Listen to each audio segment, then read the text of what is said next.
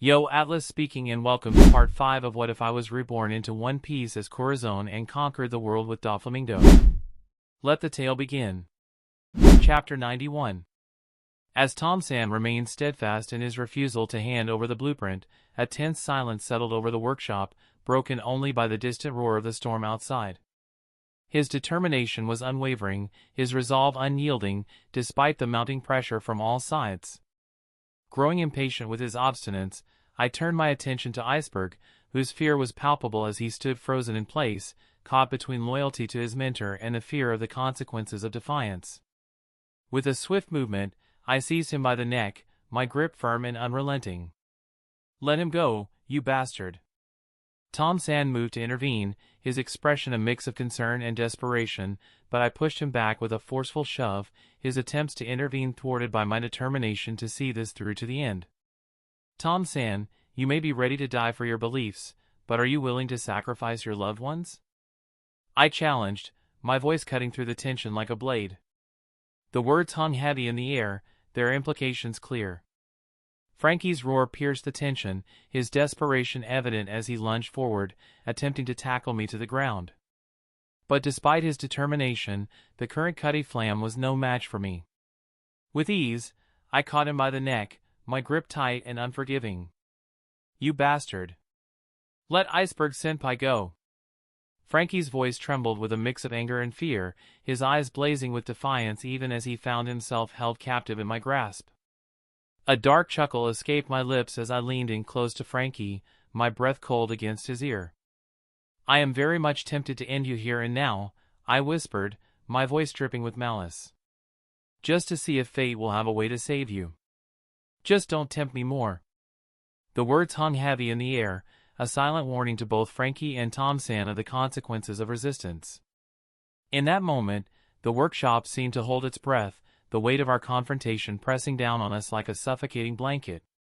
After what seemed like an eternity, Tom San deliberated the weight of his decision. His gaze shifted between his trembling apprentices and the teen who held them captive, barely Iceberg's age but emanating a pressure that spoke of a hardened conqueror. The atmosphere in the workshop was heavy with tension, each passing moment carrying the weight of an entire world's fate. Tom San knew that the teen before him was serious about his threats. He could sense the determination and ruthlessness that lurked behind those cold eyes, a resolve that had likely been forged amidst countless battles and hardships.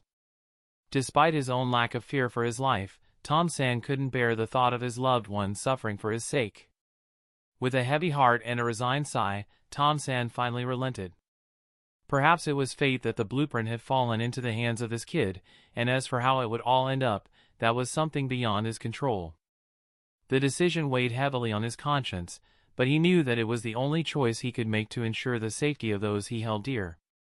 As the tension in the workshop began to ease, a sense of resignation settled over Tom San. He had made his decision, and now all he could do was hope that it was the right one. In the uncertain times ahead, one thing was clear: the fate of Pluton and the world itself hung in the balance, and the consequences of his choice would ripple far beyond the confines of the workshop walls. "Fine, I will hand the blueprint over. Let the children go," Tom San sighed, his voice heavy with resignation. With his words, I gave a bright smile and released both Iceberg and Frankie. Frankie still tried to lunge forward in a burst of defiance, but Iceberg, with a steadying hand, managed to hold his junior back. "See, Tom San? It was so simple. We didn't have to go through all that drama," I remarked, my tone almost jovial. "Now that's dealt with, how about reconsidering my offer about joining my family? I'm sure I would rest assured if a man like you were to lead the project. Your name would be etched in history for all eternity once you built such a ship." Despite my hopeful offer, Tom San's expression soured. He had just been deprived of his greatest secret at Knife's Edge, and now the teen before him wanted him to help build Pluton. Though he felt a pang of temptation at the idea, his reluctance triumphed. He couldn't bring himself to work for someone he didn't trust, no matter the potential rewards. "No, I have much more important things to do. I have an important project to work on," Tom San replied tersely as he turned and moved towards the area where the galleon was being built. With a graceful dive into the water, he disappeared beneath the surface, his form disappearing into the depths. As we waited for Tom-san to retrieve the blueprints, I turned my attention back to the two apprentices. Iceberg, in particular, caught my interest. He seemed to possess a quiet determination that belied his youth, a trait that intrigued me. "Iceberg, why don't you tell me what your dream is?" I inquired, my tone casual but expectant. I could sense hesitancy in his response, as if he were grappling with the weight of his aspirations. I want to help Tom-san fulfill his dream. I want to help him transform Water 7 completely, Iceberg declared, a rare glint of passion flickering in his eyes. Yet, beneath his resolve, there lingered a hint of uncertainty, as if he were still searching for the strength to fully commit to his goal. Perhaps Tom-san's recent brush with danger had left its mark on him, reshaping his ambitions in its wake. "How long have you been studying under Tom-san?" I probed further, curious to gauge the depth of his commitment. I wanted to know if he possessed the fortitude to pursue his dream even in the absence of his mentor's guidance. "I have been under Tom-san's tutelage since I was a little kid," Iceberg replied, his voice tinged with a mixture of respect and nostalgia. "So you must have learned almost everything that Tom-san has to offer, correct?" I probed further, wanting to assess the extent of Iceberg's skills and knowledge. While I knew he wouldn't be on par with Tom-san, I needed to ascertain his capabilities for the tasks ahead. Iceberg's reluctance was palpable, but I ignored it, already deciding his fate. "Iceberg, you will come along with us and work for my family. I'm sure you will like the new world," I declared, brushing aside any objections. "I promise I will help you fulfill your dream." "No, I will not help you people build weapons of war. I will never help you build a ship like Pluton," Iceberg protested, his resolve unwavering. However, Frankie's curiosity piqued at the mention of weapons of war, his gaze flickering with intrigue. "Iceberg, one mustn't care what kind of ship you make, it's neither good nor bad. You can make any ship you want. But, even if the ship kills someone or destroys the world, a creator must never disown a ship he designed. He must always love it. The ship is not to blame. When a man builds a ship, he takes pride in what he built with a dawn." I recited Tom-san's own final words of philosophy, hoping to sway Iceberg's decision. Though I wasn't giving him a choice, I didn't want him to be resentful once he joined our family. "Where did you hear that?" Tom-san's voice cut through the air as he returned, carrying a tightly sealed wooden chest in his arms. He rushed forward with blinding speed and gripped my shoulders firmly. His grip tightened on my shoulders as he demanded an answer, but I simply chuckled, refusing to respond. My attention was fixated on the chest he held, knowing that within it lay the key to our future plans. "Tell me, boy, where did you hear that?" Tom-san persisted, his tone laced with urgency as he sought an answer to the origin of the profound statement I had recited. "Tom-san, tell me, will it help sway your decision if I tell you who exactly told me this?" I countered, seizing the opportunity to leverage this unexpected reaction from Tom-san. While I hadn't anticipated such a strong response to the quote, I quickly realized its significance and sought to exploit it to our advantage. "This." Tom-san hesitated, his mind racing with thoughts. As he contemplated my words, I carefully retrieved the wooden chest and opened it. As I unveiled its contents, both Doffy and Mihawk edged closer, their interest piqued by the legend surrounding Pluton. Inside the chest lay an old, thick record. With cautious reverence, I lifted it and examined its contents. True to our hopes, it contained what appeared to be the complete blueprint of Pluton, though its complexity rendered immediate understanding impossible. "Now that we have the blueprint, there is one more matter we must discuss, Tom-san," I declared, carefully replacing the blueprint and handing the chest to Doffy, who cradled it like a precious artifact. "Say, Tom-san, what's stopping you from stabbing us in the back once we leave?" "So I have a proposal," I continued, placing a reassuring hand on Iceberg's shoulder. "He will come with us. You needn't worry, he will be treated as one of our own." However, Tom-san's expression darkened. "That was not the deal." "You let go of him," he demanded, his tone tinged with desperation. "Tom-san, I don't even know if the blueprint you provided is genuine. And I'm sure you can continue your sea train project without one of your apprentices. I need Iceberg's help in another grand project, a floating city. In the meantime, he can also assist us in starting the Pluton project, I proposed, hoping to assuage Tom Sand's concerns while subtly advancing our own agenda. How do you know about the sea train? How do you know all this? Who are you? Do you know my master? Tell me, is he still alive? Tom Sand's questions poured forth in a torrent, revealing his deep attachment to his mysterious mentor. Tell me, Tom Sand, did you never wonder how I learned that you possess the blueprint to one of the ancient weapons? I prodded, dropping hints and allowing Tom Sand to draw his own conclusions about his master's involvement. Tom's mind raced, now certain that the teenager before him must have some connection to his master. Not only did he know of the Pluton's blueprints, but he also seemed aware of the sea train and his master's dream project, a floating city that would be the salvation of the sinking world. Perhaps, if the kid truly knew his master, he must also know that the world was sinking. Tom recalled his master's words from his own youth, foretelling the world's imminent demise and the need to challenge the world government's control to save it. Are you really planning to build a floating city? Can you tell me why? Why do you need a floating city? Tom Sand questioned, his earlier hostility dissipating as curiosity and a glimmer of hope filled his eyes. My mind raced. Why did Tom ask such a question? Did he already know? Was it possible that he, too, was aware of the world sinking? In the canon, Tom would meet his demise at Spandam's hands in 10 years' time, with no mention of his knowledge about the world's fate. Yet, beyond the highest echelons of the world government, there were surely others privy to this secret. Perhaps Tom had helped Roger build the Oro Jackson because he believed they had the chance to reach the final island and uncover the truth. After considering all the information at hand, I decided to take the gamble. Why else, Tom Sand? Because the world we know is sinking, and in a few decades' time, our entire world will be buried beneath the sea, I stated plainly, causing everyone in the room to tense.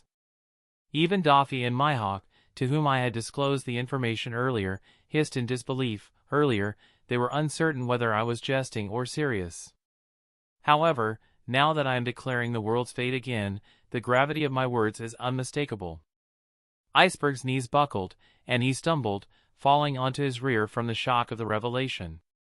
Even Frankie stood frozen, his usual bravado replaced by stunned silence. Yet, Tom's reaction was different. It was as though he had found someone with whom to share his burden, someone who understood the weight of his master's legacy. His master had entrusted him with Pluton's blueprints and the vision of a floating city, disappearing 2 decades ago with only a cryptic message about being pursued by the world government and the importance of building Pluton when the time was right. You must be joking, tell me it's a joke, right? Frankie gathered his courage and questioned me, his voice trembling with disbelief. When he saw that I was only smiling cryptically, he turned to his master for assurance.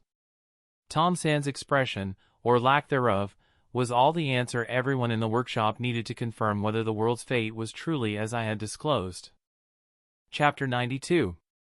The next morning brought a significant shift in the atmosphere. Tom, who now held a deep misunderstanding that I was acquainted with his master, had a complete change in attitude. His earlier disdain for my threatening tactics had also noticeably diminished, likely because we had not caused any harm to Iceberg or Frankie. Among the three, Frankie maintained a cautious distance, but he wasn't outright hostile anymore. Iceberg's fate was sealed when Tom ordered him to follow us and assist with the initial preparations. Tom himself decided to remain in Water 7 to complete the sea train project.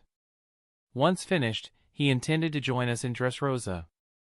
Tom Sand, are you sure about this? The world government will be here soon to put you on trial. Don't you want to leave with us? I asked, feeling uneasy about leaving Tom behind. Now that he was willing to work with us, I couldn't bear the thought of him facing the authorities alone. However, Tom seemed resolute in his decision to complete his dream project first. It's all right, Ross. I'm confident I can handle it. Besides, if things go south, I can always leave with you guys. As much as I want to help fulfill my master's dream, I'd like to see my own dream through first. Joining you now would only draw unwanted attention to your group, Tom remarked, his tone firm and determined. He had clearly spent the night pondering his options and had come to this conclusion. Even I hadn't anticipated that things would unfold in this manner. Thankfully, Tom didn't press me further regarding his master's details. If he had, he would have realized that I had no idea who his master was. 5 years, Tom-san. You have 5 years to finish your sea train project before then. By that time, we'll be a superpower in the New World. This should give us enough time to make the initial preparations for Pluton. From what you've told me, it might take a decade or more to build Pluton, and we'll likely need to make numerous upgrades. So, at worst, we'll need a new Pluton built within 2 decades, Tom-san, I explained, outlining the timeline I had in mind. There were nearly 24 years until the prophesied child would arrive at sea. Before then, we needed to ensure that all preparations were in place for the impending war with the world government. With a little over 2 decades to prepare, I was determined to do everything in my power and leverage my knowledge of the future to ensure our victory. 5 years is a bit tight, Ross. With the resources at hand, I don't think I'll even be able to finish the sea train project in a decade. Tom-san gave his estimate regarding the project he would soon embark on. But if resources were his issue, we could get that sorted out. Don't worry about the resources, Tom-san. You will have your funding. Get the sea train project done within 5 years. And have you forgotten that we need to get started on the floating city as well? I questioned him. The floating city was just a backup, just in case of the worst-case scenario. Sigh, fine. I will see what I can do, Tom relented. He knew that this was his only chance at fulfilling his master's dream. Master, do I really need to go to the New World with these people? Icebug questioned from the side, his uncertainty palpable. His life had taken an unexpected turn with a single encounter. Originally, he had never imagined leaving Water 7, planning to build his life there. While he was intrigued by the idea of building the floating city, he would have preferred to do it in Water 7 rather than venturing into the New World with pirates who didn't even have a proper base yet. Iceberg, you must understand the gravity of the situation, Tom-san interjected, his tone serious. These people hold the fate of the world in their hands. Besides, this might be the opportunity you need to hone your skills and expand your horizons. You have a chance to make a real difference in the world, far beyond what Water 7 alone can offer. Iceberg fell silent, contemplating Tom-san's words. He knew there was truth in them, but the prospect of leaving behind everything he knew and stepping into the unknown was daunting. Yet, deep down, he couldn't shake the feeling that this was his destiny, his chance to leave a mark on the world. While we were deciding the fate of the future world, Mihawk and Frankie were engaged in their own discussion. This one seems to be the best for your requirements. If you would like, I can help you build a one-man sailboat that's sturdy enough to traverse any harsh waters. Frankie waved his arms exaggeratedly, presenting more than 24 blueprints of what seemed like one-person vessels. Mihawk keenly perused these designs, offering suggestions for modifications that could be made. Just then, Doffy entered the workshop with a smile plastered on his face. It seems like you were right, little brother. I just spotted a world government ship and 2 marine battleships nearing Water 7. TCH, the Aqua Laguna was just yesterday. Tom-san, it seems like they are paying quite some attention to you. I chuckled and turned to Mihawk and the rest. We need to make sure that the trial happens in Water 7. We cannot have Tom-san taken to Eni's lobby for the trial. Frankie, I leave this matter in your capable hands. Sabotage their ships, so they have no choice but to hold the trial here, I commented, looking at Frankie, who simply snorted coldly. He knew his task, understanding that if things didn't go as his master had planned, then he would need to be rescued, and he could only rely on these strangers to help his master. I don't think we need to worry about that matter.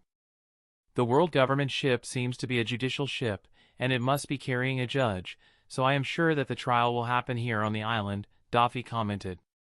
Despite his often lethargic demeanor, Doffy was quite knowledgeable when it came to the affairs of the world. He understood most of the operations and nuances of the world government. "Doffy, my hawk, let's leave. It's better we act from the shadows. We don't want the world government to know that we are involved with Tom San." I got up, and Doffy and my hawk followed suit. My hawk even picked up a blueprint that he liked and slipped it into his coat, promising Frankie that he would have the boat commissioned so Frankie could build it for him. Soon enough, the marine ships neared Water 7. Bang! Bang! Bang! The cannons from the marine ships rang as they entered the port, sinking every ship that carried a Jolly Roger. Although Water 7 is currently infested with pirates, unlike in the New World, the Marines still held a semblance of control in the first half of the Grand Line. "It's the Marine bastards! Everyone, flee!" The entire Water 7 riled up as soon as news of the Marine warships spread throughout. Amidst the tumultuous scene of sinking pirate ships and frantic Marine activity, Vice Admiral Borsellino, better known as Kizaru, lounged in a luxurious, high-backed chair aboard the Marine ship.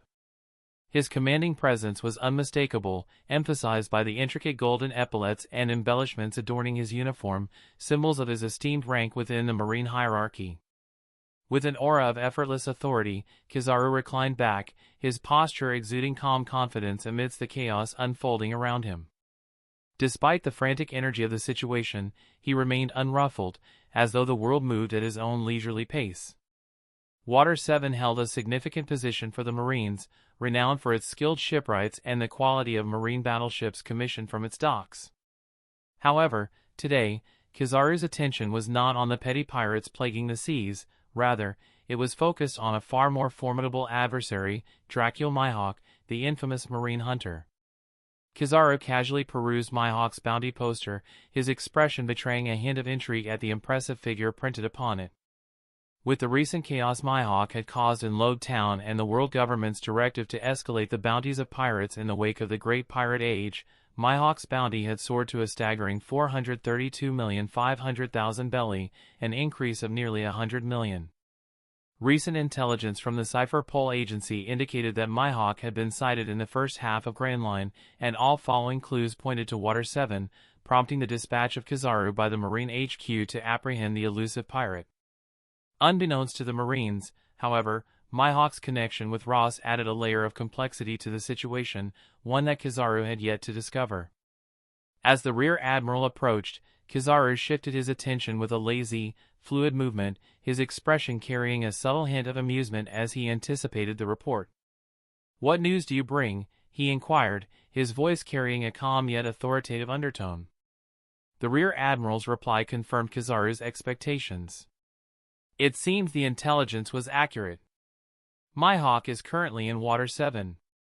He's been sighted in the shipwrights area, apparently in search of a new ship, the Rear Admiral reported.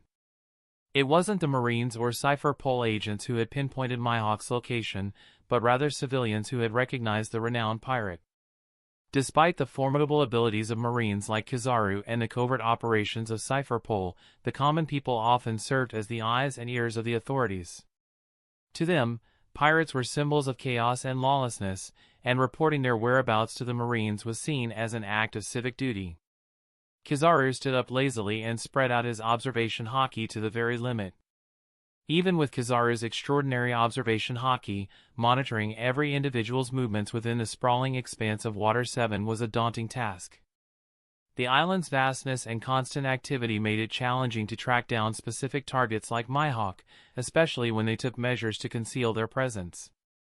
As Kizaru extended his observation haki in search of Myhawk, I instinctively did the same as I detected a powerful presence in the vicinity of Water 7, my own mastery of observation haki far surpassing that of the Vice Admirals.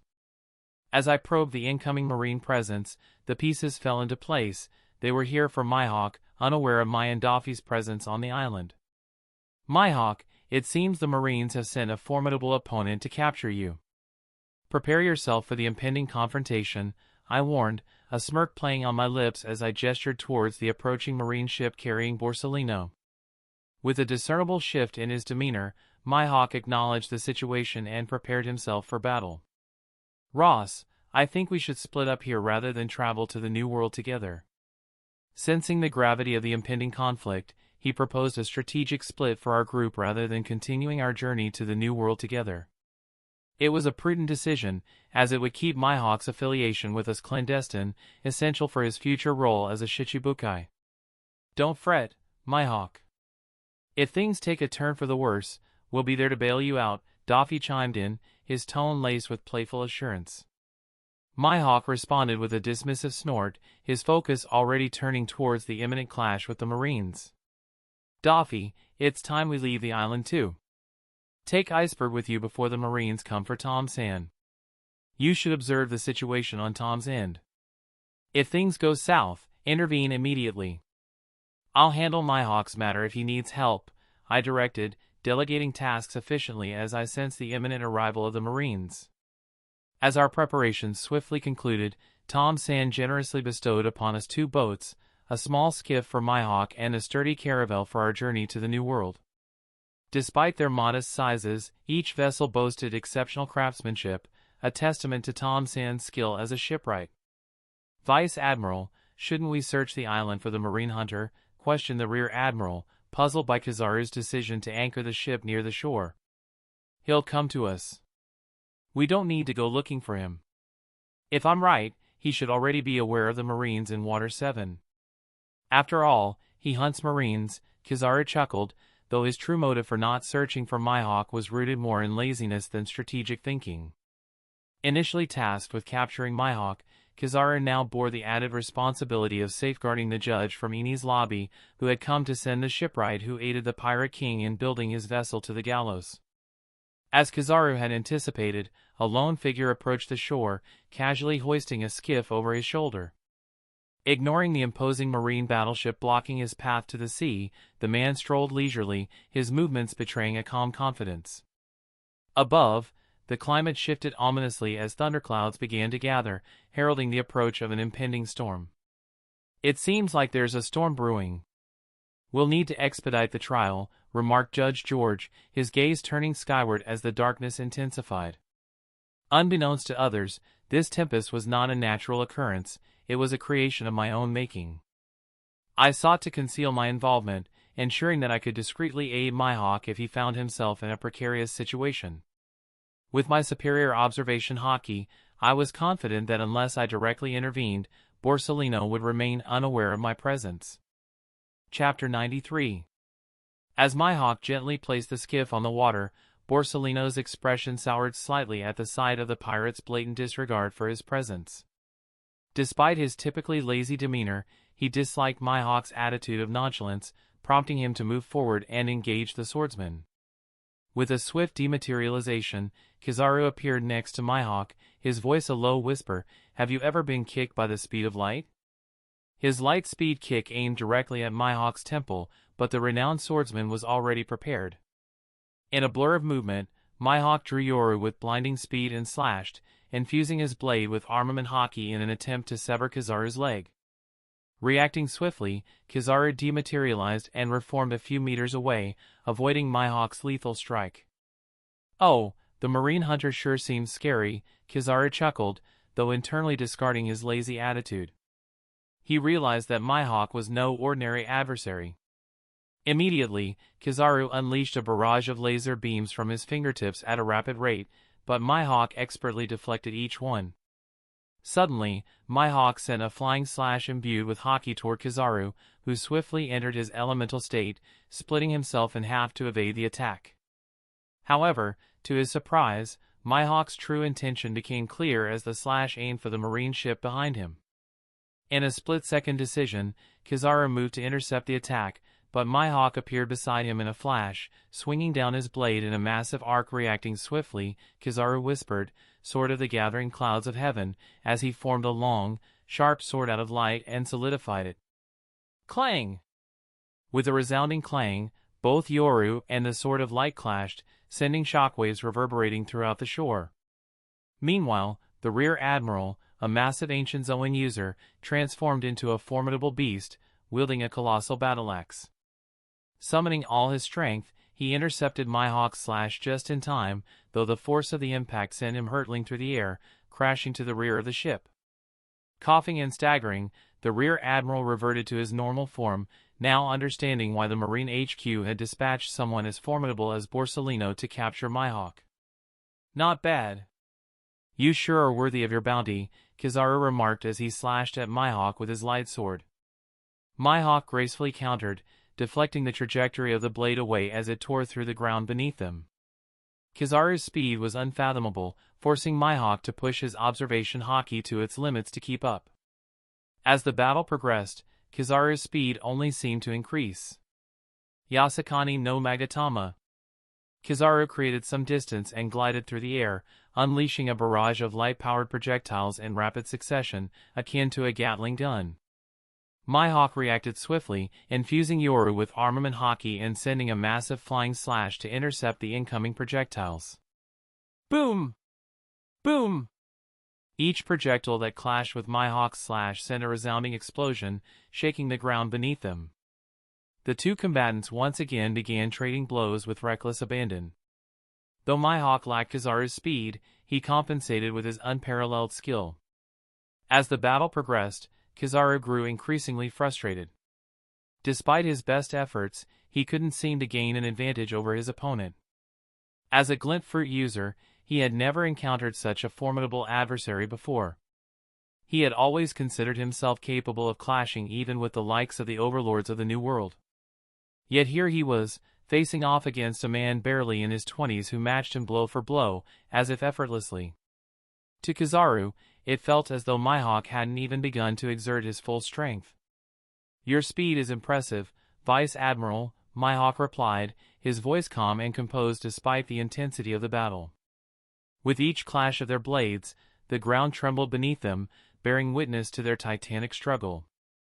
As Kizaru unleashed his barrage of light-powered projectiles, Mihawk's eyes narrowed in focus. With precise timing, he deflected each projectile with expert precision. His movements were fluid and calculated. Each explosion reverberated through the air, a testament to the ferocity of their exchange. Sensing an opening, Mihawk surged forward, closing the distance between them in a blur of motion. With Yoru held high, he delivered a series of lightning-fast slashes, each strike aimed with deadly accuracy. Kizaru countered with equal ferocity, his light sword flashing as he parried Mihawk's attacks with lightning-quick reflexes. The clash of their blades echoed across the shoreline, the sound mingling with the thunderous explosions of Kizaru's projectiles. With each passing moment, the intensity of their battle only grew, and the combatants locked in a fierce struggle for supremacy. Despite Kizaru's frustration, Mihawk remained composed, his focus unwavering. With each movement, he anticipated Kizaru's next strike, countering with precision and skill. Though the Vice Admiral's speed was unmatched, Mihawk's mastery of the blade proved to be a formidable match. As the battle raged on, both combatants pushed themselves to their limits, their determination unyielding. With each clash, sparks flew, illuminating the air with the intensity of their duel. Though the odds were against him, Mihawk remained steadfast, his resolve unshaken in the face of adversity.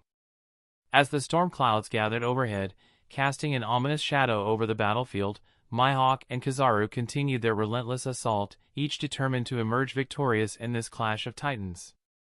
As the fight between Kizaru and Mihawk raged on, the sea responded in kind, growing more chaotic with each passing moment. The waves rose higher and stronger, crashing onto the shore with alarming force. Observers could only watch from a distance, unable to get too close due to the intensity of the clash. Why is the sea so chaotic today? Didn't Aqua Laguna end just yesterday? Are we going to face another storm today as well? A veteran seaman pondered aloud, his gaze fixed on the massive thundercloud looming overhead. Even the anchored ships swayed dangerously in response to the tumultuous waves. "I don't know, but this storm feels different. It was clear just a moment ago, and now I can't even see the sunlight," another bystander remarked as large raindrops began to fall, the sky rumbling ominously with the approach of the downpour. "It seems like luck is on my side," I murmured to myself, hidden among the curious crowd. Manipulating the massive lightning storm above, I marveled at the unexpected turn of nature. It was a reminder that the voice of all things was not as straightforward as it seemed. There was much to learn and master. Everyone, make sure to delay bringing out the ships that were sealed due to the Aqua Laguna yesterday. It seems there's a storm coming, the veteran sailor warned, his expression grave. For Water 7, already struggling with declining popularity, frequent storms could spell further trouble for their businesses. Meanwhile, at the center of Water 7, a temporary court was established for the trial of Tom, who had helped build the Oro Jackson. The judge contemplated Tom's words carefully. Tom spoke with unwavering resolve about his plans to build something called the Sea Train, connecting Water 7 to the major islands in the first half of the Grand Line. Though the project seemed ambitious, Tom's confidence left a lingering impression on the judge. Doffy was ready to act if the trial didn't go according to plan, but from the looks of it, the trial was unfolding as Tom had envisioned. "Are you sure that you will be able to deliver on the so-called sea train that you have mentioned?" Judge George questioned, probing for any signs of deception. "Yes, sir. With the sea train, not just Water 7, but the entirety of the surrounding seas and kingdoms within it can prosper," Tom replied confidently, outlining more details about his vision for the sea train. Some of the CP agents nearby felt impatient, eager to simply execute the criminal and be done with it rather than entertain what they saw as eccentric ideas. However, they dared not challenge the authority of Judge George, who held significant power within Eni's lobby and reportedly had direct connections with the elders from the Holy Land. The judge contemplated Tom's words, weighing the potential benefits against the risks. If Tom could truly create something as revolutionary as the sea train, it could be advantageous for the world government in the long run. After considering all aspects, Judge George made his decision. "Fine. In that case, I will give you exactly a decade to implement your idea and bring your project to reality. Your judgment will be held until 10 years from now. During this time, you are to dedicate yourself wholly to the project, and I will also be assigning a group of government agents to monitor your progress," Judge George declared. The announcement surprised many who had attended the makeshift court, initially expecting a mere formality before Tom's execution. Tom was a well-respected shipwright in Water 7, so there was a mixture of relief and skepticism among the crowd. While some were delighted that Tom was temporarily spared, others doubted the feasibility of his ambitious plan to build a sea train route that floated on the sea. "Let's move. Now that we know your master is safe, we need to depart," Doffy commented, pulling Iceberg alongside him. Iceberg resigned himself to fate, knowing it was his teacher's command, and soon he would embark on a journey with an uncertain destination. "Don't make such a gloomy face. It's not like you'll never see your master again. It's just a temporary separation," Doffy chuckled as they made their way toward where the caravel was anchored. On the southern shoreline, the entire area was devastated due to the clash between Mihawk and Kizaru. Despite Kizaru's best efforts, he couldn't gain even the slightest advantage over Mihawk. Mihawk, in turn, used the pressure from someone as formidable as Kizaru to hone his skills. "We Marines sure seem to have underestimated you, Marine Hunter. I have no idea why a monster like you has such a low bounty," Kizaru commented as he skidded through the ground, leaving behind a deep trail as he clashed head-on with Mihawk's sword. However, Mihawk paid no heed to the Vice Admiral's jests and taunts. He was wholly immersed in a different realm. His blade, after years of waiting, finally started showing signs of blackening. He couldn't contain his delight, channeling it into his attacks and sending massive flying slashes at Kizaru, who dodged and leaped around like a monkey. The intensity of the battle heightened as Mihawk sought to use this opportunity to hone his blade. "Dimensional slash!" Mihawk whispered, and with lightning-fast speed, Yora tore through the air, leaving a black trail. It seemed as though the very fabric of space was being ripped apart. Kizaru immediately felt the threat of the incoming attack. His instinct screamed as he realized that even if he turned himself into light, the attack would cause substantial damage. So, Kizaru chose to dodge. But then, the slash, as if with a life of its own, turned toward the direction in which Kizaru moved. "Yada no Kagami." A stream of light flashed away from Kizaru's palm as he detected the slash cornering him, using his observation haki to reposition himself and dodge the attack that tore through space. However, Mihawk anticipated such a maneuver. He rushed forward at breathtaking speeds, channeling his armament haki, and even his haoshikus surged like the raging tide, catching Kizaru off guard and making him pause momentarily. That was all the window Mihawk needed. He charged forward, and a massive apparition of Ashura avatar holding a massive blade manifested behind him as he roared, "It is Shura," and lunged forward, impaling Kizaru. A massive pillar of sword energy blasted out, engulfing Kizaru completely. The attack left a massive ravine, destroying everything in its path for hundreds of meters. Vice Admiral, all the Marines, including the Rear Admiral, shouted in panic as they saw one of their Admiral candidates being engulfed by the blinding beam of sword energy. Mihawk squinted his eyes, realizing that the enemy had escaped at the last moment. Just then, Kizaru rematerialized on the Marine ship's railing under the surprised eyes of the Marines. However, what many failed to notice was that Kizaru's face had turned pale, and he was sweating heavily. His marine coat seemed to have been punctured next to his shoulder. Kizaru chuckled as he wiped the bloodstain from the corner of his mouth. That sure was dangerous. It seems like you've been holding back all this while and are a Haoshiku Haki user. You seem to become more and more dangerous with each passing second, Kizaru remarked as Mihawk eyed him warily. Despite landing a solid blow, Kizaru still seemed to retain most of his fighting strength, putting a frown on Mihawk's face. Amaterasu. Borsalino dropped all his nonchalance as the last attack from Mihawk almost got him. If not for the Glint Fruit's unmatched speed, he would now be gravely injured or worse. The threat level of Mihawk in Borsalino's mind climbed up a few notches. A blinding beam of light fired from Kizaru's finger, aimed at Mihawk's heart, but he dodged. However, Kizaru was not letting go. With renewed vigor, he jumped into the fray once more. The heavy downpour was making it difficult to track their opponents with sight alone. Without observation haki to aid them, they would have been running blind in such a climate. "Quick, load the main cannons!" The Rear Admiral roared, ordering the Marines to move while they stood confused. There was not much they could do in such a fight. But then the Rear Admiral's next words made their eyes shine.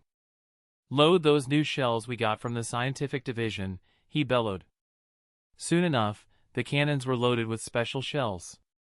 They did not have to harm Mihawk, all they would have to do is distract him, and Kizaru would take care of the rest. Just as they lined the cannons, Mihawk's observation haki detected the movement of the Marine warship.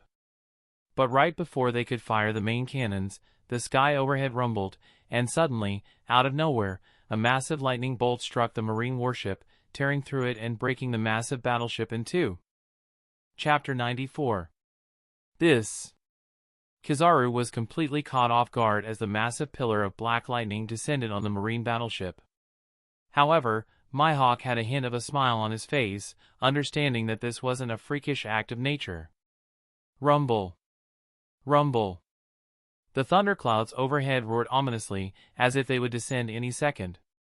Kizaru was suddenly caught in a dilemma, whether to continue fighting Mihawk, check on the judge to secure his safety, or take care of the sinking Marine ship. Suddenly, a deafening blast erupted from the center of Water 7 near the makeshift court. This was Doffy's handiwork, creating a distraction for them to vacate the island. "Don't think this is over. Sooner or later, I will come find you," Kizaru commented, his usual lazy tone discarded, replaced with frustration in his eyes. For the world government, the safety of the judge from Eni's lobby was a higher priority than capturing an upstart pirate. After a moment of contemplation, Kizaru turned into light particles and rushed into the center of Water 7, disregarding the sinking Marine battleship. Mihawk simply chuckled at Kizaru's threat. Sooner or later, he would surpass them all. He turned his attention toward the sea. Sheathing his blade, he dived into the ocean, as his skiff had drifted quite some distance away from the shore due to the unruly sea. The chaos of the battle had left the southern shoreline devastated. The ground was torn and scorched from the exchange of powerful attacks, and the sea was a maelstrom of churning waves and lightning strikes.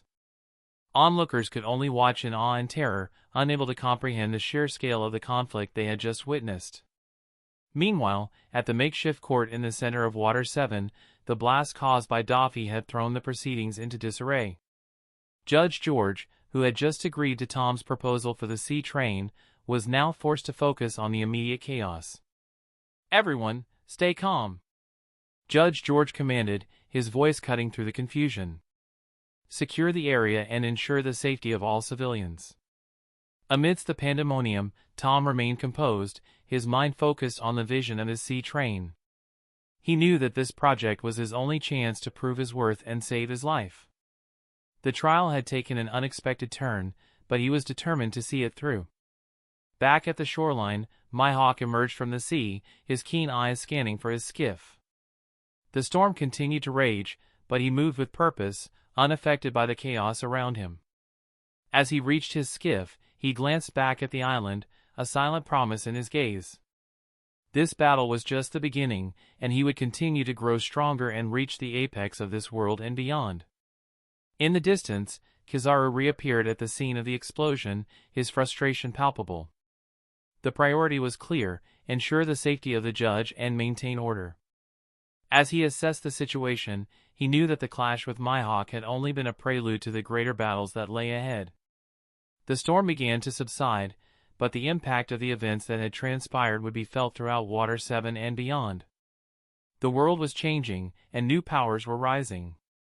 The paths of Mihawk, Kizaru, Doffy, and Ross were destined to cross again, each clash bringing them closer to their ultimate destinies. A week had passed since we departed from Water 7. During this time, as we moved closer to Sabaody, we understood how much worse the sea had become. The waters were littered with pirates, making it clear why this era was called the Great Pirate Age. "Seriously, you want my boat with such puny strength?" Doffy laughed as he held a pirate aloft, dangling him over the edge of the ship. Please let me go. I'll quit my pirate ways. I'll go back to my village and tend to the crops. I have a family back there, please," the man pleaded. Earlier, when they had attacked our boat, he had boasted about becoming the next pirate king. But now, with Doffy burning their entire ship and its crew to cinders, the man was reduced to begging for his life. He must have been a civilian who recently took to piracy because of the allure of unbound wealth and grand aspirations. However, the truth was that most humans were cruel by nature, and when given the chance, they would show their true faces. "Ha ha ha, you should have thought about all these things before you started calling yourself a pirate," Doffy chuckled while he used his flames to burn the pirate alive. The man screamed in agony, pleading for a swift end. After the screams subsided, Doffy casually tossed the charred remains into the sea. By the side, Icebug watched in horror, his blood running cold. One moment, these people interacted with him like family, and the next, in front of their enemies, they turned into absolute monsters with not a hint of mercy in their actions. He had no idea what kind of situation his master had pushed him into, but one thing he was sure of was that as long as he truly became a part of this so-called family, his safety would be secured. The sea had become increasingly treacherous, with countless pirate crews vying for supremacy. Every encounter was a brutal reminder of the ruthless reality of the Great Pirate Age. As we sailed on, the ship's deck was often littered with the remnants of our encounters, broken weapons, tattered flags, and the occasional charred remains of those foolish enough to challenge us. Despite the constant danger, Iceberg felt that there was a strange balance between the two brothers. Doffy, with his unpredictable nature, was both a leader and a tyrant.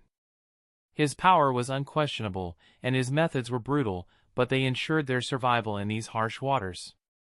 Iceberg, though still uneasy, began to understand the necessity of such ruthlessness in this new world. However, Ross, who was about the same age as Iceberg, remained an enigma. Even Doffy openly admitted that he was no match for his brother when it came to strength. Despite possessing boundless power, Ross seemed content to let Doffy hold the reins. His mere calmness felt more threatening than Doffy's cruel actions. Iceberg was confused. He had always believed that the strongest led a pirate crew, but the dynamics in his new family defied that logic. The next evening, as the sun dipped below the horizon, casting a fiery glow across the turbulent sea, they sailed into the archipelago. The atmosphere grew tense. The mangrove trees loomed overhead, their massive roots forming natural docks for ships of all sizes. The air was thick with tension, a palpable sense of danger that set Iceberg on edge. For Iceberg, this was a trial by fire. His master had thrust him into this world of chaos and violence, but he was determined to survive. He knew that, in order to protect himself and fulfill his master's vision, he had to adapt to this brutal reality. As the ship navigated through the labyrinth of mangrove roots, Iceberg remained vigilant, as this was all new to him.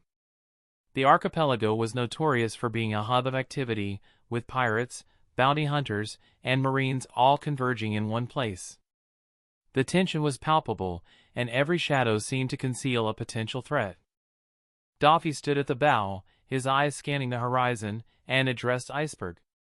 "Remember, this place is crawling with the strong and the ruthless," he said, his voice carrying over the sound of the waves.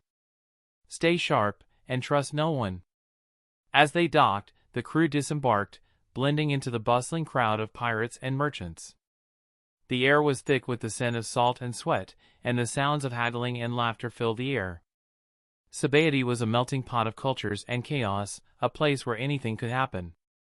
Iceberg stayed close to Doffy and Ross, his senses heightened by the unfamiliar surroundings. Every encounter was a potential threat, and every shadow seemed to conceal danger. He knew that in this place, only the strongest and the smartest would survive. Seeing Iceberg flinching at every single movement made me chuckle. It seemed like Doffy had depicted Sabaody as akin to hell for him. Beside me, I saw Doffy snicker at Iceberg's unease. Doffy was playing a joke in his own way. I then turned my attention to Iceberg, who was already sweating buckets despite the cold breeze. "Iceberg, do you know how to code a ship?" I asked, trying to distract him with something he was comfortable with. "You mean the bubble coating?" "Yes, I am familiar with the process, but I don't have the tools or necessary resources to code even our modest ship," he replied. His unease seemed to drop a bit as he started listing the items he would need. "We'll need resin from the Urukuman mangrove, some special tools to apply the coating evenly, and a stable environment to ensure the bubbles adhere properly. It's a delicate process, and any mistakes could lead to catastrophic results." I nodded, appreciating the shift in his focus. "We can gather the materials and find a place to work. This island is chaotic, but it has everything we need if we know where to look." Iceberg's eyes lit up slightly, his passion for shipbuilding momentarily overcoming his fear. "I can do it. With the right materials, I can coat the ship. It will take some time, but it will be worth it. The coating will allow us to travel underwater, avoiding detection and making our journey towards Fishman Island much safer." Just then, my observation hockey picked up a conversation occurring in a nearby alley. A group of nearly a dozen fishmen were discussing something in a grave tone. Despite the danger of being captured, they had ventured into Sabaody for what seemed like a rescue mission. "Did you find where they are keeping the mermaids they have captured?" one of the fishmen questioned his friends. I couldn't help but smile. I was always thinking about how to build an amicable relationship with Fishman Island. It wasn't that I particularly favored them, but soon enough in the future, Poseidon would be born, and I needed Poseidon on my side. Although we already had Pluton's blueprints, we had no idea if we could build it in time. Having one more ancient weapon by our side was a major advantage. From what I knew, the world government had Uranus, and there seemed to be the original Pluton hidden in Wayno. "Doffy, take Iceberg and get the materials we need for coating. We might need a bigger ship, a small galleon should do," I suggested. Doffy simply nodded in acknowledgement, choosing not to question my sudden decision, and ushered Iceberg along. "Iceberg, have the ship coated and ready within 2 days. We might have to leave in a hurry, have the ship ready to depart from the port of Grove 27. I commented while walking away from the two in the direction of the alleyway. As I approached the alley, I made sure to keep my presence hidden. The fishmen were huddled close together, their expressions tense and determined. The leader of the group, a tall fishman with a scar across his face, spoke with urgency. "We don't have much time, we have yet to find where they have kept the captives. The auction house is heavily guarded, and the mermaids are scheduled to be sold the day after tomorrow. We need a solid plan to get them out safely." One of his companions, a burly fisherman with a broken fin, nodded. I've scoped out the area. There are Marines patrolling every entrance. We'll need a distraction to draw them away. I stepped out of the shadows, drawing the attention of the fishmen. I couldn't help but overhear your conversation, I said calmly. I think I can help you guys rescue the captured mermaids. The fishmen tensed, readying for a fight. The leader eyed me warily. Who are you, and why would you want to help us?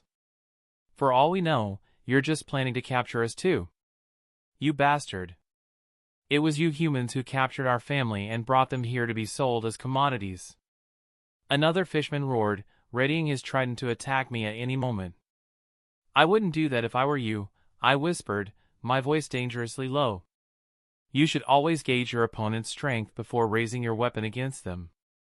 By raising your weapon on me, you make us enemies. My eyes locked onto the fishman, who was priming himself to launch an attack. The leader suddenly took a step forward and placed a hand on the shoulder of the fishman, ready to attack, shaking his head to signal him not to take any action. He instinctively felt that the teenager in front of them was extremely dangerous. He had never felt such pressure, not even when facing ancient sea kings. You still haven't answered my question. Who are you, and why do you want to help us? You should know how the relationship between fishmen and humans is. What makes you believe that we will trust you? The leader, after stopping his comrade, turned to me and questioned me again, despite the fear and unease in his heart. I'm someone with a vested interest in helping fishmen in their current predicament. I've heard that the recent influx of pirates has caused quite a bit of trouble on Fishman Island. The number of mermaids being abducted and sold into slavery has been increasing rapidly at an unprecedented rate, I replied. You want to rescue those mermaids, and I want to build a relationship with Fishman Island. Helping you could benefit us both. The leader considered my words, his eyes narrowing. And what do you get out of this? I smiled, sensing a slight opening in their skepticism. Let's just say that in the future, having the goodwill of Fishman Island and its inhabitants could be very beneficial. The world is changing, and alliances will be crucial. I see potential in an alliance with your people, especially considering the powers that will soon emerge. Chapter 95. Goodwill from the Fishmen? Why do you want to build a relationship with us? You humans are all the same, always trying to take advantage of us.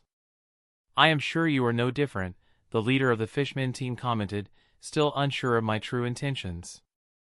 Well, let me ask you this, I replied, my tone calm yet assertive. Do you really think that with your current capabilities, you can locate and rescue your captured kin?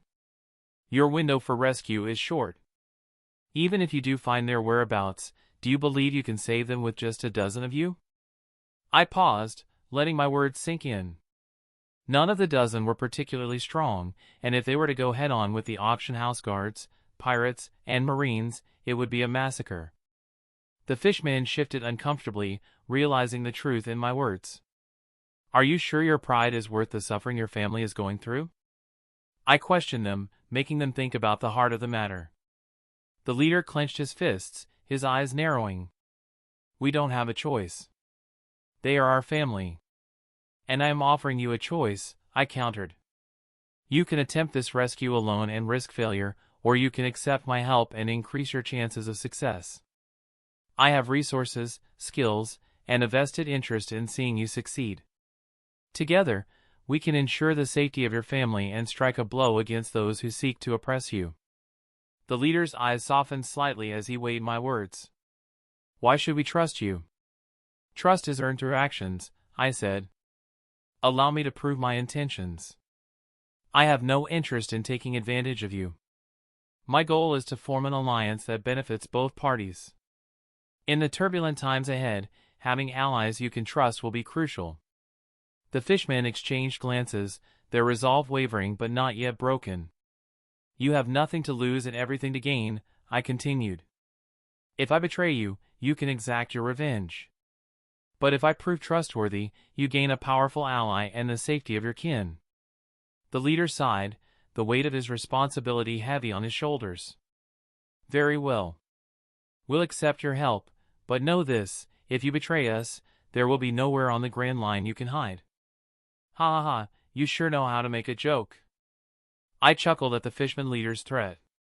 If you want to rescue the mermaids, we'll need some information first. I know just the place to get it. I gestured for the rest to follow me. The leader addressed the remaining fishmen.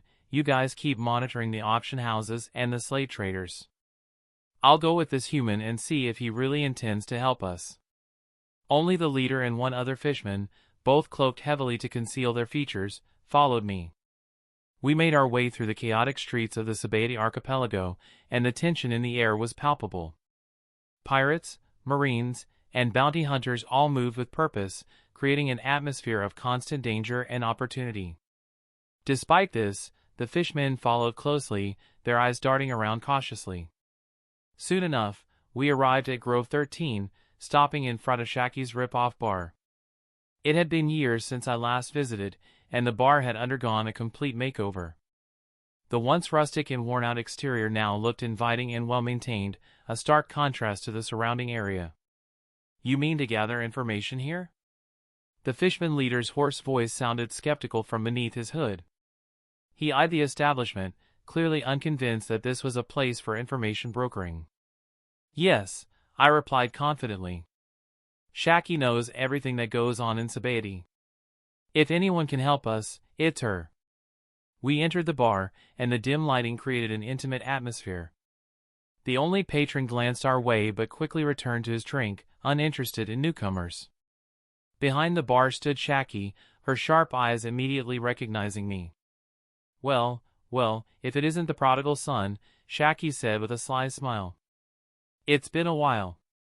What brings you back to my humble establishment? Good to see you, Shaki-san, I responded with a nod. We need information on a certain matter. Can you help us? I eyed the patron, who was discreetly trying to eavesdrop on our conversation. If rumors were to be believed, you were buried beneath the seas of Marineford more than a year ago.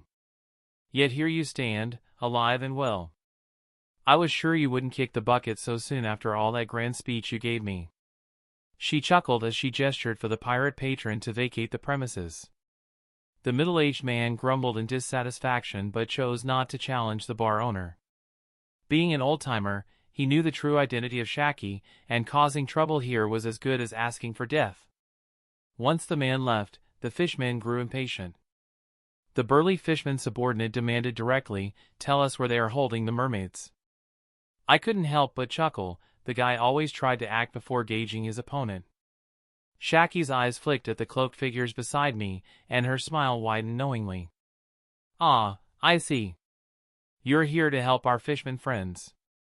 Come, let's have a drink and talk. Fruit juice, yes?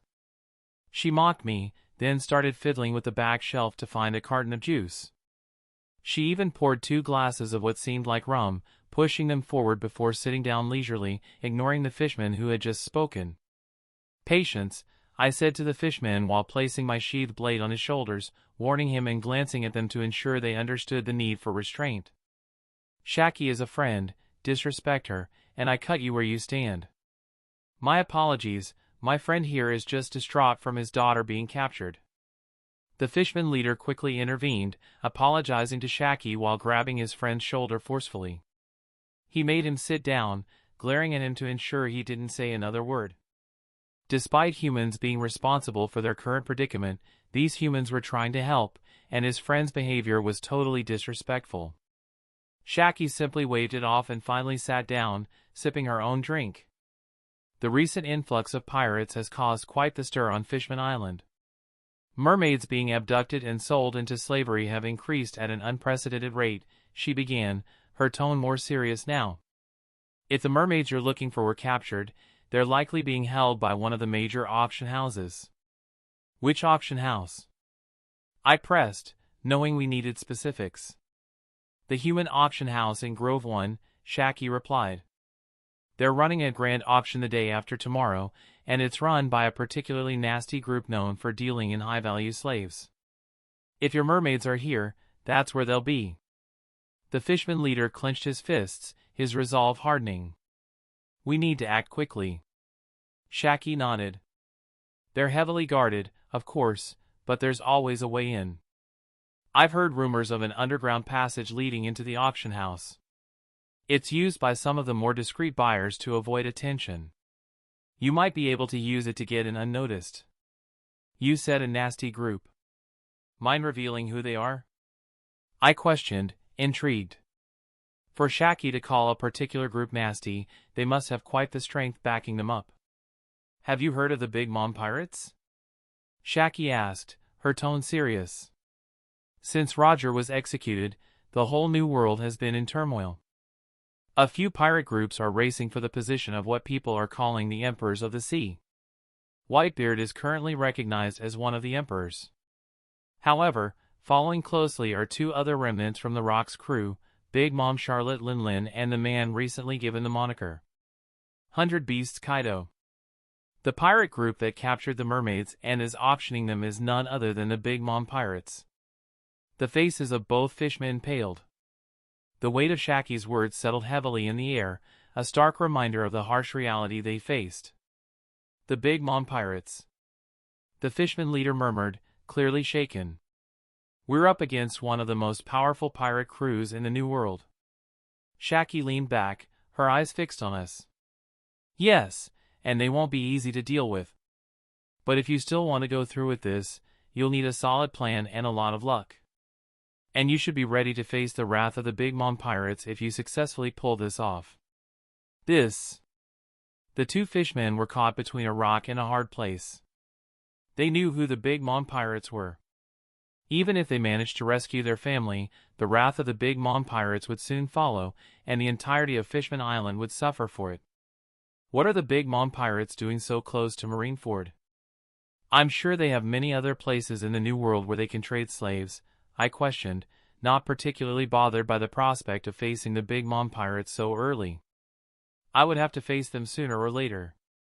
As long as I don't come face to face with Big Mom herself, I can triumph over any of her other cadres. Even against Big Mom, I was confident about fleeing if necessary. The future emperors of the sea were not like the admirals, they were a league above. In the canon, even at his worst, Whitebeard could take on 3 marine admirals at their peak and still not fall at a disadvantage. Haven't you noticed? Sabaody is brimming with pirates, and the world government seems unbothered, letting the pirates cross and have them die in the New World, Shaki explained, taking a deep puff from her cigarette. As for why the Big Mom Pirates are here, it's because they are rapidly expanding in the New World and are in need of massive resources. Where would you get a better price for mermaids than in Sabaody? A mermaid here would fetch 500 million belly at the minimum. The fishman leader's face twisted in anger and fear. So, they're using Sabaody as a marketplace to fund their expansion, he muttered, the gravity of their situation becoming clearer. So tell me, Shaki-san, who will I be facing? I'm sure one of their cadres must have moved for such an important matter, I questioned, my blood boiling with anticipation for the upcoming challenge. I needed to fight strong opponents, as it was the best way to hone my hockey. The two fishmen beside me were shocked, seeing that I was still willing to involve myself after learning that the Big Mom Pirates were involved. They were struggling with the fact of how to rescue their family, but now they had someone potentially risking their life for them. We appreciate your kindness, but do you have any idea who the Big Mom Pirates are?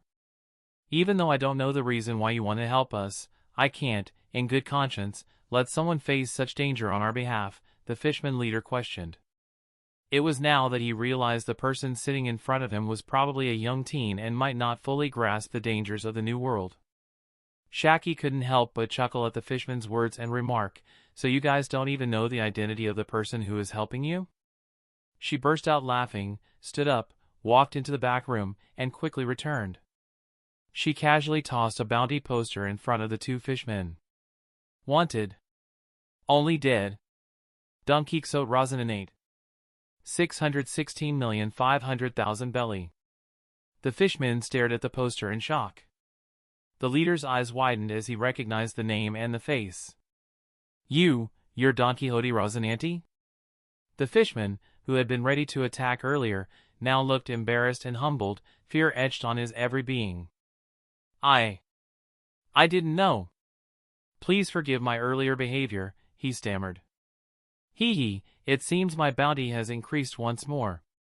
The world government is really keen on getting rid of me, huh? I couldn't help but chuckle at my new bounty poster. I wasn't sure if the increase was due to the stunt we pulled at Load Town before we left. I'm not sure what secrets you're holding, kid, Shaki remarked, her tone cryptic, but even Roger's bounty poster didn't have the capture condition as only did. As much as I am aware, there was only one other person who had such a condition before you two brothers, and I'm sure you know who that was. She knew better than to pry into my secrets, understanding that doing so could spell her doom as well.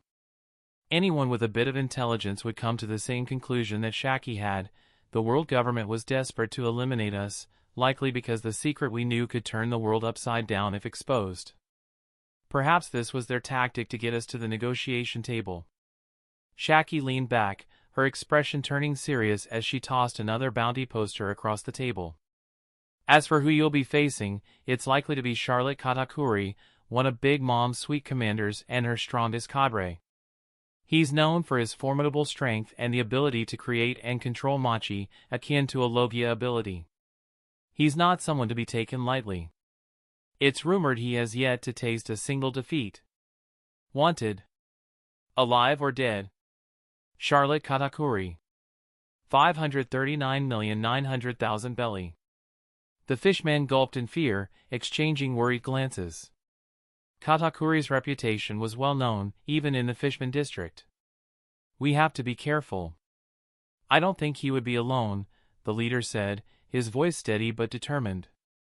But if you're with us, we might just have a chance. His tone turned pleading as he realized I was their only hope for salvation. We'll need a solid plan, I said, turning my attention back to Shaki. Can you provide us with any information on the auction house's layout and security? Shaki nodded. I can do better than that. I have contacts who can help us get inside. But remember, once you're in, it's all on you to handle Katakuri and his men. That's all I need, I replied confidently. Let's get to work. As we began to lay out our strategy, the air grew thick with tension and determination. The stakes were high, but the resolve to rescue the mermaids and build a bridge to Fishman Island was stronger. This mission would test all our abilities, and failure was not an option. The Fishman leader glanced at me, his eyes reflecting a mixture of hope and desperation. Thank you, he said quietly. For everything. Don't thank me yet, I replied, my voice firm. We still have a long way to go. But we'll get your family back. That, I promise. Chapter 96, Grove 1, Sabaody Archipelago. It had been a day since we arrived at Sabaody. Doffy had already acquired a new galleon for us. Of course, he didn't bother to buy it, he simply burned the entire tavern along with its crew in Grove 9, and then we moved the newly acquired ship to Grove 27. Iceberg started coating the entire ship after getting all the necessary tools. Luckily for us, a fishman in the new group I had met earlier was familiar with the process of ship coating, so we had him reassigned to the ship's coating as it was going to be our getaway ticket. Although the fishmen were excellent swimmers, the condition of the captives was unknown, so we were preparing the ship in all haste. The coating was expected to be finished by midnight today. Currently, I was staying in a small, dilapidated wooden cabin on the edge of Grove 3. There were many such abandoned cabins on this grove, used by pirates as temporary rest houses. The atmosphere was tense. None of the fishmen were in the mood to sleep, as tomorrow was supposed to be the day of the auction, and we had planned to take action then. As of now, the slavers were being cautious, keeping the prisoners in multiple locations. It wasn't just Katakuri, as I had suspected, his triplet brothers, Daifuku and Oven, were also on the island overseeing the event. Knock, knock. A rhythmic knocking sound echoed throughout the room, causing the fishmen to tense up even more. It's all right, it's one of our own, I reassured them. My observation hockey had already disclosed the identity of the person standing outside. With my confirmation, a fishman stepped up and opened the door, leaving only a small gap to peek through and ensure everything was in order before letting the cloaked man in. The man removed his hood, revealing a middle-aged face. He was the help Shaki-san had arranged to get us into the auction house without alarming anyone. However, the man now seemed to be in a hurry. "There has been a change in plans," he declared. "The auction is being rescheduled for midnight today." It seemed like something significant must have happened for the auction to be moved up. A Tenryubito is making their way to Sabaody after hearing that there would be mermaids for sale tomorrow, he explained while sitting down and taking a sip from the rum poured by one of the fishmen. He has ordered the auction to be carried out immediately once he reaches Sabaody to ensure that he gets ownership of all the mermaids. The fishmen around the room exchanged worried glances. The presence of a Tenryubito always complicated matters. The man who had brought the news seemed unperturbed by the fact he was surrounded by fishmen, treating them as if they were just any other humans. "We have to move quickly," the fishman leader said. However, my mind was racing with new plans. "This changes everything. We'll need to be in position before the Tenryubito arrives. This complicates things. If a celestial dragon was making his way to the auction venue, it would mean that during these chaotic times, at least an admiral candidate would be escorting the party. I had to ensure that Doffy didn't get wind of this, as I was certain he would try something reckless. We're going in now. We can't wait for the celestial dragon to arrive, as that would only complicate things," I declared, standing up and clutching Kotetsu. I turned to the middle-aged man, who was leisurely sipping rum. He must have thought I was joking, but his eyes widened when he realized I was serious about breaking into the auction house immediately. You must be crazy. These are the Big Mom pirates, and in addition to them, forces from the underworld control the auction houses. You won't make it 100 feet near the captives," he exclaimed. The original plan was to stealthily enter the auction house once the mermaids had been gathered in a single place tomorrow, disguise ourselves as auction house handlers, and rescue the mermaids. However, now I am suggesting we go in with all guns blazing. It was madness, pure madness. Even some of the fishmen showed confused glances, but then, remembering that they were doing this to rescue their family, their resolve returned. Everyone quickly started gearing up to attack the auction house. The mermaids would soon be brought to Grove 1, as the auction had been rescheduled. "You guys, fine, just don't blame me later if you get surrounded and slaughtered," the middle-aged man commented, resigned to the madness of our plan. His job was to get us into the auction house discreetly, but now we were abandoning stealth for a direct assault. "Remember, we have to move quickly and decisively," I whispered. "Our primary objective is to rescue the mermaids. Avoid unnecessary fights, but don't hesitate to defend yourselves." The fishmen nodded in agreement, their grips tightening on their weapons. We advanced toward the entrance, the dim light casting long shadows on the ground. The middle-aged man led the way, his knowledge of the auction house layout was invaluable. Soon enough, the middle-aged man led us to the edge of Grove 1, where numerous ships were anchored along the shoreline. Among them, I spotted several flying the Jolly Roger of the Big Mom pirates. "This way," the middle-aged man gestured, directing us toward a large drain pipe meant for sewage water to be discarded into the sea. "In here?" "This looks like the sewers," one fishman complained as the middle-aged man expertly picked the locks securing the metal grills. "What else did you expect? Did you think I'd take you through the front door, announcing that more than a dozen fishmen have come to the auction in peace?" He snorted sarcastically while working on the lock. Click! The lock finally gave way, and he swung the metal gate open, ushering us into the dark path. Despite the pitch-black darkness, the middle-aged man navigated expertly, but my observation hockey guided me just as well. Like Isho, I had stopped relying solely on sight to perceive the world around me. After more than 10 minutes of stumbling through the darkness, the middle-aged man whispered from the front, "Quick, up the ladder. This will lead us to an abandoned room where they store discarded furniture and junk from the auction house." He directed the fishmen up the ladder one by one while he stood to the side. Just as I was about to climb, he stopped me by placing a hand on my shoulder. "This is as far as I take you, my friend. What lies ahead is up to you and your friends. My payment, if you will?" He extended his hand, not for a handshake but for his part of the payment, as his deal was only to get us in via a safe route. Something didn't feel right.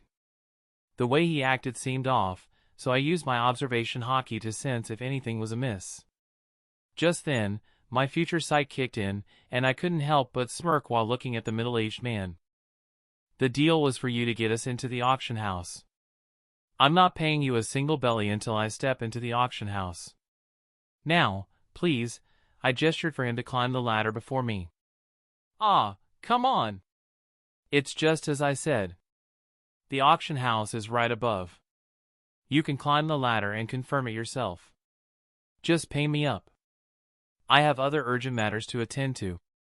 You're not my only client, he replied in a hurry, but my voice of all things picked up on his internal panic. If I was not wrong, the bastard had sold us out to the Big Mom pirates. There is no honor among thieves, hee, I chuckled. That was not a request, by the way. I drew Kotetsu, and before he could react, I severed an ear from the middle-aged man. Arf! The pirate held his bleeding ear and let out a scream. Even in the darkness, my slash was accurate enough to deprive him of just a single ear. Don't think I missed. And don't make me repeat myself. Up the stairs you go, I whispered in his remaining ear like the devil himself. The middle-aged man froze in terror. What he originally thought was easy money had now become his doom. Although I knew there was a trap waiting, I also knew it wasn't enough to hold me back. Despite my ridiculous bounty, it seemed the Big Mom pirates were underestimating me. Soon enough, I would teach them a lesson for this folly. We climbed up the ladder, entering the abandoned room filled with discarded furniture and junk from the auction house. The atmosphere was thick with tension, with every creak and rustle amplifying the danger we were about to face. I signaled the fishmen to stay quiet and vigilant as we made our way through the dimly lit room. Stay close, I whispered, leading the group toward the door that connected to the main auction area. My observation hockey was on high alert, sensing every presence around us. The middle-aged man followed reluctantly, clutching his bleeding ear. Bang! A deafening noise echoed through the room, followed by a blinding flash that submerged us in brightness, rendering us practically blind. Amidst the chaos, I heard the sharp crack of gunfire as more than a dozen sea-stone bullets shot in our direction from the corners of the room. I unsheathed Kotetsu and expertly deflected the incoming bullets, redirecting them toward the corners where they had been fired. Thanks to my observation hockey, especially my future sight, I was already prepared for their attack. As I redirected the bullets, the room began to calm down, and the lights flickered back to normal. Just as I had expected, our group was sealed within a cage made of sea stone. I couldn't help but chuckle at their foolishness for thinking I was like other devil fruit users. I was an anomaly, and only the world government knew I had the lightning logia fruit. Seems like you were waiting for me, I chuckled loudly, turning toward a certain direction outside the cage where I detected the strongest presence. My vision adjusted to the room's lights, and I saw that even the other fishmen were surprised, many still coming to realize we had been led into a trap. Donquxote Rosinante, a tall figure, spoke, stepping forward. Formerly known as the Sword Demon of the Marines, then pursued by the same Marines for the assassination of a member of the Reverie. You vanished from the face of the world for more than a year and a half, and now you have resurfaced. Your reputation precedes you. You could have led your life in hiding, but no, you had to involve yourself in the matters of the Big Mom pirates. The man was imposing, standing over 5 meters tall with spiky crimson hair. He seemed to be in his mid-20s and was none other than Charlotte Katakuri, the strongest commander of the Big Mom pirates. He stood outside the sea-stone cage, a serious expression etched on his face. You bastard! What have you done? I will kill you! The fishman leader roared, jumping at the middle-aged man who had led us here. The leader quickly understood the situation as more than 100 pirates from the Big Mom crew surrounded us. Katakuri's eyes narrowed as he looked at the fishman leader. Save your energy, fishman. This human led you into a trap, and now you're all at our mercy. I couldn't help but smirk. Mercy? Coming from the Big Mom pirates? That's rich. I locked eyes with Katakuri. You might think this cage can hold me, but you're sorely mistaken. Let me borrow him for a second, I said, grabbing the middle-aged man like a rag doll. With a swift motion, I hurled him toward the sea-stone cage. His back slammed against the sea-stone bars, causing a ripple of shock to pass through the room. Katakuri's eyes widened as he instantly recognized the danger. His future sight must have already kicked in because he immediately released his machi, covering more than 100 of his subordinates, and began to retreat from the room without delay. However, I was even faster. My observation haki was not something Katakuri could match. Black lightning surged through my body, and my skin turned black like ink as I channeled my powers. My arms coiled, storing momentum at its maximum. "Too slow, Katakuri," I muttered, a smirk playing on my lips. With a burst of speed, I launched myself forward, shattering the marbled floor beneath my legs. The sound of metal splintering echoed through the room as my punch tore through the ribcage of the pirate who had deceived me and landed squarely on the sea-stone cage. Lightning Tyrant. The ferocity of my punch echoed throughout the auction house, and with a deafening boom, almost the entire portion of the auction house seemed to disintegrate with a single strike. "Ross, we still need to rescue our family. Please, don't bring the auction house down with our family inside." The fishman leader gulped in fear at the sheer display of power, but realizing that they were free from the cage, he approached me from beyond and pleaded. "Ah, sorry, I got carried away. I always wanted to fight a strong pirate like Katakuri, you see. And don't worry, I was holding back. If I were serious, I would have used my sword," I chuckled. Using my observation haki, I pinpointed where the mermaids were being held. It seemed to be true that the celestial dragons were coming, as the mermaids were already within the auction house. I gestured for the fishman leader. "They are being held in the basement. Go through this hallway all the way to the end, take a left, and then a right. You should see the stairs to the basement. Let me deal with these people. Don't wait for me, and make sure you get the keys to their shackles." "I fear they might have used some tricks to keep the mermaids from escaping," I instructed, then casually walked forward toward the large open hall in front of me, where Katakuri had managed to retreat with his subordinates. I had to commend the man, as he was able to react and even take his subordinates to safety. Chapter 97. As the dust settled over the auction house, despite the lateness of the night, panic spread throughout the auction. The once bustling venue now echoed with confusion and fear. Well, not bad. You reacted quite fast," I commented as I stepped into the vast auction area. Katakuri's eyes were filled with fury. Despite his efforts to protect his subordinates using his machi, he hadn't been able to save them all. But what truly shocked him was the young teen standing before him. With years of practice and a drive to protect his siblings, Katakuri had honed his observation haki to such a degree that he could see a second into the future. Yet, against the teen in front of him, his strongest trump card seemed to falter. Why are you helping the fishmen?" "This matter does not concern you," Katakuri asked, dusting himself off, his voice tinged with both anger and confusion. "You guys, leave this matter to me. Go and make sure the prisoners are secure. Mama will not take it lightly if we fail the mission," he commanded, gesturing for his subordinates to leave. The threat level of the teen in front of him had skyrocketed, and he couldn't afford to have his subordinates become cannon fodder. With the captain's orders, the big mom pirates began to scramble, but just then, countless lightning tendrils spread throughout the auction hall, intercepting their way toward the basement. "You're not going anywhere," I said, my voice cold and resolute. The air crackled with electricity as the tendrils of black lightning created an impenetrable barrier around the hall as I rematerialized near the hallway leading to the basement. Katakuri's subordinates froze, their paths blocked by the searing arcs of energy. Katakuri's eyes narrowed. So the rumors were true, the lightning Logia has finally resurfaced after centuries, and it ended up in your hands. Do you really think you can take us all on by yourself? Brave, but foolish, he growled, his machi-coated fists ready for battle. I was more surprised to see that the other two from the triplets were not present. With such a commotion, they should have arrived by now. "I don't see your brothers. From the information I have, all three of you should be here on the island," I remarked nonchalantly, needing to stall for time until the fishmen were out of the building.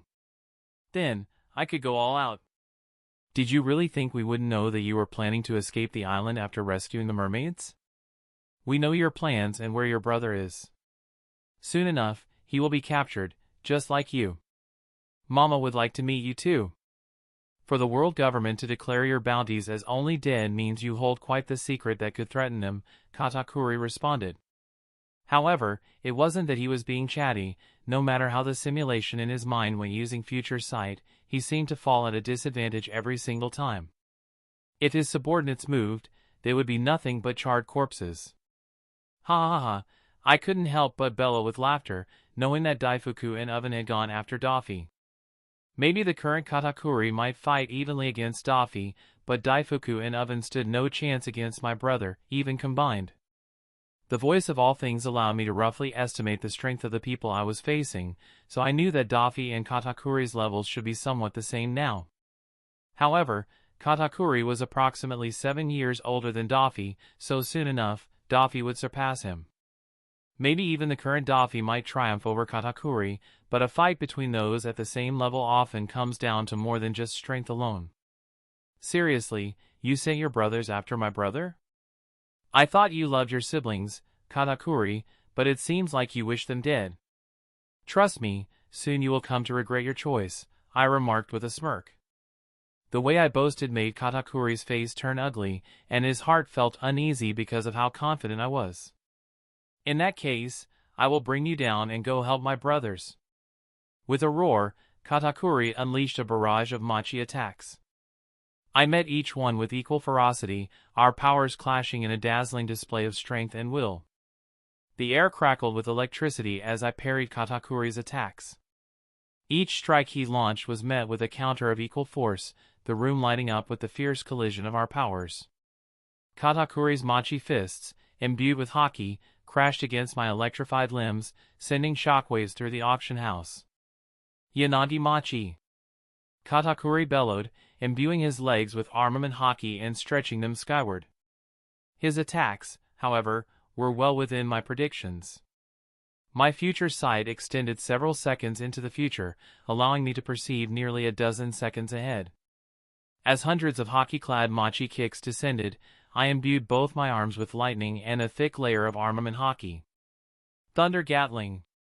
I shouted, unleashing hundreds of lightning fists in rapid succession, countering each of Katakuri's machi kicks. The moment my lightning-clad punches made contact, they shattered the machi kicks completely, despite Katakuri's armament haki. In an instant, I flickered next to Katakuri before he could react. Meteor Fist! I roared, my crackling lightning fist now in a plasma state, aimed right at Katakuri's chest. He instinctively coated his chest with armament haki. Boom!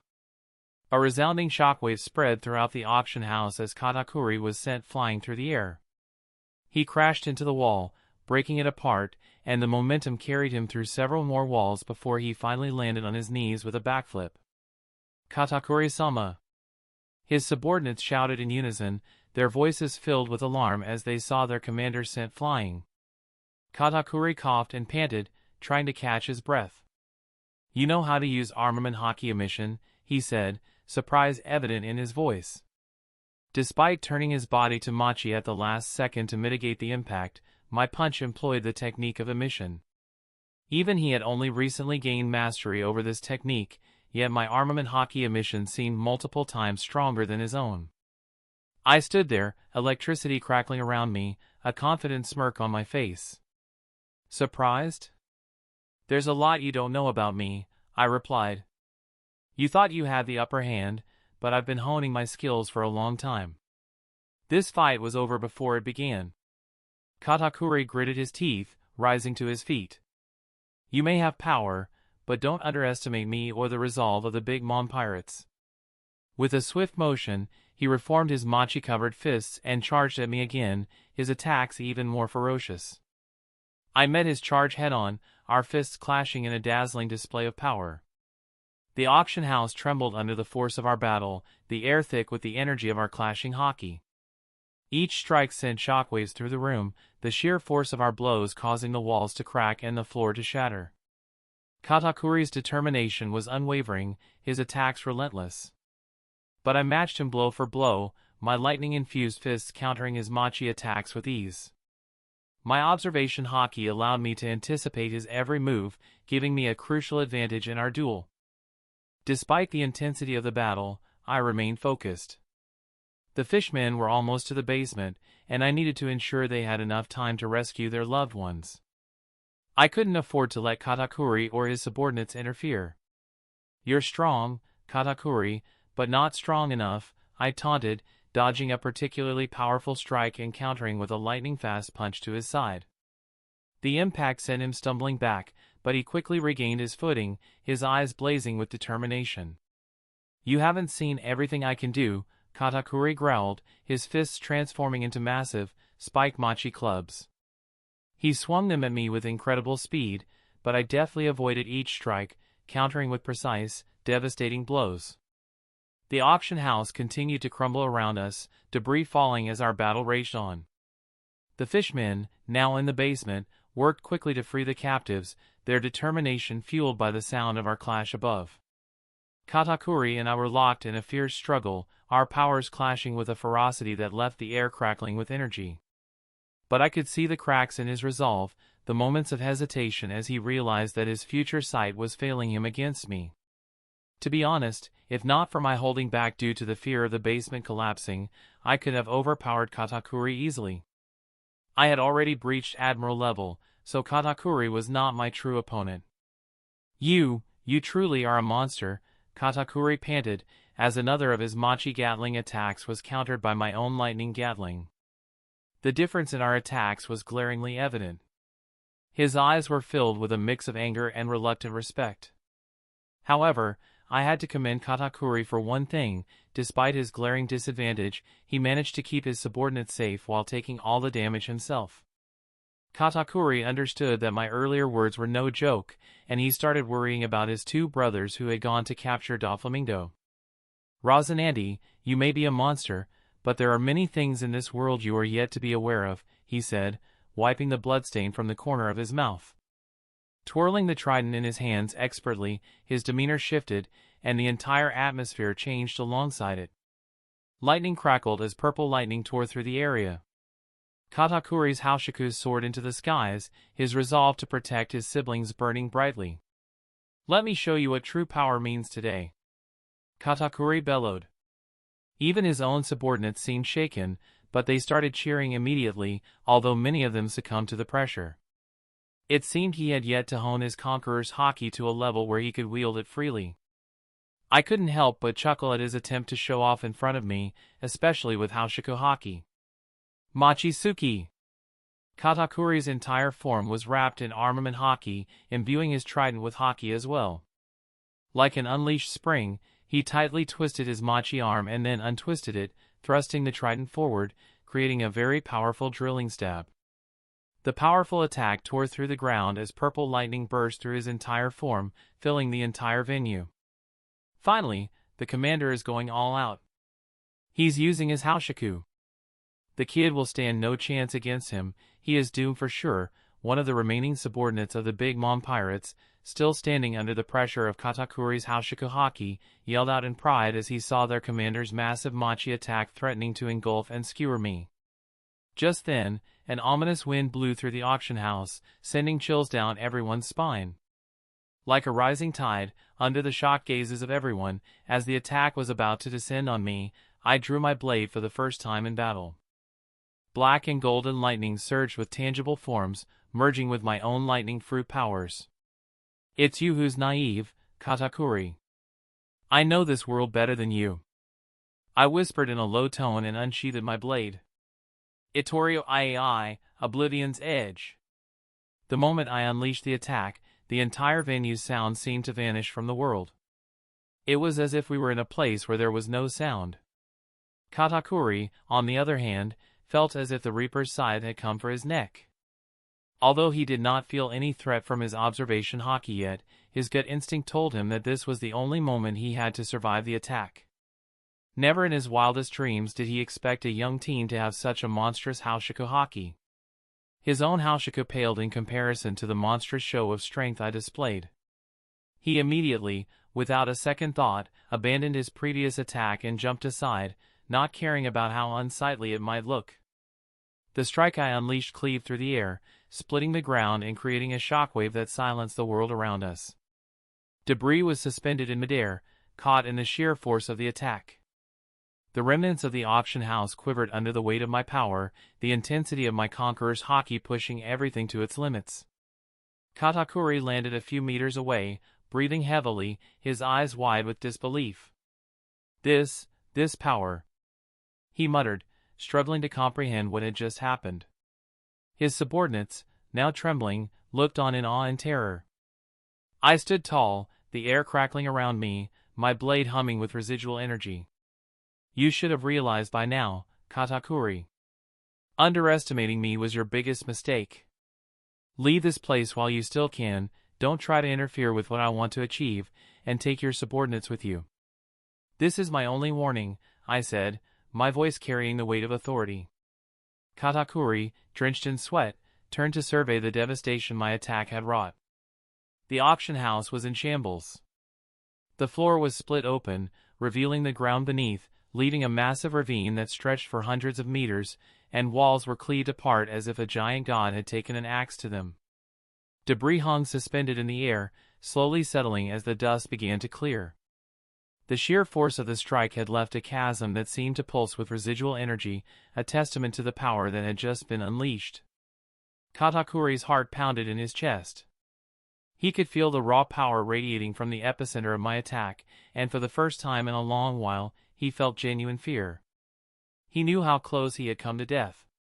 If he hadn't dodged at the last second, he would have been cleaved in two.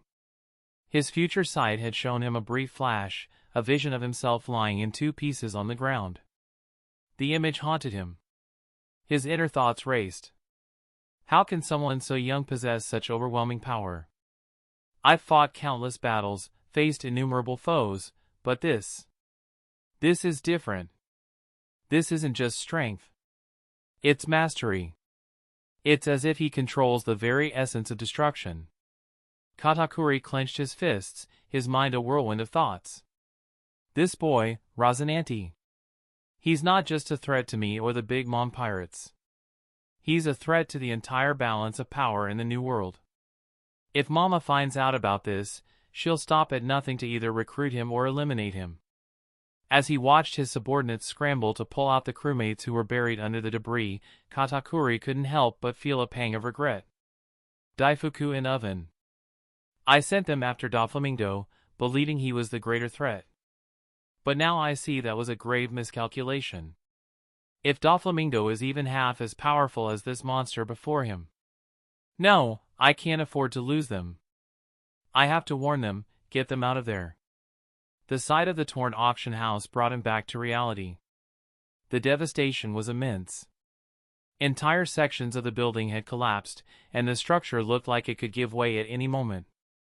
The air was thick with the smell of ozone and burnt wood, a reminder of the sheer power of the lightning that had been unleashed. Chapter 98. Katakuri's thoughts lingered on my words as he contemplated his next actions. He's holding back. That was him holding back? The realization hit him like a freight train. We need to be prepared. This is just the beginning. Just as Katakuri found himself in a fix, my observation haki picked up the crucial information: the fishmen had successfully rescued the mermaids. Though there were several underground goons guarding the prisoners, none of them were superior fighters. Most of the big mom pirates had split up to deal with my brother and me, leaving only weaklings behind. The fishmen cut through these guards like a hot knife through butter, venting their anger on the captors who had held their family hostage. Katakuri's Haushiko haki surged once again, trying to clash with my own black and golden intangible lightning, which pulsed and grew stronger with each passing second. I carefully weighed my options, considering whether to eliminate such a powerful member as Katakuri. Doing so would be as good as declaring a full-blown war with the big mom pirates, and I knew my brother wasn't holding back on the other side like I was here. "Katakuri, you have potential," I called out, my voice cutting through the tension in the air. If you are truly nurtured to your absolute best, you can become one of the apex powerhouses of the future. So tell me, would you like to join my family? Katakuri, who had been preparing for another clash, paused, his eyes widening in surprise. He knew he was completely outmatched, but as a Hashika user himself, he understood that backing down in front of his adversaries would only weaken his resolve and his conqueror's haki. It would eventually become a stumbling block for his growth. The moment I declared my intention to recruit Katakuri, the entire auction hall fell silent. Even Katakuri was taken aback by the sudden offer. He had been thinking of how to get my brother and me to join the Big Mom Pirates, but now I was offering him a place in my family. Leading the Big Mom Pirates was not something he had even remotely considered. He couldn't do so because he had to protect his siblings, sometimes even from Big Mom herself. Katakuri's mind raced. He was loyal to his family, and his siblings depended on him. The offer presented was not even something he would consider, but what Katakuri didn't know was that I was only making the offer so as to plant a seed of doubt in Big Mom's heart. Joining my family meant a betrayal of the family he had always known. You truly are a maniac, Katakuri panted, wiping the blood from the corner of his mouth. But why would you want me in your family? What makes you think I would ever leave mine? I chuckled, a low, ominous sound that echoed through the damaged auction house. Because, Katakuri, I see in you a potential that surpasses mere loyalty to a tyrant like Big Mom. You have the makings of a leader, a protector. Join me, and together we can reshape this world, free from the shackles of those who would use us for their gain. Katakuri's eyes burned with a mixture of anger and confusion. You speak as if you understand the bonds of family, the weight of responsibility. How can I trust you? You can't, not yet, I admitted. But think about your siblings. Think about the future you want for them. A future where they are not pawns in someone else's game. Join me, and I promise you a future where you can protect them as you've always wanted. Katakuri answered my offer with actions, not words. He immediately imbued himself with armament haki and launched himself forward. However, my observation haki detected that a few goons had already decided to share the news of Katakuri being offered a position in someone else's crew with Big Mom. This was exactly what I wanted for now, a seed of mistrust within their ranks. If Big Mom's character was as I envisioned, these seeds of doubt would eventually push Katakuri away, or at least I hoped so. Nagarmachi! Katakuri roared, reinitiating the fight. He chose to go all out, unleashing his awakened devil fruit powers. As Katakuri rushed forward, the entire surroundings started morphing into machi. Only the areas within the range of my Hashiko haki were spared from this transformation. This made me realize that Conqueror's haki was not as straightforward as it seemed. It could even counter the awakened powers of a paramecia-type fruit. I needed to test my theory further against some of the special paramecia fruits, like the Hobi Hobi no Mi. I was sure the world government had some special paramecia fruits collected over the centuries. I hope you are ready for what's to come, Katakuri. I shouted, rushing forward to meet the incoming attack head-on. My entire form morphed into a black dragon, tearing through the machi world that threatened to engulf me. Wrath of Thunder! I roared, as a black dragon manifested entirely out of black lightning, following the trajectory of my blade. The dragon's scales crackled with energy, each one a conduit for the raw power of my lightning. The air around us sizzled and popped, the very atmosphere charged with the tension of our impending clash. Katakuri's eyes widened in determination, his Hashiko haki flaring once more as he summoned every ounce of his strength. The machi around him twisted and writhed, forming a massive wave that he directed at me. It was a desperate, all-out attack, meant to overwhelm and crush me. But I was ready. With a single, fluid motion, I unsheathed my blade, the black dragon following its arc. The moment my blade cut through the air, the dragon surged forward, its roar echoing through the auction house. The two forces collided with a deafening boom, the shockwave tearing through the building. The walls crumbled, and the ground cracked under the sheer force of our attacks. Katakuri gritted his teeth, pushing back with all his might, but the power of my lightning dragon was too much. His machi wave began to falter, and with a final, powerful slash, I cut through his attack, sending him flying backwards. He crashed into the far wall, the impact creating a massive crater. As the dust settled, I could see Katakuri struggling to stand, his body battered and bruised. Despite his injuries, there was a fire in his eyes, a determination that refused to be extinguished. The little port at Grove 27 was up in flames, blue flames licking almost the entirety of the port, with a single galleon as the exception. Raging Phoenix! A massive blue phoenix bird slammed into the enormous genie holding a halberd that was half-burnt on one side, shielding the two officers of the Big Mom pirates, Daifuku and Oven. This genie was something that was manifested from Daifuku's Hoya Hoya no Mi, a Parmesia-type devil fruit that allows him to summon a halberd-wielding genie from his body by rubbing his belly. Boom! With a deafening explosion, the flaming bird pushed away the massive genie that towered over the entire port. Ha! To think you're the top cadre of the Big Mom pirates? And you thought you could take me captive with such mediocre strength? Doffy bellowed, panting as the last attack consumed quite a bit of his stamina. You bastard! Don't think I will let you go after what you did to my brother. Daifuku roared in anger. He was battered and bruised, and almost all the subordinates they had brought with them had been burned to cinders by the young man in front of them. Even Oven seemed on his last legs as he was caught off guard at the start and had lost a limb against the monster they were facing. Originally, they had thought it would be easy to capture the Donquxote brothers. As someone yet to establish themselves in the New World, they thought the Donquxote brothers would be easy prey. But only after confronting the other party did they realize how wrong they were. The Big Mom pirates only had a rough estimate of the brothers' strength before they vanished a year and a half ago. But the guy standing in front of them was a completely different monster altogether. Even the blue flames he wielded were bizarre. They caused not only physical pain but seemed to harm Daifuku's very soul.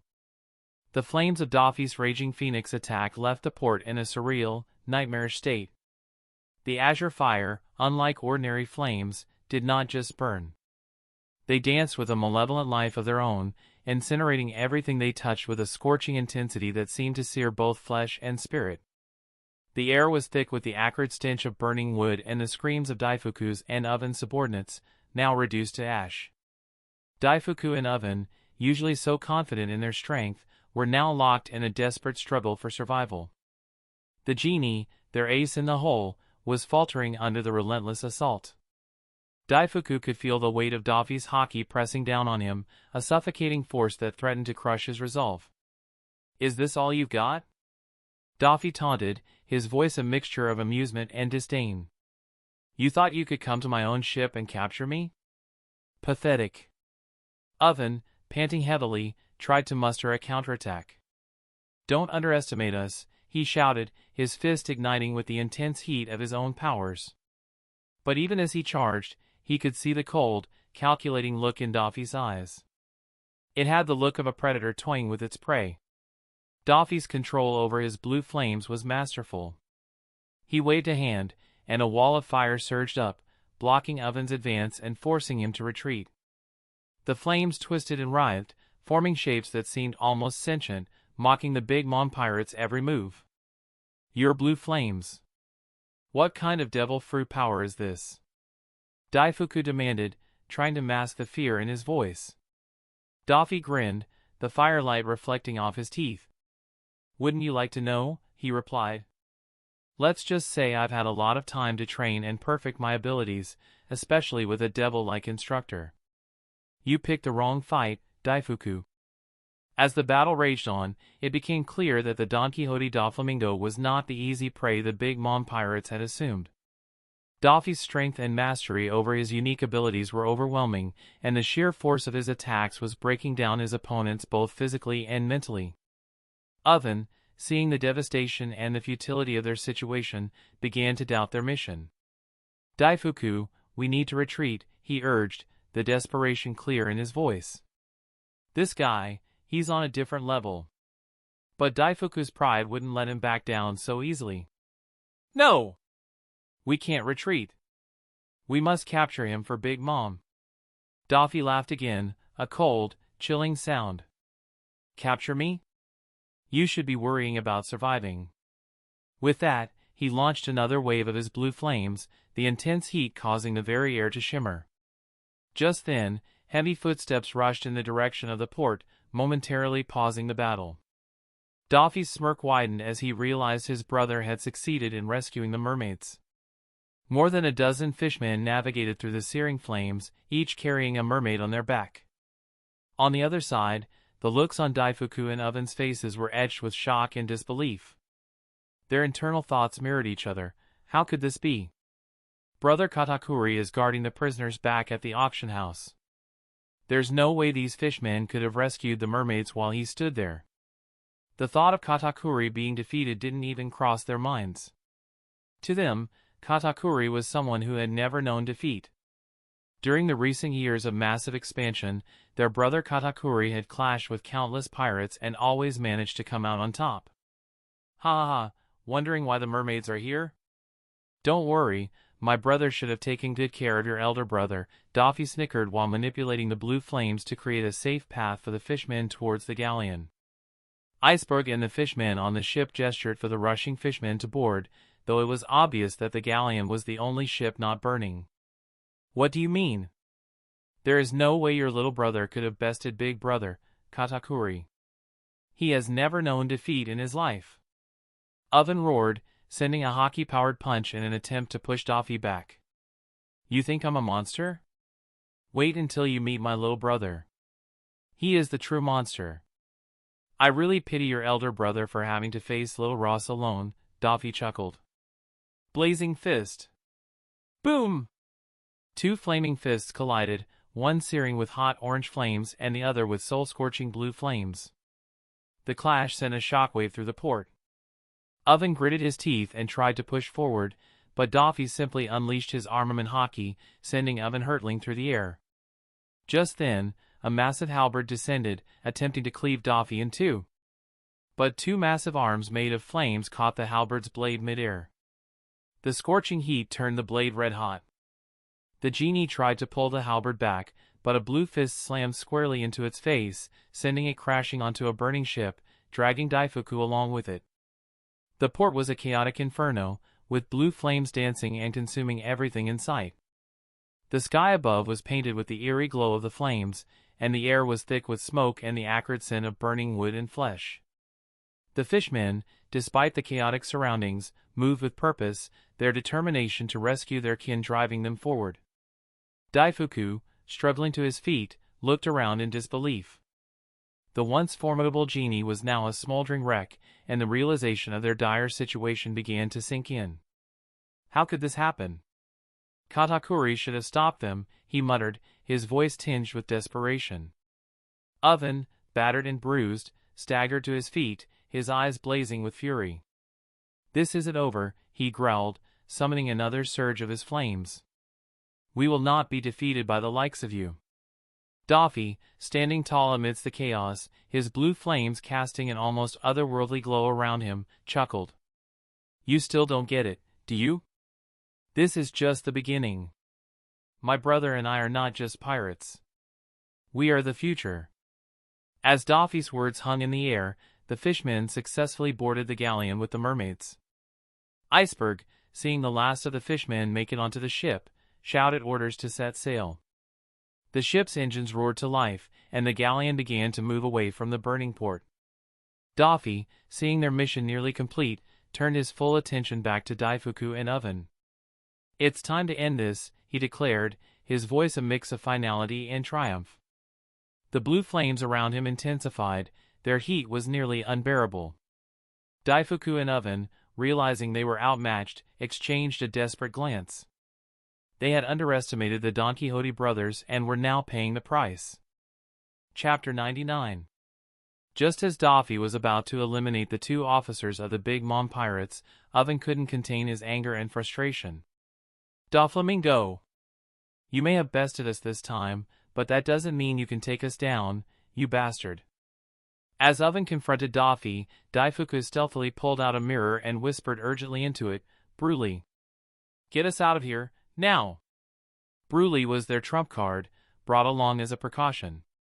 With her paramecia-type Mira Mira no Mi, she was the perfect escape plan if things went south, especially given their proximity to Marineford and Mary Geo's. Doffy, noticing Daifuku's actions, chuckled with a sinister smile. Ha ha ha, let's see what you bastards can do now that you're at my mercy. His Haushiku haki surged, and the blue flames mingled with purple lightning erupted in waves as he prepared for the big finisher. I hope to see you guys in hell. Well, maybe not. Doffy laughed, launching his attack. Hypernova. A blinding blast of compressed flames spread out, incinerating everything in its path. The explosion was akin to that of a miniature star. Just as the flames were about to consume Daifuku in oven, they suddenly vanished, pulled away into the mirror's realm. Doffy's expression turned sour as they disappeared from his observation haki. He quickly understood that they had used some means to escape the onslaught. However, the attack he had initiated couldn't be stopped. The flames tore through everything in front of him for thousands of meters, leaving nothing but dust and ashes. The once serene and green Grove 27 was now a charred wasteland. Doffy stood amidst the devastation, his eyes scanning the area. The blue flames flickered around him, casting an eerie glow on the blackened ground. The acrid scent of burnt wood and flesh filled the air, mingling with the heat waves rising from the scorched earth. Heh, they got away, Doffy muttered to himself, his smirk returning. But they won't forget this. The Donquxote family is not to be trifled with. As the fishmen and mermaids safely boarded the galleon, Doflamingo returned to the galleon and gave the order to set sail. The ship's sails flared to life, and as it began to move away from the burning port, the crew was relieved to leave the chaos behind. Doffy-kun, what about Ross-kun? Is he not going to join us? The fishman leader, now covered in crimson blood, stepped up to inquire. He could not see Ross on the ship. Earlier, once they breached the basement, they had forgotten about everything else and were fully committed to saving their family. He had even neglected to think about Ross, who had single-handedly stopped the Big Mom pirates. Now, guilt gnawed at him. Ha ha ha, don't worry about my little brother. He'll join us soon enough. We'll just stay away from the shore so the flames don't take our ship too. Doffy's reassurance was cut short as his eyes widened. His observation haki flared to its maximum. In a split second, he shoved the fishman leader away and, with a single brilliant maneuver, sent a massive, flaming pillar into the night sky. Majestic destroyer. The flames ascended, lighting up the dark night, just as a massive fist made of magma tore through the clouds, aimed directly at the galleon. If not for Doffy's quick counter, the galleon would have been reduced to ashes.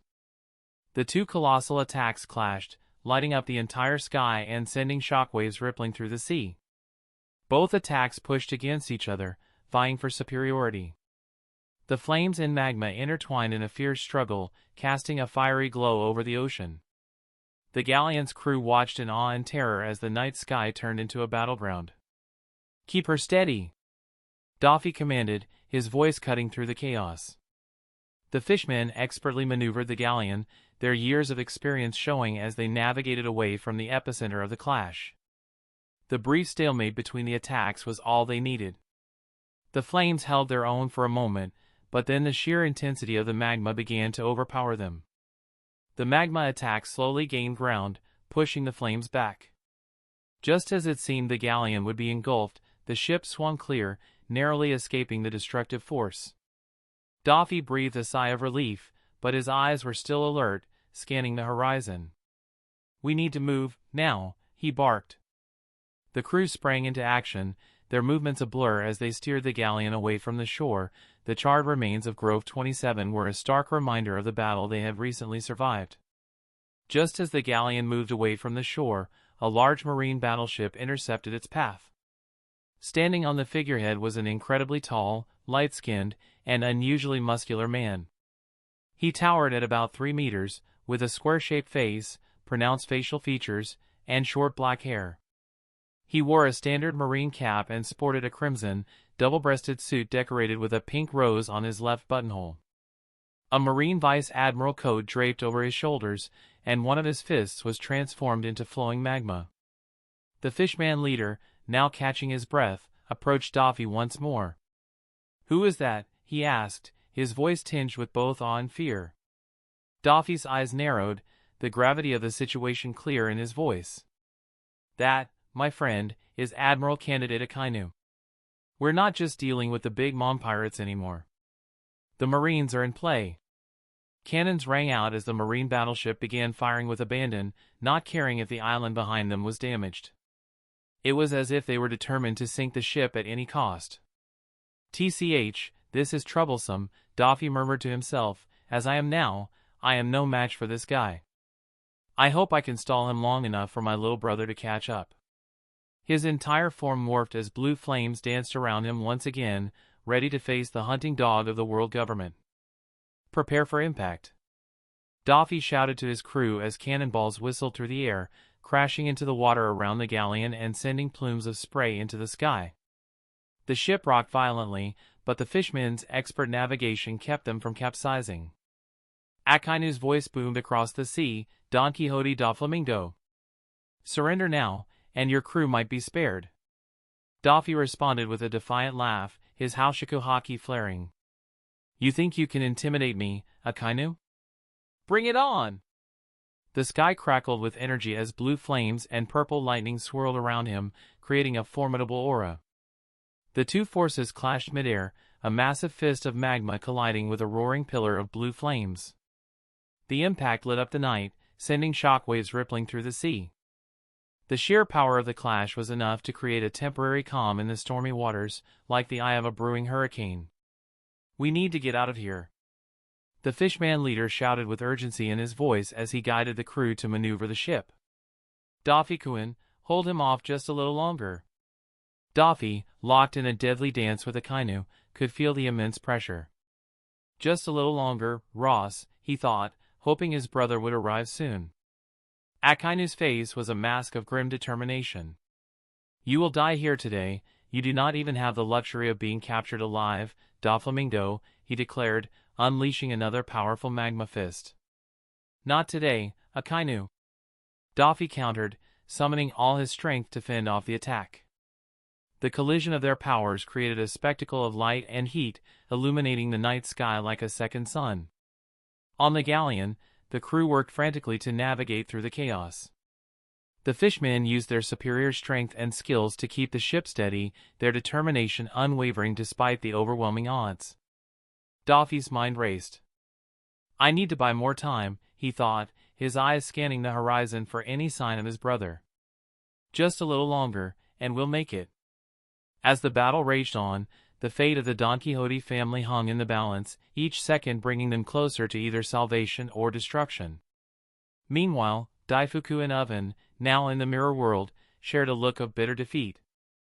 "This isn't over," Oven growled as he managed to whisper before he slipped into a deep slumber because of his injuries. "We'll be back, and next time, we won't underestimate them." Daifuku nodded, muttering to himself, his mind racing with thoughts of their next move. "We need to report this to Big Mom. She won't be pleased, but we have to regroup and plan our revenge." Bruley, within the mirror dimension, trembled with shock and horror at the devastated condition of her brothers, Daifuku and Oven. Oven's situation was dire, with a bloody stump where his left hand used to be. "Brother! What's happening? Who did this to Brother Oven?" she cried, her voice filled with panic, as she cradled Oven, who had already passed out from exhaustion and blood loss. "Bruley! We don't have time, get us to Big Brother Katakuri now." "He may be in trouble," Daifuku roared, his voice laced with urgency and desperation. Despite her doubts about anyone being able to match their formidable big brother, Katakuri, Bruley felt the urgency in Daifuku's voice. Katakuri had always been their shield, the one who never faltered, no matter the storm. "Bruley, stop daydreaming and get us back to the auction house now," Daifuku commanded sternly, snapping her out of her hesitation. His fear was palpable, and Bruley knew they had to act quickly.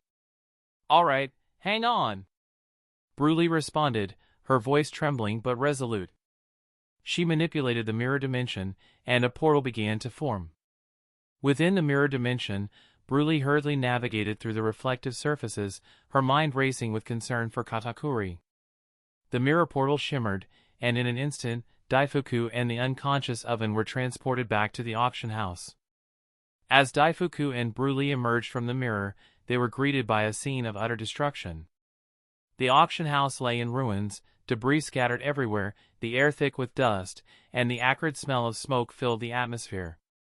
Both Daifuku and Bruley stood frozen, unable to comprehend the devastation before them. Katakuri, their invincible elder brother, lay on his back like a broken twig amidst the wreckage, his body battered and bruised yet still emanating a fierce resolve. "Big brother!" Daifuku shouted, rushing towards Katakuri, ready to aid his brother. Bruley followed closely, her eyes wide with fear and concern. Just then, a massive pillar of lightning tore through the ground right in front of them, leaving a gaping ravine that made them stop in their tracks. "Oh, more guests!" I narrowed my eyes, observing the new arrivals. My observation hockey had sensed intruders, and now I understood how. I had completely forgotten about Bruley's abilities. I should have taken care of all the reflective surfaces within what was once the auction house. This place was no longer recognizable. Katakuri, seemingly on his last breath, turned his head with difficulty. His usually composed face showed a rare hint of helplessness and pleading. "Daifuku, Bruley, get away from here. Get away from the monster. I will hold him back. Get back to Big Mom, now," he roared with what little energy he could muster. Despite his broken leg, he pushed himself up with sheer will and fired another attack at me, imbuing himself with armament hockey. "Kagami Machi," he shouted, rushing forward. A few surfaces around him transformed into Machi, but the scale of transformation had drastically reduced as Katakuri was practically running on fumes. "Katakuri, are you sure you want to fight me in that condition? Maybe now that your siblings are here, I should entertain them properly," I chuckled, turning towards the two newcomers. Katakuri's eyes widened with fury and concern. "Rosinante," he muttered under his breath. His own battle with me had shown him my monstrous strength, but hearing me target Daifuku and Bruley added another layer of urgency. He tried to intercept me. "Bruley, take everyone to safety. Daifuku, you stay with them and protect our siblings," Katakuri ordered, his voice steady despite the turmoil. "No, big brother. We can't leave you to fight alone," Daifuku protested, but Katakuri's stern gaze silenced him. Just as Katakuri was ushering his siblings to run away, I flickered right on top of him. My entire being was wrapped in armament hockey and lightning, with my conqueror's hockey bursting out. I punched down, hitting Katakuri smack in the middle of his face. Blue hole! The devastating attack was a signature move I had learned from my mentor, Garp, with a few modifications of my own. As the attack landed, Katakuri made one last gesture for his siblings to run away. Though Daifuku wanted to rush forward, Bruley pulled him back into the mirror world. As the attack landed, a resounding boom resonated throughout Grove 1, and a massive crater, 10 meters wide and hundreds of meters deep, was created. Katakuri was lost in the darkness within this massive hole. I flickered back to the edge of the pitch-black hole, just as I was about to pursue Bruley and see if I could catch up. My observation hockey picked up a powerful aura approaching Doffy by Grove 27. Although I had been fighting Katakuri, I had always kept an eye on Doffy's end, and it seemed like someone strong from the Marines had come in. "It looks like playtime is over," I muttered to myself. "Time to wrap this up and regroup." With a final glance at the crater where Katakuri had fallen, I prepared to face the new threat approaching my brother.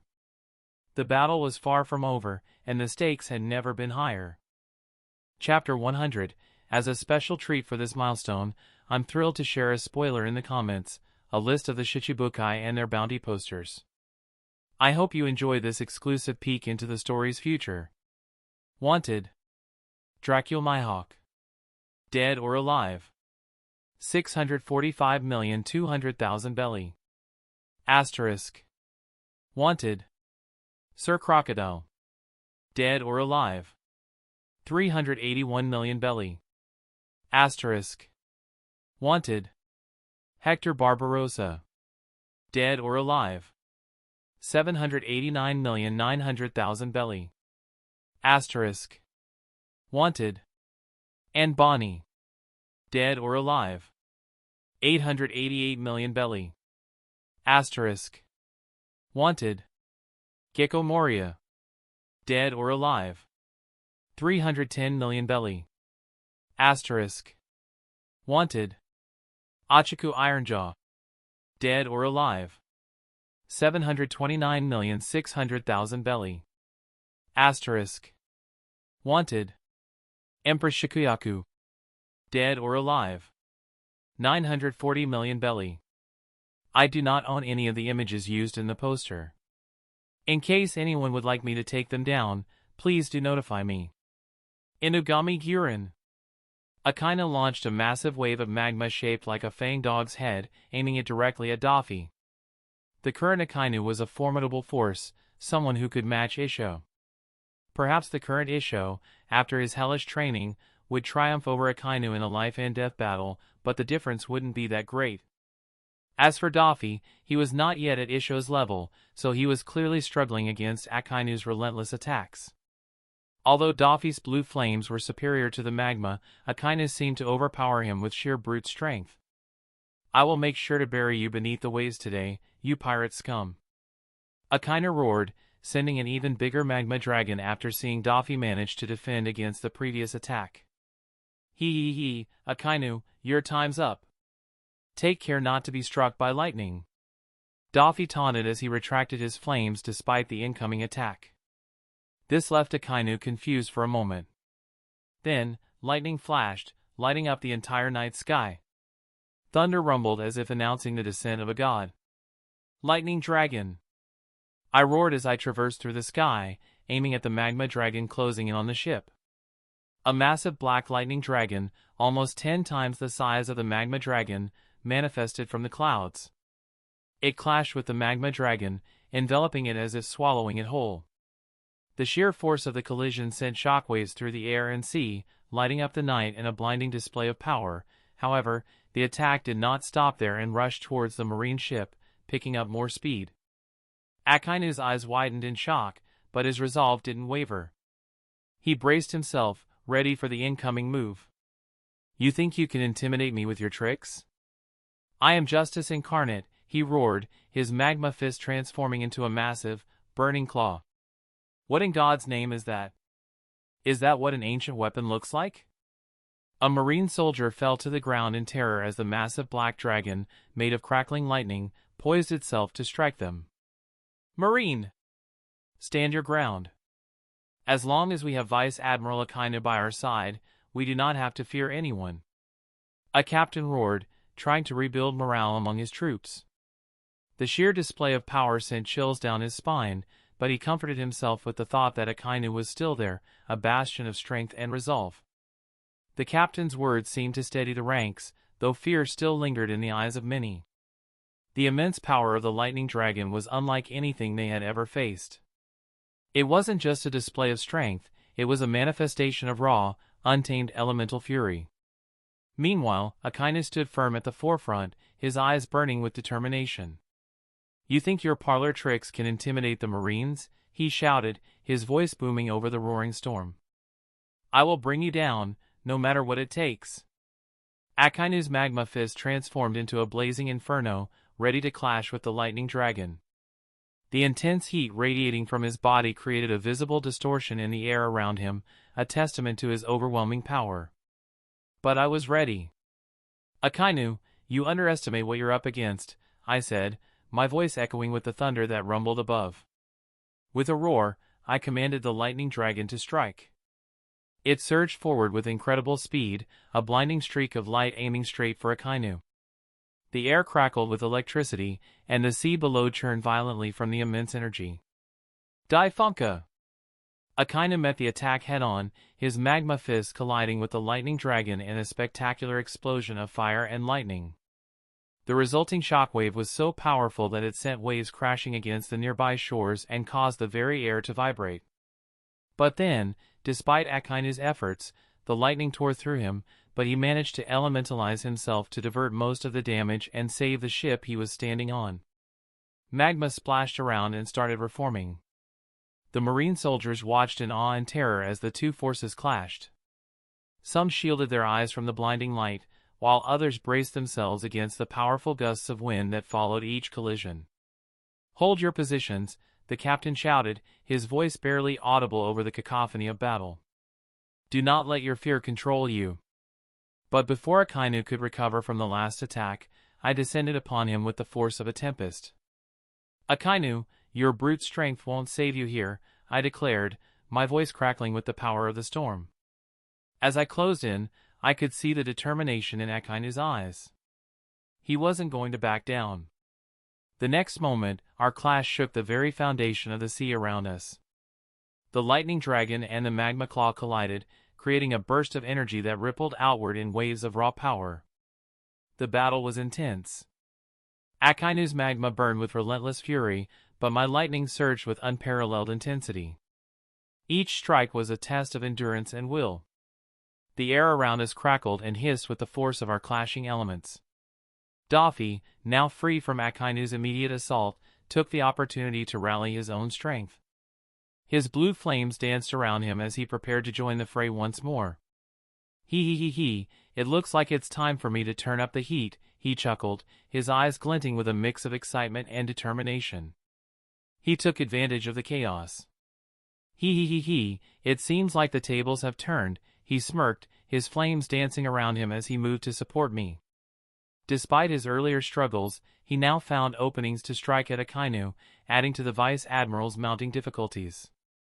As the battle raged on, the sea boiled and the sky roared.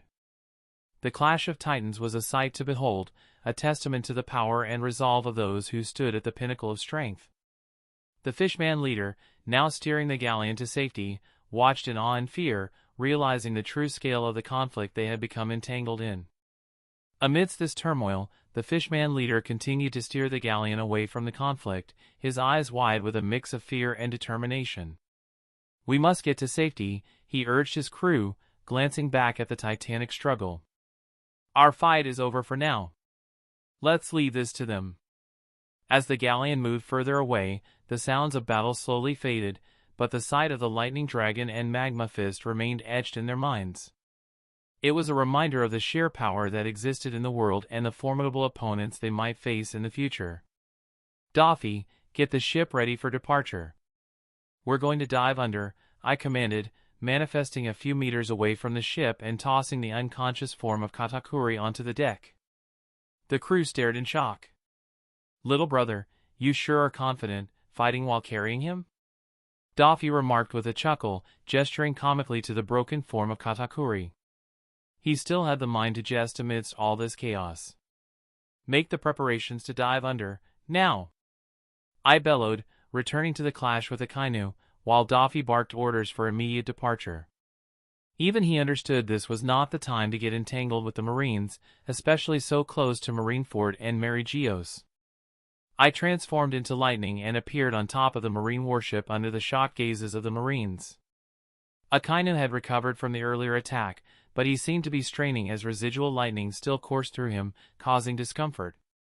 "Donquxote Rosinante! I will kill you," Akainu declared, stepping up to prepare for his next attack. But I chuckled, a smile forming as massive thunderclouds gathered above. I knew he wouldn't hesitate to sacrifice every Marine on this ship, but the same couldn't be said for the world government ship that was sailing in. Akainu saw me smirk and instinctively turned to see the approaching ship, his realization hitting him hard. "You bastard, what do you think you're doing? There's a Tenryubito on board," he roared. But before he could make a move, a massive lightning bolt descended on the world government's ship. Akainu had been the escort for the Celestial Dragon, but he had moved ahead after getting reports from the Marine base on Sabaody, leaving the Tenryubito behind. Now, the criminal before him was directly targeting the Celestial Dragon's ship. The lightning struck the ship squarely, but it was meant to cripple, not kill. This forced Akainu to either rescue the sinking ship or at least save the sinking Celestial Dragon. During this time, our galleon was already enclosed in a bubble and still within my observation hockey's range. "Marines, defend the ship." "I'll deal with him," Akainu ordered, his voice thunderous and filled with fury. With Akainu momentarily distracted, I took the opportunity to survey the battlefield. The warship's deck was a chaotic scene, with Marines scrambling to their posts, some firing cannons in a desperate attempt to hit our retreating ship, while the rest frantically turned their ship towards the sinking world government's ship. The air was thick with tension, and the smell of ozone from the lightning strike. "Doffy, now's our chance. Dive!" I shouted through the storm, my voice reaching him across the distance. Doffy didn't hesitate. "All hands, prepare for submersion." "We're diving now," he commanded, his voice cutting through the chaos. The fishmen quickly adjusted the ship's mechanisms, and the bubble surrounding the galleon began to submerge into the safety of the ocean's depths.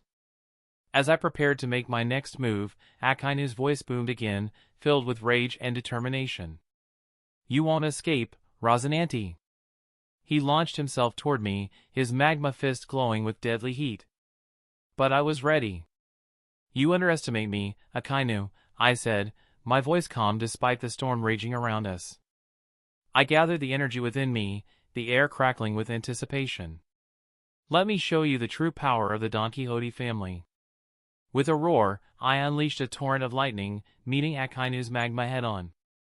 The clash was spectacular, a dazzling display of elemental fury that lit up the night sky and sent shockwaves rippling across the ocean.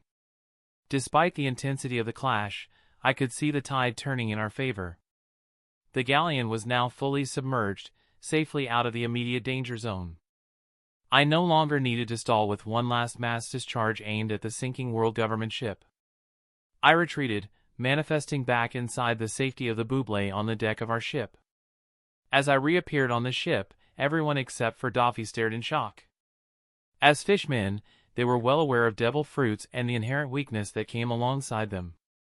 Seeing me traverse through nearly 100 meters of seawater in my lightning form defied everything they knew. Panting and a bit pale, I could feel the toll the effort had taken on me.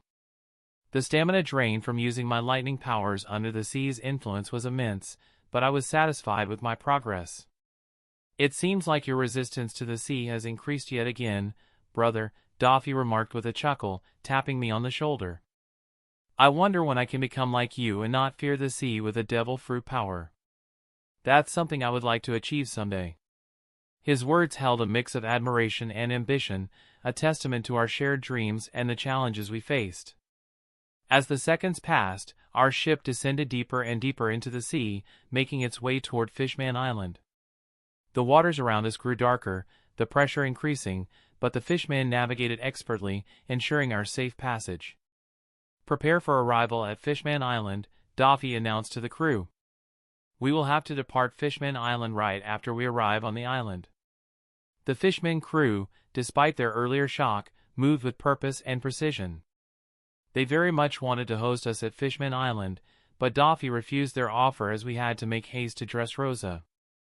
They adjusted the mechanisms of the bubble that surrounded the ship, ensuring it remained intact as we plunged into the depths.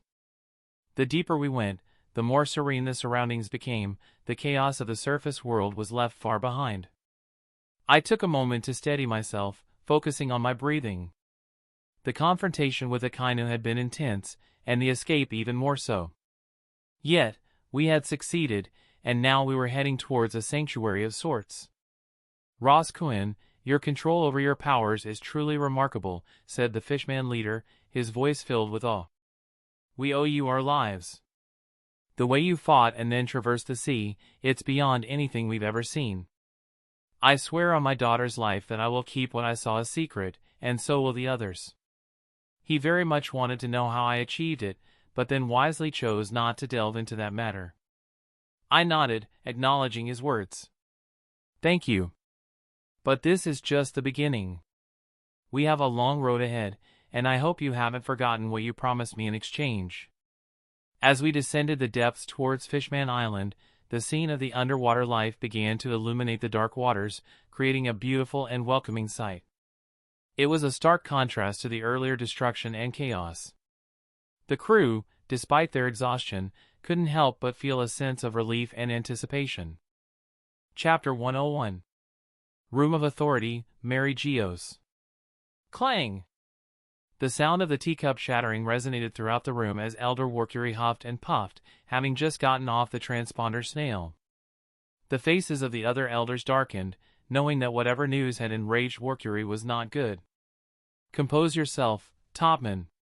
Tell us what happened, Elder Saturn, the eldest among them, commanded, tapping his staff on the ground with a resounding thud to quell the unsightly behavior of his colleague. It's gone! It's not there anymore. Elder Workuri took a deep breath and replied as he sat back down, his face flushed with frustration and anger. What's gone? What's not there anymore? Elder Nustero questioned, his expression turning gloomy as he braced for the worst. Fiyu, the poneglyphs. The ones at Fishman Island, they seem to have vanished into thin air, Elder Workuri explained, his voice tinged with disbelief. The entire room froze, the temperature dropping noticeably. All the remaining elders, except for Elder Saturn, shot up in shock at Workuri's words. Even Jay Garcia tightened his grip on his staff, causing it to creak under the pressure as his knuckles turned white. He responded with a single, growled question, his voice barely containing his fury. How? How is this possible? His haki manifested unconsciously, soaring out and sending cracks spider-webbed across the marbled floor. The tension in the room was palpable, a heavy silence settling over the elders as they processed the gravity of the situation. The poneglyphs were invaluable, ancient artifacts that held the key to the world's most profound secrets, their secrets. Their disappearance was nothing short of catastrophic. Workuri, still catching his breath, elaborated, reports came in just now. The agents that I had sent in ahead to Fishman Island found the seabed where the poneglyph earlier was completely empty. No signs of forced retrieval, no traces left behind. It's as if they vanished into thin air. Elder Mars's face was contorted with a mix of anger and fear. This cannot be. The poneglyphs are vital to our control over the world's knowledge. Without them, the balance of power shifts. Elder Jupiter, despite his outward calm, radiated a controlled fury. We must ascertain who is responsible for this. If the poneglyphs have fallen into the wrong hands. He left the implication hanging in the air, the dire consequences understood by all present. The possibility of the poneglyphs being used to uncover forbidden knowledge or to challenge the world government's supremacy was a threat they could not afford to ignore. Elder Workuri, regaining some composure, added, I've already ordered an immediate investigation. Our best agents are on it, but we need to mobilize our resources. This incident cannot be allowed to escalate. Elder Mars nodded, his mind already strategizing. Indeed. We must act swiftly and decisively. Inform CP0 and ensure that all intelligence networks are alerted. We need to retrieve the poneglyphs at any cost. No, we cannot rely on others regarding this matter. It has already escalated into something we can no longer ignore, Elder Saturn commented, his voice carrying the weight of authority as he made a decisive decision. He turned to Topman, Elder Workuri, with a stern gaze. It was your duty to retrieve the red poneglyph. Now, you will personally sort out this mess. Leave for Fishman Island immediately. Sink the island if you must, but find the whereabouts of the red poneglyph. It was the only one on this side of the New World, and we cannot afford to lose track of it, Elder Saturn commanded, assigning the duty directly to Workuri. After Roger's conquest of the Grand Line, the elders implemented various measures to ensure that such a situation did not repeat itself. They had set their sights on the red poneglyph at Fishman Island. After careful consideration, they had found a way to secure that particular red poneglyph. However, before they could execute their plan, the red poneglyphs seemed to have vanished. Perhaps they had made a mistake by not continuously monitoring the red poneglyph. However, it was not a feasible idea, considering it was located on Fishman Island, a completely hostile territory, despite what they liked to believe. Workuri nodded solemnly, accepting the weight of the task assigned to him. Understood, I will leave at once and ensure that the red poneglyph is retrieved, no matter the cost. As Workuri prepared to depart, the urgency of the situation weighed heavily on everyone's mind. The disappearance of the red poneglyph was a dire threat to the world government's control over the world's secrets. If it fell into the wrong hands, the consequences could be catastrophic. With determination in his heart, Warcury set out on his mission. Who knows what kind of storm this would cause, because when was the last time one of the elder planets personally took action? The underwater journey turned out to be quite different from what I had expected. It was a fascinating experience, unlike anything I had ever encountered before. Even my restless brother, Doffy, seemed unusually calm as he sat atop an empty barrel, mesmerized by the wonders of the deep sea. However, our tranquil atmosphere was abruptly shattered by a shrill scream from one of the mermaids on board. "Ghost! Ghost! There is a ghost on board!" she exclaimed, scurrying outside in a panic to escape from the cabin where the ghost supposedly lurked. I couldn't help but chuckle as I used my observation hockey to investigate the situation. It didn't take long for me to figure out the source of the commotion. It seemed we had forgotten all about Little Smoker, the kid we had shackled in a sea stone and then stuffed into a barrel to prevent him from causing trouble. We had been hauling him around from island to island without his consent, completely neglecting his presence. Honestly, I hadn't meant to treat the kid so carelessly, it's just that with everything that had happened since Water 7, he had slipped my mind entirely. As Doffy and I exchanged sheepish glances, we realized our oversight and burst into laughter at the absurdity of the situation. Poor Little Smoker, unwittingly playing the role of the ghost on our underwater voyage. With a quick exchange of words, Doffy signaled to Icebug to retrieve the kid from within the barrel. Icebug, always the dutiful one, approached the barrel cautiously and lifted the lid. But just as he did, Little Smoker burst out with righteous fury, tackling Icebug to the ground in a fit of rage. He didn't even bother to look at who he was attacking, his eyes ablaze with indignation. Although confined within the barrel, Smoker had managed to maintain his strength with ample food and water. However, being shackled by sea stones had left him a bit pale, but his determination was as fiery as ever. "You bastards! You forgot about me completely, didn't you? I'm going to freaking kill you both!" he roared, struggling to claw his way toward Doffy, who couldn't contain his laughter at the sight of Smoker's outburst. "Don't you dare laugh!" Smoker bellowed, his face contorted with anger. "I gotta take a leak. Get lost, you fool!" With a swift kick, he sent poor Icebug tumbling away, desperately searching for a latrine to relieve himself. As Icebug scrambled to his feet, his dignity somewhat bruised from the unexpected attack, Doffy continued to chuckle, thoroughly amused by the entire situation. Meanwhile, Little Smoker, still fuming, stormed off in search of a much-needed bathroom break, leaving a trail of chaos in his wake. As Icebug recovered from the unexpected tackle, he couldn't help but shake his head in disbelief. "Well, that was certainly an entrance," he muttered to himself, rubbing his sore shoulder. Doffy, still grinning like a mischievous child, sauntered over to where Icebug stood, trying to suppress his laughter. "I must say, I didn't expect our little stowaway to pack such a punch," he remarked, flashing a teasing smirk in Icebug's direction. Icebug shot him a wry look. "You seem to find this all rather amusing, don't you?" he retorted, though there was a hint of amusement in his voice too. Despite the chaos, there was something oddly entertaining about the whole situation. Meanwhile, Little Smoker, having finally located a suitable spot, let out a sigh of relief as he relieved himself. His anger had somewhat subsided, replaced now by a sense of satisfaction. But as he zipped up his pants and turned to head back, he caught sight of Doffy and Icebug sharing a knowing look. "Hey, what are you two whispering about over there?" he called out, his suspicion reignited. He stormed back over to them, his demeanor still bristling with indignation. Doffy's grin widened, knowing full well he was about to stoke the flames once again. "Oh, nothing important," he replied casually, his tone dripping with mischief. "I'm just wondering if you'll ever forgive us for forgetting about you." Smoker's eyes narrowed, and his little fists clenched in frustration. "Forgive you? Ha! Don't make me laugh," he scoffed, though there was a hint of uncertainty in his voice. Despite his tough exterior, he couldn't help but feel a twinge of hurt at having been left behind. Just as little Smoker was about to confront the source of all his problems, the teen who had abducted him, his eyes finally fell on me. With hurried strides, he made his way toward me but then stumbled over something.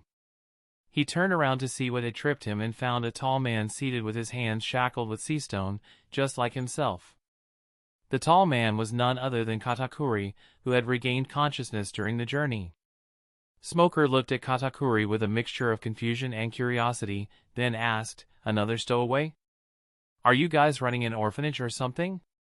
He couldn't help but eye the strongest cadre of the Big Mom pirates carefully. Katakuri, despite his battered state, met Smoker's gaze with a calm intensity. "Do I look like a stowaway to you, kid?" he replied, his voice steady but laced with irritation. Smoker blinked, taken aback by the sheer presence of the man before him.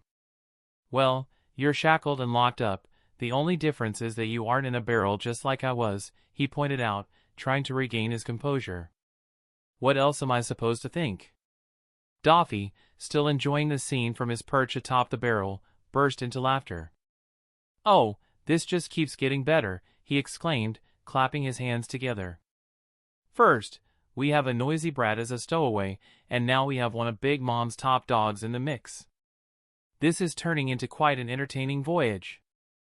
I couldn't help but chuckle at the absurdity of the situation. "Calm down, Smoker. Katakuri here is more like a special guest," I said, my tone dripping with irony. "Let's just say he's taking an involuntary vacation." Katakuri shot me a glare but remained silent, clearly weighing his options. Smoker, on the other hand, was less amused. "Special guest? Are you kidding me?" he scoffed. "This guy looks like he could break out of those chains any second and tear this ship apart." Doffy leaned forward, his grin widening. "That's the fun part, isn't it? Keeps things interesting. Besides, he knows better than to try anything funny with us around." Smoker shook his head, clearly exasperated. "You guys are insane," he muttered, finally taking a seat on an empty crate. "Just when I think I've seen it all." As the ship continued its descent toward Fishman Island, the surreal reality of their journey settled over everyone. The mix of adversaries and allies, all confined together in the depths of the ocean, created a bizarre and tense atmosphere. After 2 days of a peaceful journey, we finally approached Fishman Island. Normally, we should have been able to reach the island faster if we moved recklessly, but the fishman guided the ship through the safest currents. Many of the mermaids were not in a condition for a rough journey, and Doffy and I didn't mind the rare leisure we got. Since leaving Log Town, it has all been tiresome.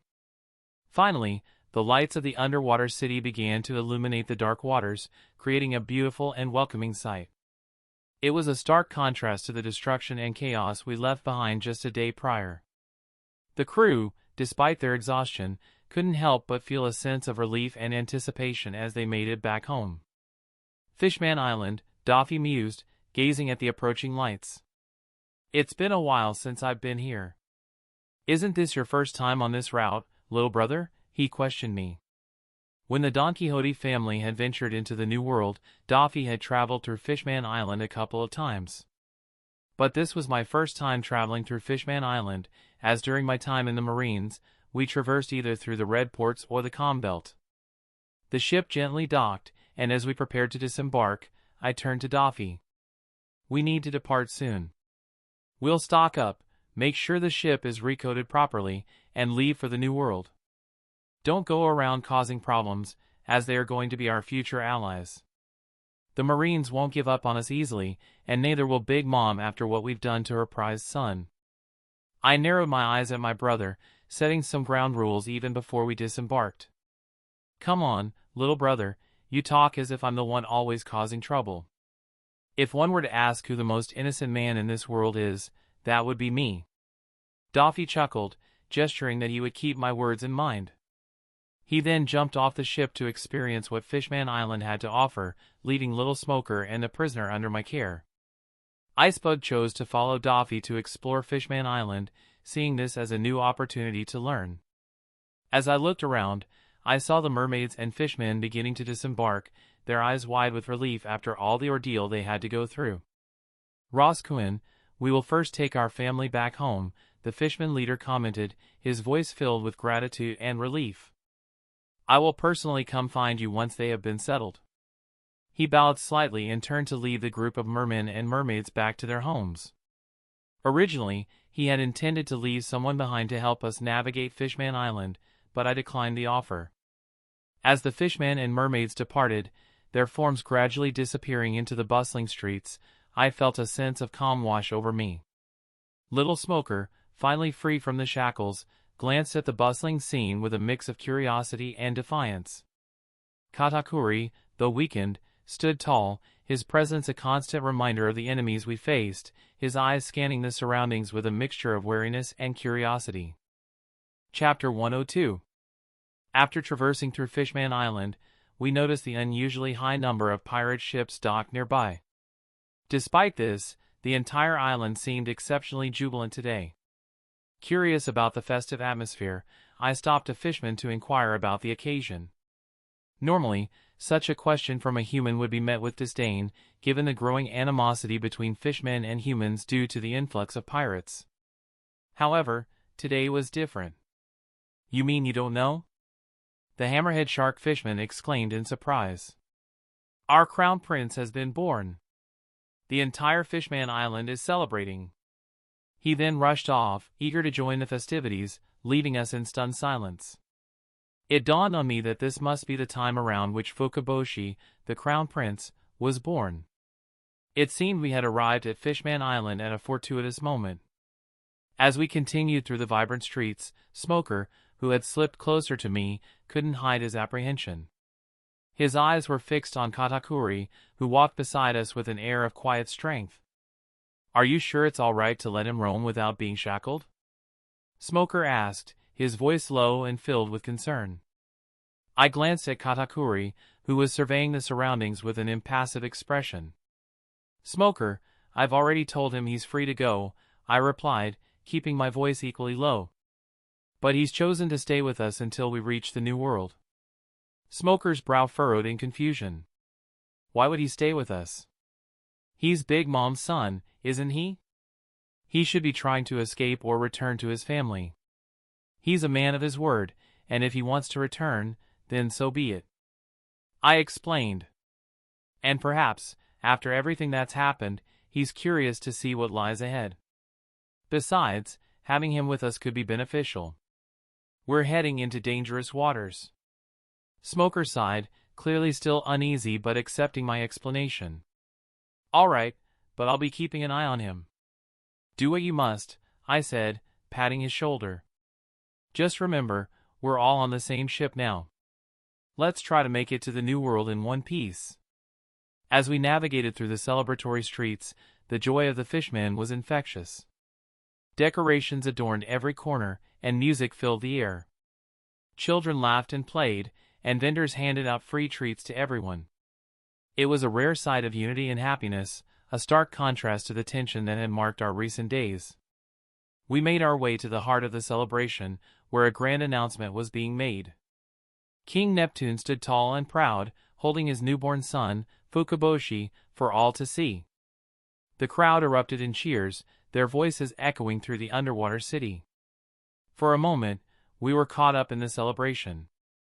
It was a reminder of the joy and hope that still existed in the world, even amidst the chaos.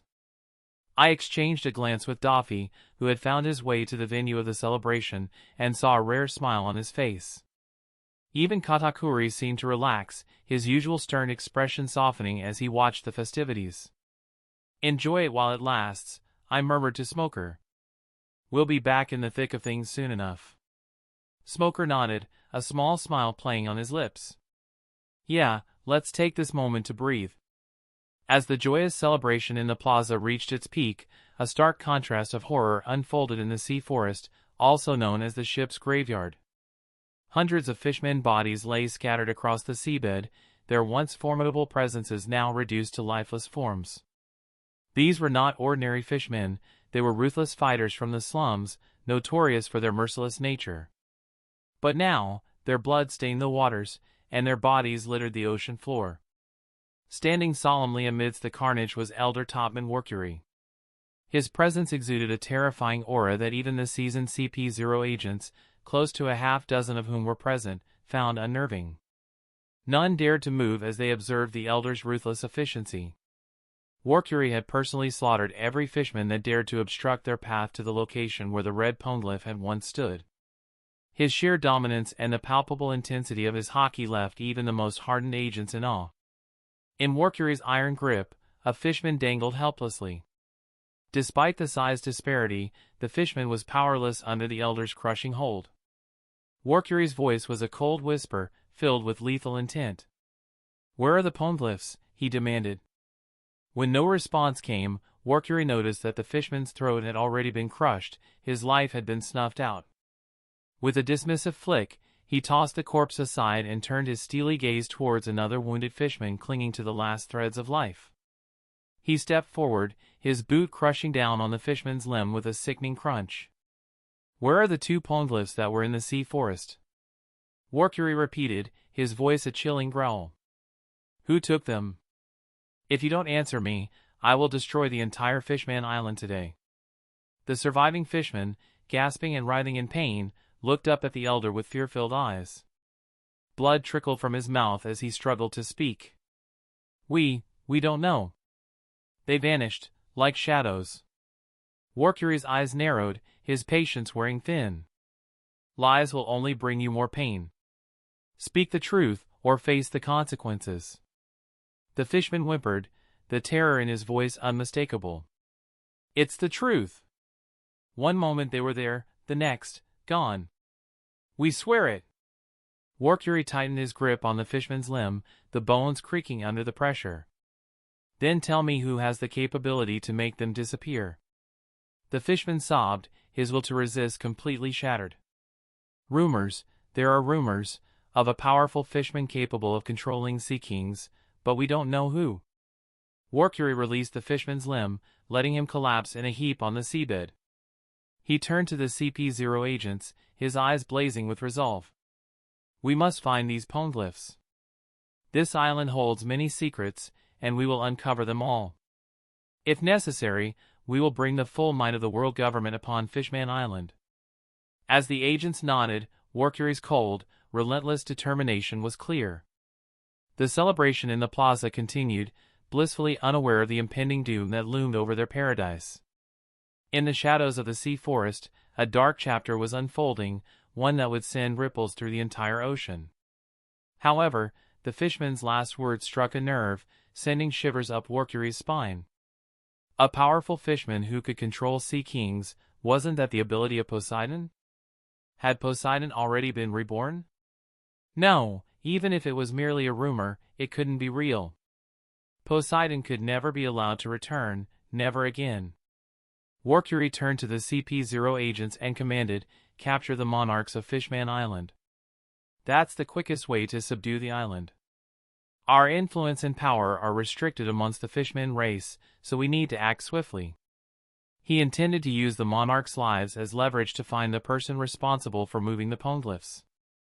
Warcury was aware he couldn't face the entire Fishman Island alone, especially when surrounded by the sea. He didn't bother about the tensions souring between the world government and Fishman Island. But then he thought about it for a minute and devised a better way to handle this discreetly. As long as the involvement of the world government remains unknown, everything should be fine. He commanded the CP0 agents again, "Lose all your uniforms, disguise yourselves as human pirates, and capture the royal family of Fishman Island." He moved towards the special government vessel anchored near the sea forest. If Fishman Island had been on the surface, he could have simply ordered a buster call to raise the entire island to cinders, as they had done to countless other islands. But that wasn't a possibility here. Even his own powers were restricted to a vast degree beneath the sea. Warcury already knew his arrival at Fishman Island hadn't gone unnoticed. The ancient sea kings had stirred, they were the true guardians of Fishman Island, and he needed to tread carefully because, even with his powers in the sea, he would need quite the effort to bring one of them down, and no one truly knows how many of these ancient sea kings still lurked about. These beasts were bound to Fishman Island by some sort of oath or calling, as if waiting for the arrival of their true ruler someday. They would surely intervene in any extinction-level crisis. Back in the square, the celebration had turned into a full-blown banquet. With Queen Otoheim's popularity, more and more fishmen started joining in. Even those from the slum areas participated, eager to escape the gloom that had settled over Fishman Island since the advent of the Great Pirate Age. This was an occasion to forget their pain. "Papa, look! Look!" Cotton Candy, a little mermaid, screamed happily from her father's arms. Nearby, Smoker used his Moku Moku no Mi abilities to entertain the children in the plaza. Clouds of smoke formed whimsical shapes, delighting the young ones. However, Katakuri stood frozen in shock. "The kid is a Logia fruit user?" he questioned me. He couldn't reconcile the silly-looking brat with such a powerful ability. It seemed like the kid only knew how to use his fruit powers for parlor tricks. Katakuri entertained the idea of taking the kid back to present him to Big Mom but quickly discarded it. He knew that would be as good as enslaving the boy for a lifetime. He looked at me, then at Smoker, and finally at Doffy, who was dancing around with other mermaids and fishmen, oblivious to the disdain some fishmen openly showed. Doffy was simply living in the moment. Katakuri wondered to himself about the small crew that already boasted 3 Logia ability users within its ranks. What kind of behemoth were these two brothers truly planning to build? A small flicker of curiosity, buried earlier, resurfaced. He thought about how good it would be to join such a powerful yet true family. He realized that this was how a real family should be. Although ruthless to outsiders, they fought tooth and nail to secure their interests and protect each other. As the night wore on, the atmosphere grew even more jubilant. Fishmen and mermaids danced, sang, and shared stories of hope and dreams for the future. The sense of unity was palpable. "Roscoe, I finally found you. I see that you found your way into the celebration yourself. I was personally coming to find you and bring you here," the fishman leader who had left earlier bellowed while pushing aside the other fishmen who were celebrating and making their way towards where we were. He was leading an entire group of mermen who seemed like formidable figures behind him. They must be the other family members of the mermaids that we had helped rescue. The fishman leader froze as he saw the tall figure of Katakuri standing next to us without shackles. His jaws clenched, but then he let it slide because I was standing beside him.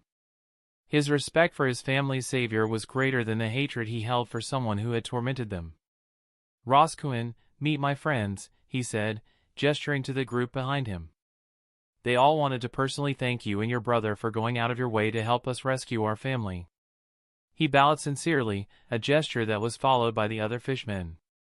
For a moment, the celebrations in the plaza came to a halt.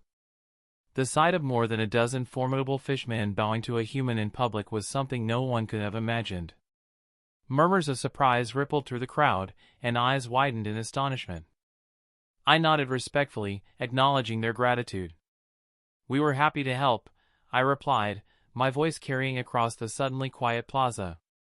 "Family is everything, and no one should be torn apart from theirs." Katakuri, standing beside me, crossed his arms and observed the scene with a thoughtful expression. Despite his intimidating presence, he remained silent, respecting the solemn moment. The fishman leader straightened and smiled. "Roscoe, your actions have given us hope. You've shown us that not all humans are to be feared or hated." Doffy, still dancing and reveling in the celebration, caught my eye and gave me a carefree wave. I smiled, feeling a rare sense of peace amid the chaos of our lives. But in the back of my mind, I knew this respite was temporary. We still had a long journey ahead, filled with dangers and challenges. But for now, surrounded by new allies and the warmth of celebration, I allowed myself to enjoy the moment. Chapter 103. The momentary lull on one side of the celebration caught the attention of the king and queen of the Ryugu Kingdom, Neptune and Otoheim. They were completely taken aback by the open display of respect and affection towards a young human teenager from over a dozen fishmen. From their raised platform, they could clearly see that the fishmen seemed to hold the young teen in reverence. This intrigued the monarchs, as the tension between humans and fishmen had been escalating daily since the execution of Roger. Just a week prior, a group of pirates had managed to kidnap more than a dozen young mermaids, causing a significant commotion in the palace. The relatives of the kidnapped mermaids had created an uproar, demanding the palace's help to rescue their family members. However, even as the monarch of Fishman Island, Neptune felt helpless. His army was already stretched thin, trying to keep the incoming pirates in check, maintaining order in the lawless area, and dealing with internal turmoil. But now, the scene before him brought a wide smile to Neptune's face. "Husband, do you know what's happening down there?" The soft, ethereal voice of Odoheim chimed in Neptune's ears. Beside him sat his loving wife, cradling their newborn son. As someone who passionately wanted to bring peace between humans and fishmen, she was very interested in understanding what was going on below. "Minister, can you find out what exactly is happening? If possible, please invite them and the human team to the platform," King Neptune requested, turning towards a seahorse fishman standing sentinel next to him. The minister quickly acknowledged the orders and moved to uncover the source of the commotion. Within a few minutes, the minister returned with a detailed account of what had transpired. Both King Neptune and Queen Odoheim were shocked beyond belief to learn that humans had risked their lives to save mermaids from one of the most dangerous pirate crews out there. Originally, Neptune had no idea that the abduction a week prior had been carried out by the Big Mom pirates. As Neptune and Odoheim contemplated inviting the humans and hosting them in the palace after the celebration, a resounding boom shook the entire central plaza. My observation hockey spread out, and I immediately zeroed in on the perpetrators. They were planning to use the chaos to target the royal family. My mind raced. This was the best opportunity to befriend the royal family. "Keep him safe until I get back," I instructed Katakuri, indicating Smoker, and then flickered towards the platform. Doffy also saw my reaction and moved towards the platform where the royal family was. Panic surged through the plaza as more explosions reverberated throughout. The Ryugu Kingdom soldiers quickly moved to restore order. "Minister, get down there and help them out. Take the guards with you," Odoheim ordered, seeing that many civilians were getting trampled in the chaos. "But that will leave fewer people to guard you, Highness," the Minister of the Right exclaimed. He did not want to leave the side of the king and queen and was already making preparations to evacuate the royal family safely. Just then, a figure appeared right above Odoheim, attempting to subdue her. The Minister of the Right moved to intercept. "Busashoku Koka," the assailant declared, clad in armament hockey, and punched out. The seahorse fishman immediately drew his cutlass, infusing it with hockey, but the difference in strength was evident. With a resounding boom, the minister was sent flying through the air.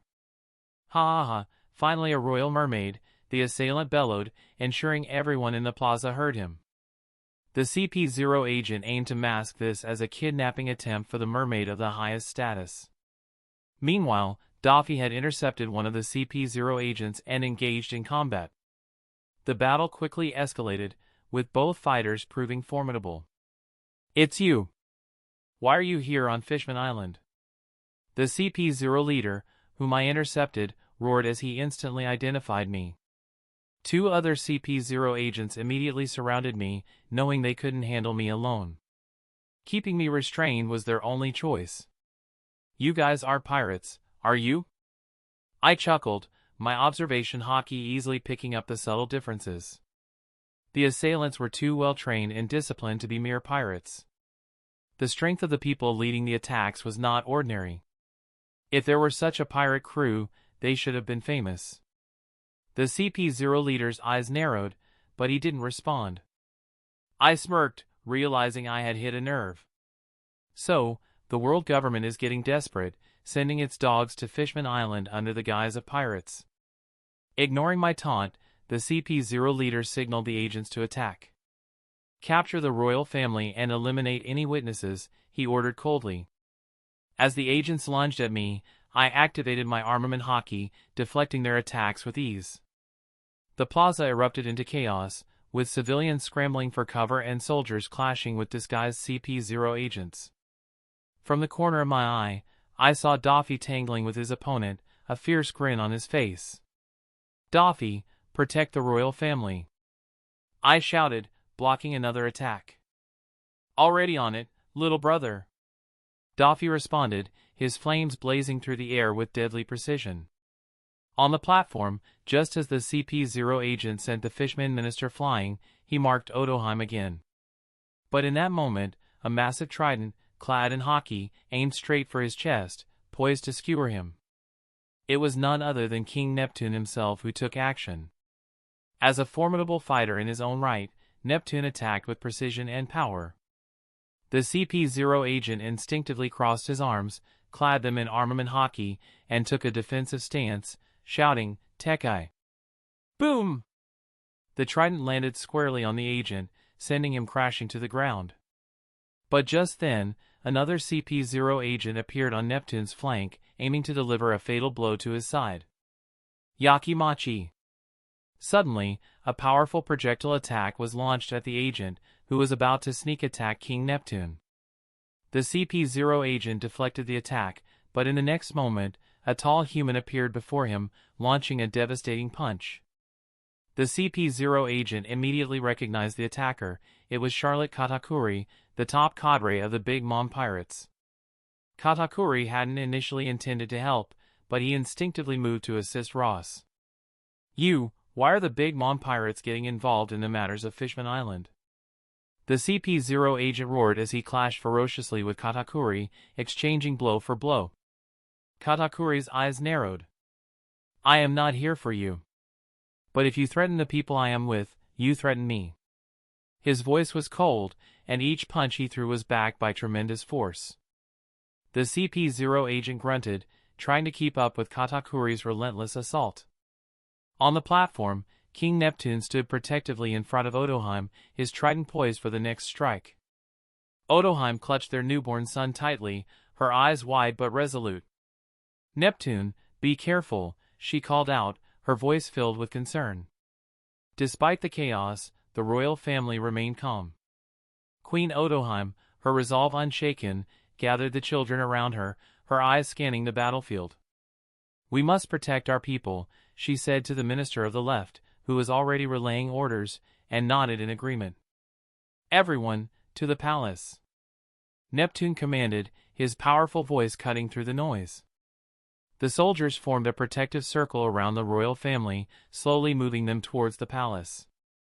As I fought off the CP0 agents, I could see the determination in their eyes. They wouldn't stop until they completed their mission. I was already holding 4 CP0 agents in check. The civilians around me made me hesitate to use devastating lightning attacks, as that would surely harm the fishmen, but Doffy, on the other side, was not holding back. His blue flames danced around the CP0 agent he was fighting, putting his opponent at a significant disadvantage. Roar! With a deafening roar, the CP0 agent fighting Doffy transformed into a hybrid flaming cat. Oh, an ancient Zoan!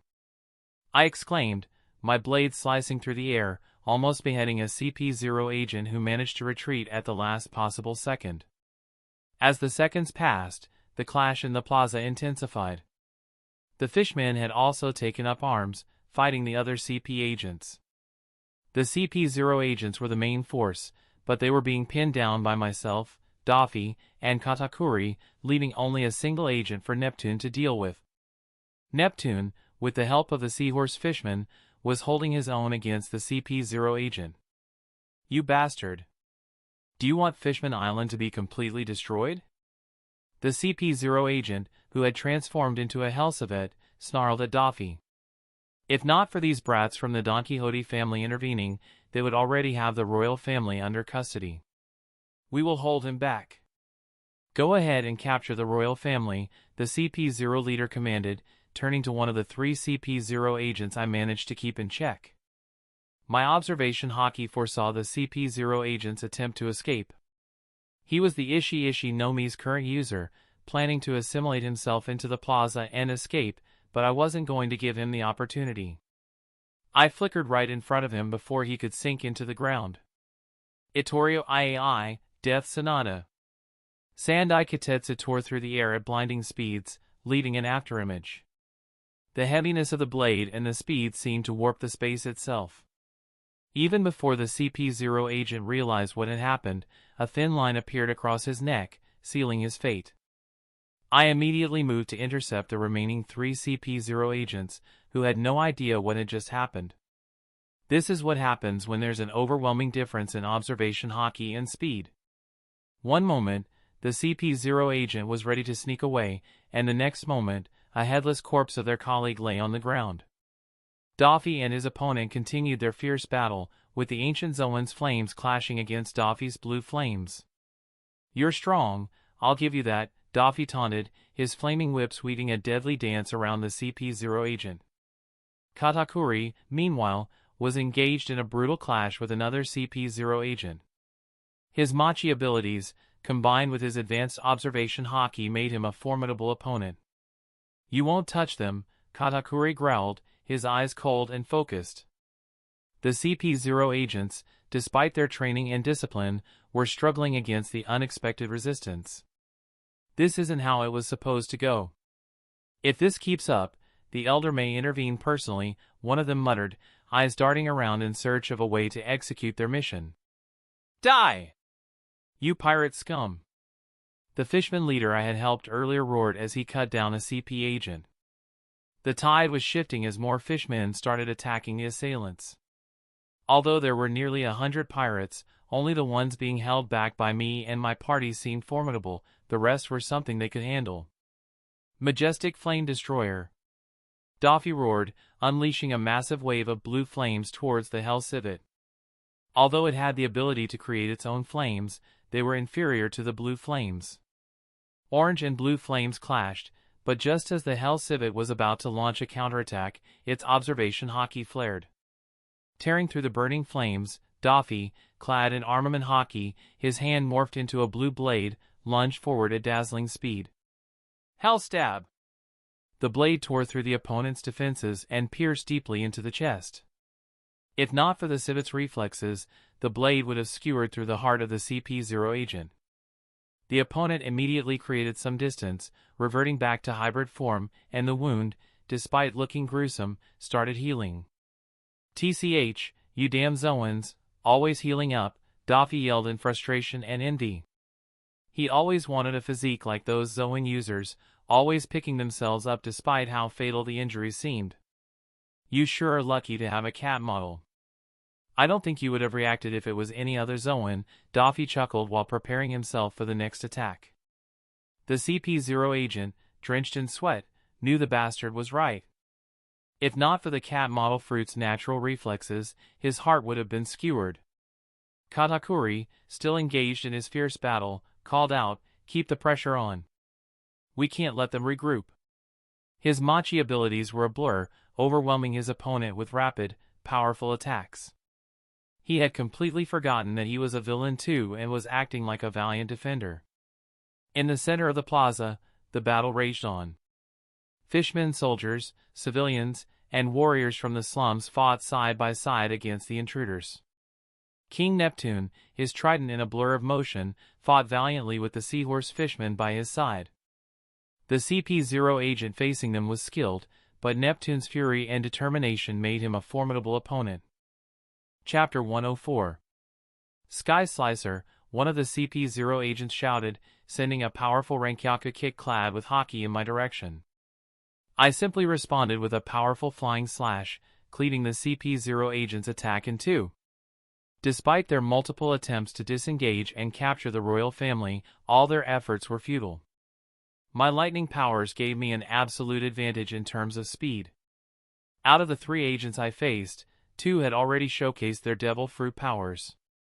One wielded the Paramecia-type Sabi Sabi no Mi, capable of rusting anything it touched, and the other had the ancient Zoan-type fruit, which transformed him into a prehistoric crocodile. Despite their best efforts, they seemed inconsequential in the face of my lightning Logia abilities. "Thunder Dragon's Descent!" I bellowed. With the plaza mostly cleared of non-combatants, I began unleashing my large-scale lightning attacks. The crocodile form of the ancient Zoan agent towered over me, standing at 10 meters high and 60 meters long.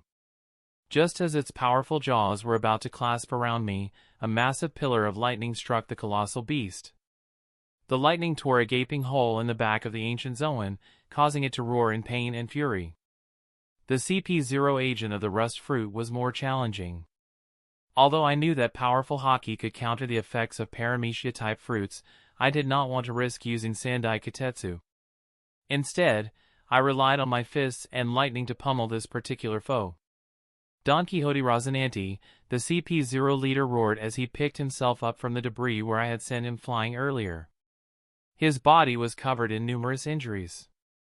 He felt insulted because, despite 3 CP0 agents attacking me simultaneously, I still seemed to hold the upper hand. It was evident that I was holding back a lot, as their organization was already aware that both my brother and I were Hashiko Haki users, yet we hadn't used that power since the start of the battle. The battle had been progressing for almost half an hour now, with most of the plaza already in shambles. The civilians had been evacuated to safety, while the kingdom's army tightened the encirclement on the remaining assailants. Out of the original 100+ attackers, only 24 or so remained. I flickered next to the ancient Zoan user and taunted, "Do you know there's a certain island in the New World where crocodile meat is considered a rare delicacy? Maybe in the future, if you survive this, you should give it a try." The CP0 agent was caught off guard. My speed was already overwhelming to them, and with my observation haki in the mix, the gap between us was insurmountable. The CP0 agent with the ancient Zoan fruit looked at me with a mix of fear and rage, his prehistoric form looming over the battlefield. "You dare mock me?" he bellowed, his voice a deep rumble. I smirked, my eyes gleaming with confidence. "I dare. Now, let's see how you handle this." As I retreated, the sky darkened, and the air crackled with electricity. A massive lightning sword, black as night, began to form above us. The sight was both awe-inspiring and terrifying, casting an eerie glow over Fishman Island. The CP0 agents, realizing the impending danger, tried to rally their defenses, but it was too late. "I hope you survive this." I chuckled as I retreated. Immediately, a massive lightning sword dropped from the heavens, lighting up the entire Fishman Island. The black lightning cast an ominous feeling over the island as I unleashed a supercharged lightning attack that had been charging since the start of the fight. "Raiden's Fury!" My voice echoed through the plaza as the colossal blade descended. The ancient Zoan, towering over the plaza like a massive behemoth, roared in defiance. He attempted to evade but was paralyzed by the lightning coursing through him, and the sheer speed and power of the lightning were overwhelming. The blade struck with a deafening silence, the impact creating shockwaves that rocked the island. Even before the blade descended, the residual lightning tore a gaping hole in the Zoan's back, causing him to roar in agony. But then a scene that sent chills down everyone's spine happened. The lightning blade descended, creating a black trail of lightning, with each ripple sending out an ominous tone. Meanwhile, the rust fruit user attempted to counter the attack by appearing on top of the massive behemoth's head. He spread his awakened rust ability wide, creating massive constructs using the fine iron dust from the surroundings that he had managed to morph using his fruit ability, thinking he could neutralize the lightning blade. His hands, transformed into massive iron dust constructs, reached out to intercept. But the blade was unstoppable. It sliced through his rust constructs as if they were paper, cleaving him in half. The black lightning did not even pause as it continued its deadly path, beheading the ancient Zoan in one swift motion. The massive head of the behemoth fell to the ground with a resounding thud, shaking the plaza. The lightning blade then sank into the ground, causing a tremor that reverberated throughout Fishman Island. The barrier that protected the island groaned under the pressure, threatening to give way. All around, the battle paused as everyone took in the scene. The once chaotic plaza was now eerily silent, save for the crackle of residual electricity. Fishmen and humans alike stood in awe and fear, realizing the sheer magnitude of power that had just been unleashed. Elder Warcury, who had been rushing in from a distance, hurried towards the plaza, his face a mask of concern. This power, it could destroy the entire island, he muttered to himself. I stood amidst the wreckage, my eyes scanning the battlefield. Shit! That was something that even I didn't expect. I said, my voice calm yet anxious. I didn't expect an attack charge would be so powerful. If the Fishman Island was not entrenched firmly on the sea floor, I feared that the island would have sunk. However, to everyone's dismay, the lightning blade did not stop there and sank into the plaza. The next moment, a massive tremor that threatened to destroy the entire Fishman Island reverberated throughout the island. Everyone on the island held their breath as the barrier surrounding Fishman Island groaned dangerously, as if it would give way at any moment. Everyone waited with bated breath as the barrier surrounding the island creaked dangerously, and the rumbling beneath the ground showed no signs of stopping. Tremors rippled outward, making the very earth beneath their feet feel unstable. Even the remaining CP0 agents retreated to the edge of the plaza, fear creeping into their bones. They, like everyone else, were now more concerned with whether the barrier would hold rather than continuing the fight. All of Fishman Island held its breath. Deep within the sea, colossal ancient sea kings stirred, sensing the entire Fishman Island shaking perilously. About half a dozen massive sea kings began moving towards the island, each one larger than the last. The smallest among them was more than 20,000 meters in length, their movements causing waves that could be felt even on the island. After what seemed like an eternity, the tremors began to subside. The plaza fell into an eerie silence, the air thick with tension. Where the lightning blade had descended, a massive gaping hole now dominated the landscape. It was so deep that no one could see the bottom, as if the blade had cut all the way to the planet's core. I stood at the edge of the abyss, surveying the damage. The remaining CP0 agents, now visibly shaken, hesitated to make any further moves. Their fear was palpable, and the realization that they had underestimated us is now glaringly obvious. Katakuri, who had been fighting fiercely alongside us, now stood protectively near the royal family. "Looks like the show is over," he muttered, his observation hockey scanning for any remaining threats. Doffy, still burning with blue flames, grinned maniacally as he moved near me while dragging what seemed like the corpse of the CP0 agent he was fighting. "You really outdid yourself, little brother. I thought the plan was to befriend the Fishman tribe, not to make them our enemies," he chuckled, admiration and pride tinged with his usual bravado. His opponent, the ancient Zoan user, was now burned to a charred corpse, and the once formidable CP0 agent was now reduced to mere shadows of his former self. The corpse was completely unrecognizable, and it seemed like Doffy had taken extra care because it was a Zoan-type user.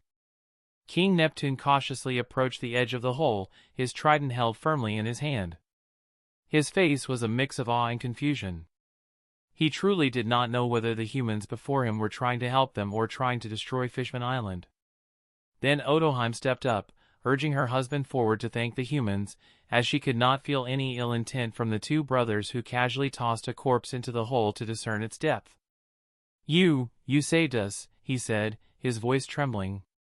Queen Odoheim, cradling her newborn son, nodded in agreement, her eyes filled with tears of relief and joy. Although it may have seemed like Fishman Island was about to collapse, Odoheim felt their actions were out of the desire to help, not destroy, so she knew the two humans were genuine in their actions. However, just as we were estimating the depth of the crater, my observation hockey picked up a massive presence that overwhelmed me. Instinctively, I turned towards the area where I detected the presence. It was comparable to the aura emitted by Roger, Whitebeard, and Garp at their absolute peak, maybe even stronger. I couldn't tell for sure because I was still not at that level. I recognized it as one of the Elder Planet's topmen, Mercury, the warrior god of justice. Even my palms unconsciously started to sweat. Although the distance between us was considerable, the pressure was palpable. When the earlier CP agent mentioned that the Elder would personally take action, never in my wildest dreams would I have guessed that an Elder would personally come down to Fishman Island. This place was one of the worst places a devil fruit user could be in, surrounded by sea on all sides with no room for escape. No, it's the lightning logia. This power is similar to that of an ancient weapon. If the kid is left to grow unchecked, he will sooner or later become on par with an ancient weapon on his own. No, we cannot afford that. I need to eliminate him while I have the chance, Elder Mercury thought to himself. The crater left behind on the plaza was similar to the one at Eni's lobby, which was created by an ancient weapon, albeit this one being much smaller in scale. With that thought in mind, he morphed and transformed himself into a massive Fengshi, a mythical beast, at the edge of the city. Everyone was now alerted to the change as a massive behemoth, which was multiple times larger than the earlier crocodile, emerged on the edge of the town, towering over the buildings. Workery prepared to eliminate the Donquxote brothers once and for all. The sea surrounding Fishman Island would make sure that the lightning user did not have any way to escape.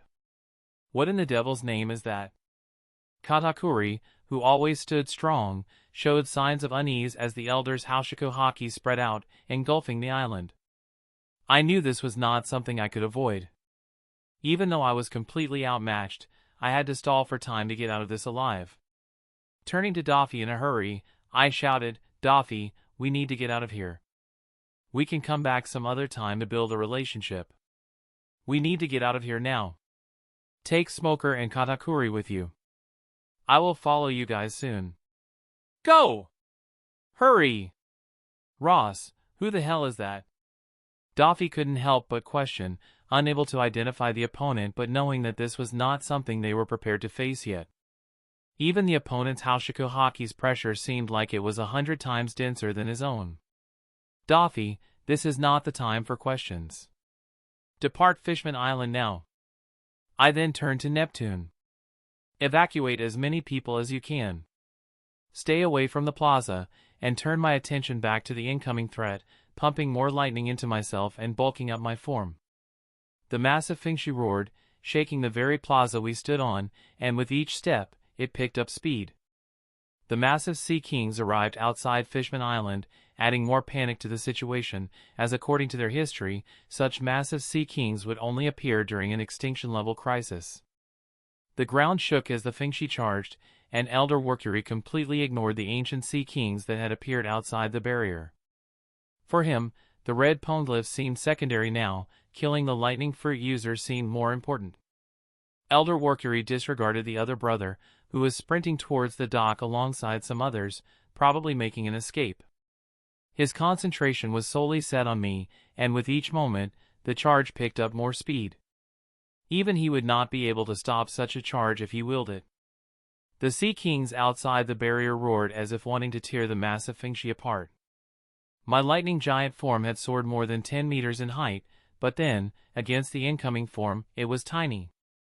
Workery was knocking around the huge buildings around the plaza as if they were mere toys. Chapter 105. I unleashed my complete powers without holding anything back, my armament haki, my conqueror's haki, my swordsmanship, everything that I had honed for all these years. Yet, I still couldn't shake the unease as the massive beast closed in.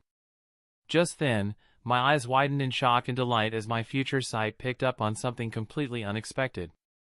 As Elder Workery was just about 100 meters away from trampling me to the ground, a massive black ritual circle manifested beneath him. Within a fraction of a second, his entire form vanished into thin air, leaving me standing at the center of the plaza, posing like an idiot. The attack that I had expected never came, as I understood that the Elder had been summoned back. A massive relief washed over me as the Elder vanished into thin air, but then I didn't feel like taking any chances and immediately dispersed the attack, moving in the direction of the port where Doffy was setting sail alongside Katakuri and Smoker. Inside the Pangaea castle, within the empty throne room, the four elders kneeled in front of their supreme god, while by the side, a massive ritual circle shimmered. Suddenly, the massive form of Elder Workery, still in his Fengshi form mid-charge, emerged from it directly in the path where Imu stood. The four elders shook in sheer terror as Workery was about to ram into their almighty god, but they were too slow to react because they had never expected Workery to rely on his devil fruit to deal with a simple matter. Even Workery's soul left his body as he was not able to stop the attack midway, and he was about to ram into Imu-sama.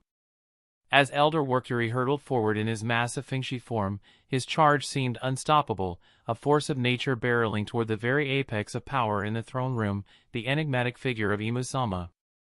In that moment of impending collision, the air in the grand chamber grew thick with tension, a palpable anticipation that reverberated through the very stones of the castle.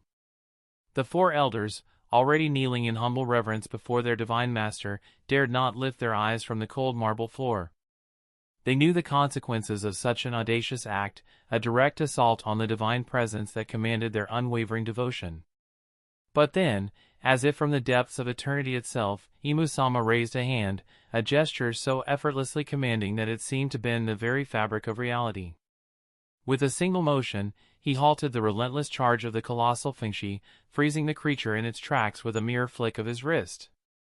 The sheer magnitude of Imu-sama's power was on full display, radiating from his towering figure like a divine aura that enveloped the entire chamber in an otherworldly glow.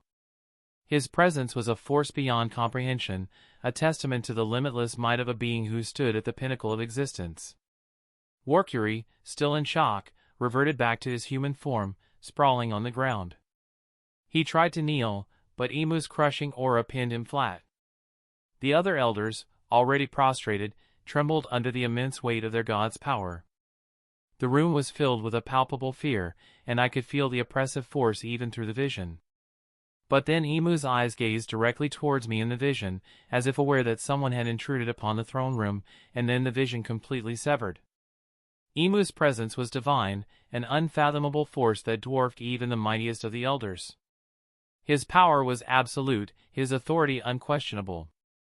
The sheer might of his gesture, effortlessly stopping the unstoppable, was a testament to his godlike status. In the hallowed halls of Pangaea Castle, amidst the awestruck silence of those who dared to behold his majesty, Imu-sama stood as a god among mortals, an entity beyond mortal comprehension whose will shape the very destiny of the world itself.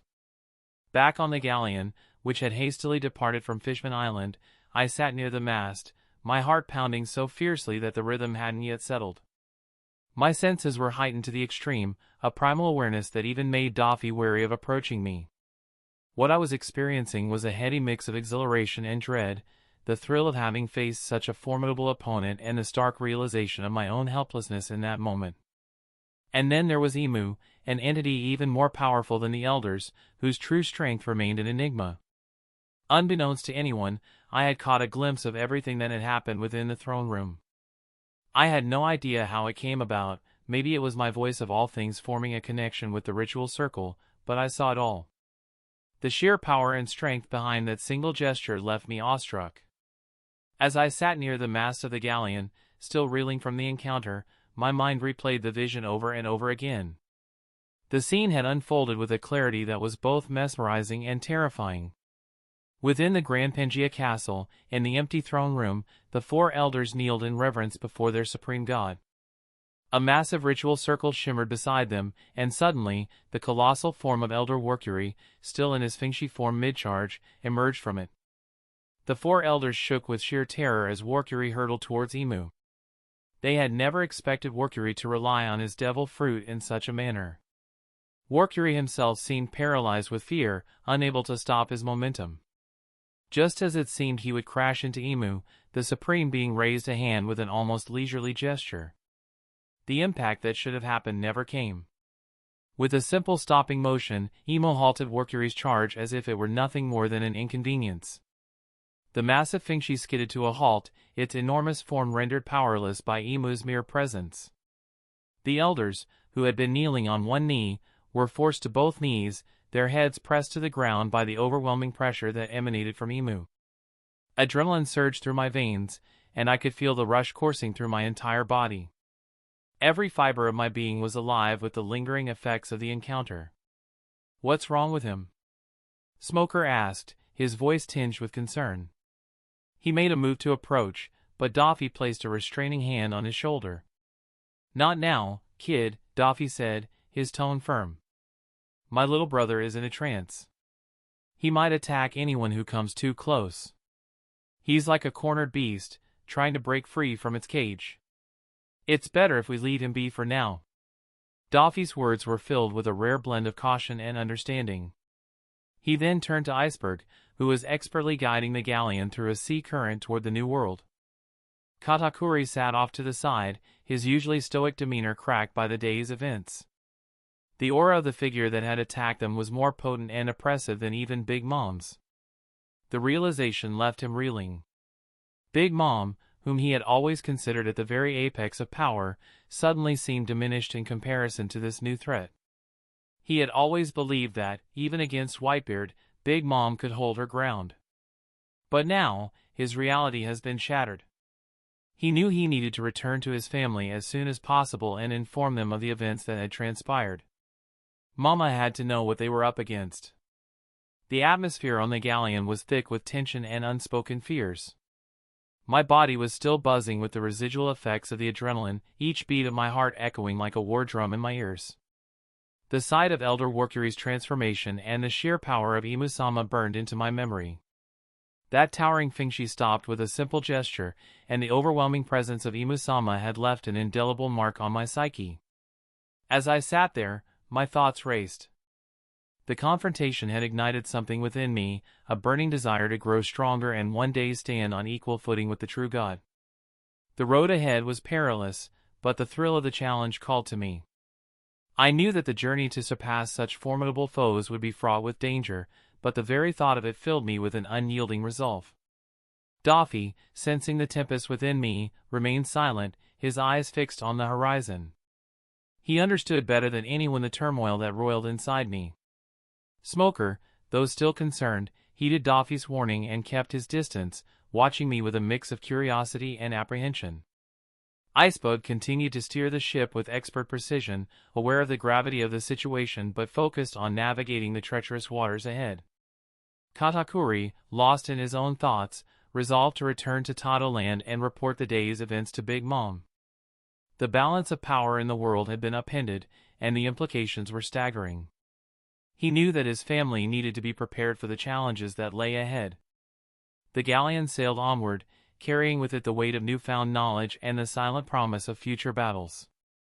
The encounter with Imusama had changed everything, and as the waves crashed against the hull, the resolve within me solidified. I would rise to meet this new era of conflict, no matter the cost. The world would soon know the true extent of my power, and I would carve my name into the annals of history alongside the greatest legends of all time. Dressrosa, New World. Ha ha ha, kill them all. Loot everything that's worth something. From today, Dressrosa will belong to me, it will be my domain in the New World, roared Krogath the Ravager, his booming voice echoing across the chaotic battlefield. Krogath stood at a towering height of 5 meters, his massive frame built like a tank. His presence alone was enough to instill fear in the hearts of his enemies.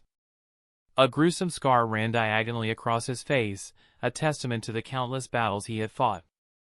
His reputation as an infamous pirate had surged recently, and with a bounty of 586,900,000 belly on his head, he was not a force to be taken lightly. His crew, 2,000 strong, unleashed a wave of destruction upon Dressrosa, intent on claiming it as their own. The kingdom's army, worn down by repeated pirate attacks, mobilized in full force to confront the invaders. Despite their superior numbers, they struggled against the relentless onslaught.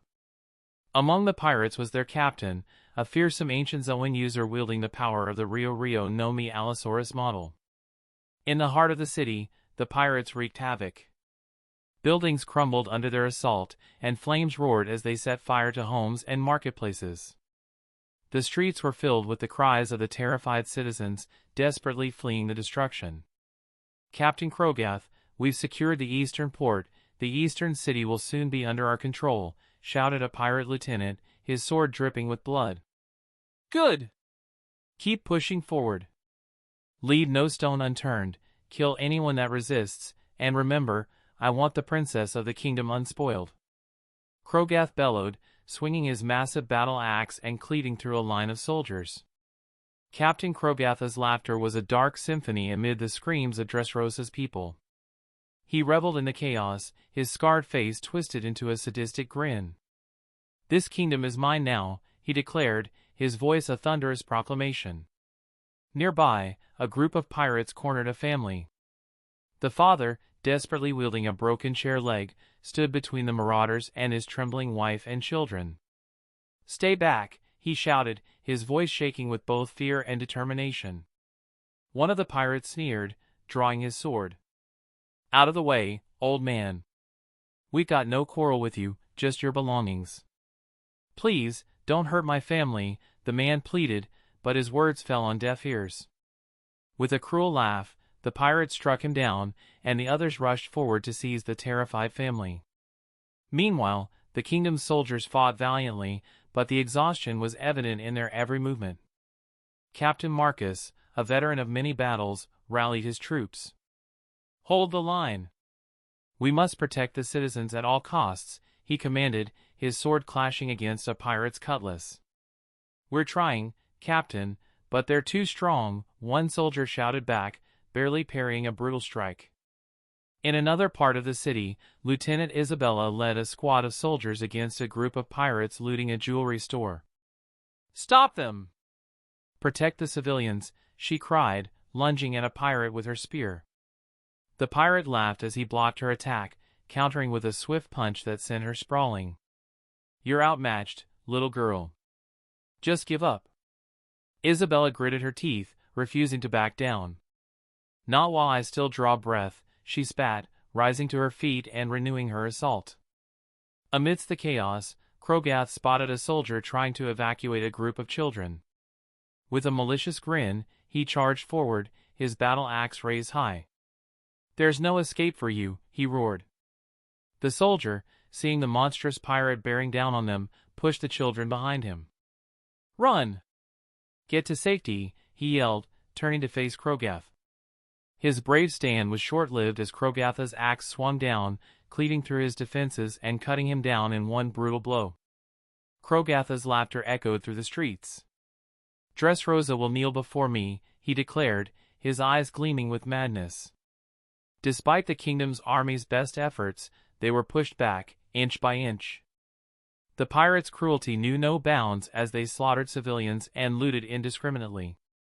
The once vibrant city of Dressrosa was now a war zone, its streets running red with blood and echoing with the sounds of battle and despair.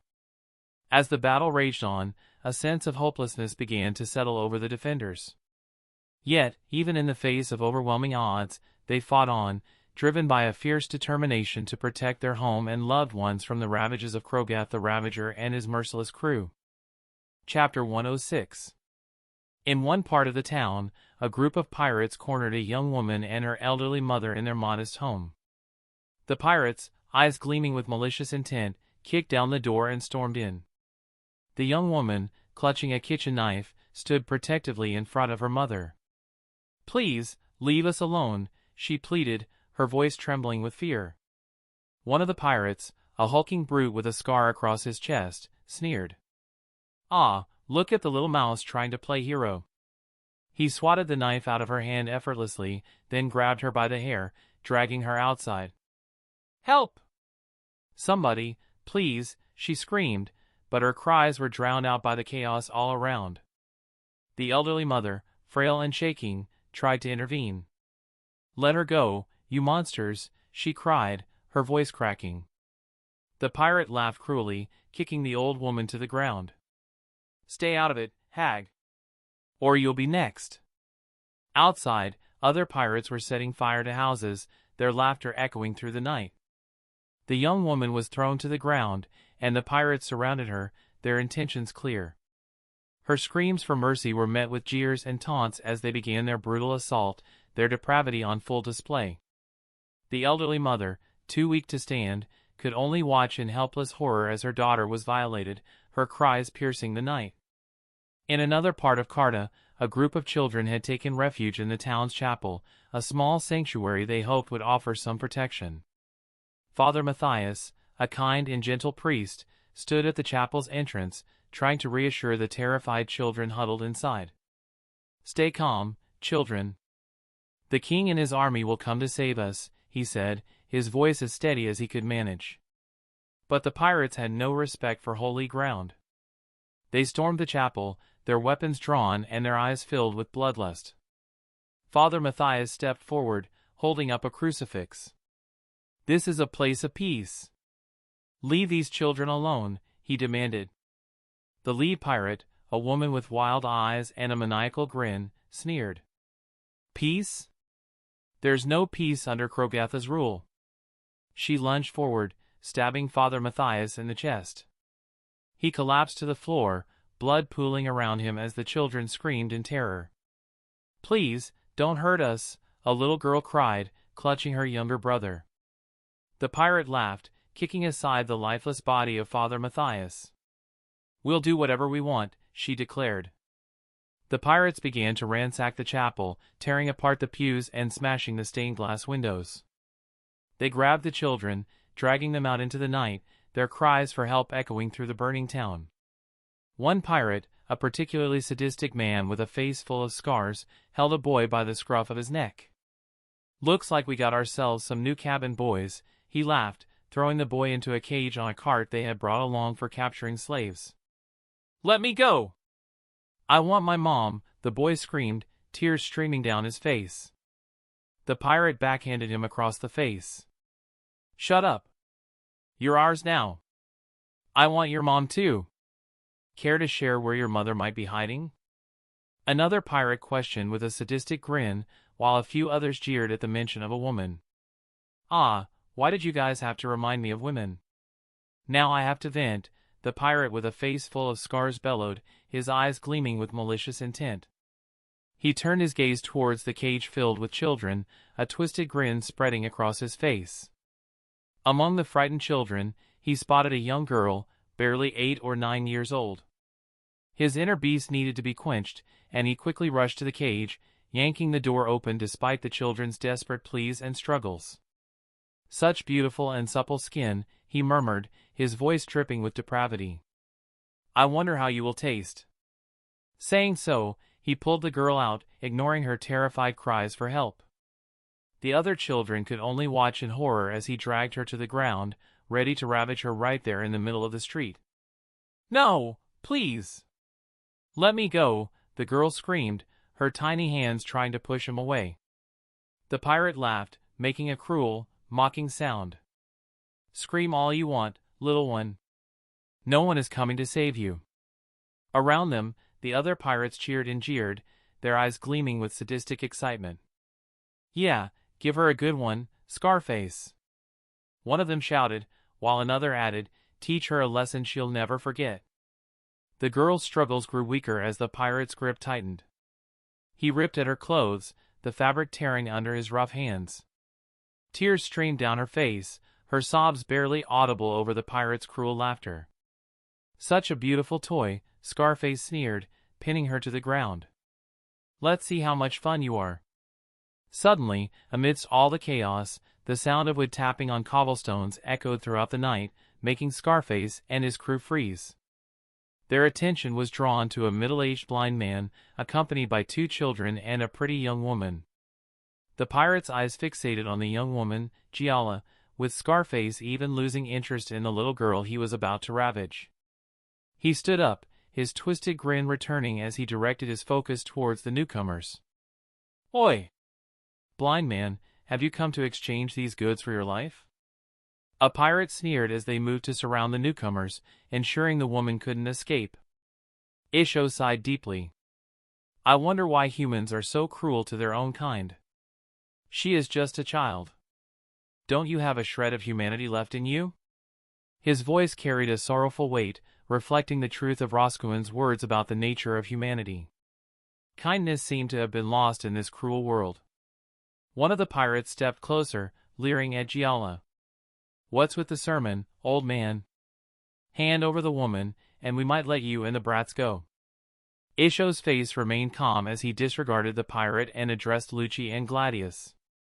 "This will be your training," he said to the children beside him. "There is no need to spare anyone." The pirates, still unaware that death had come for them in the form of a blind man, jeered at his words. The lead pirate laughed mockingly. "Training, huh? Do you really think you can?" His words were cut off as Isho lightly unsheathed his blade, and the pirate was suddenly lifted off the ground by an unseen force. He screamed as he was thrown into the air and slammed back down with bone-crushing force. And then a massive gravitational force engulfed the entire area. "Gravity blade!" Isho released his devil fruit powers without restraint. "What the hell?" Scarface shouted, his eyes widening in disbelief as he was pressed to the ground, and with each passing second, the pressure kept increasing. "What's going on?" Isho's grip on his wooden sword tightened. "There is no need for further cruelty," he said softly. "I shall be your salvation." With that, he moved with incredible speed, his sword cutting through the air with precision and power. Each strike was accompanied by a burst of gravitational force, sending pirates flying and crashing into the surrounding buildings. The children, inspired by Isho's confidence, joined the fray. Lucci was molding himself in the form of his idol. The young master of the family, Donquxote Rosinante, even though he didn't have much aptitude in swordsmanship, his talent in combat seemed unparalleled.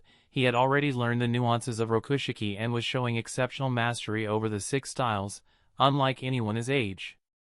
Gladius, having taken after Doflamingo, now carried a pair of pistols, just as his mentor had done at his age. Compared to Lucci, who shone like a star, Gladius seemed lackluster. However, Doffy had already promised to find him a powerful devil fruit in the future, ensuring that even if his natural talent was mediocre, he could rely on the fruit to become a formidable figure.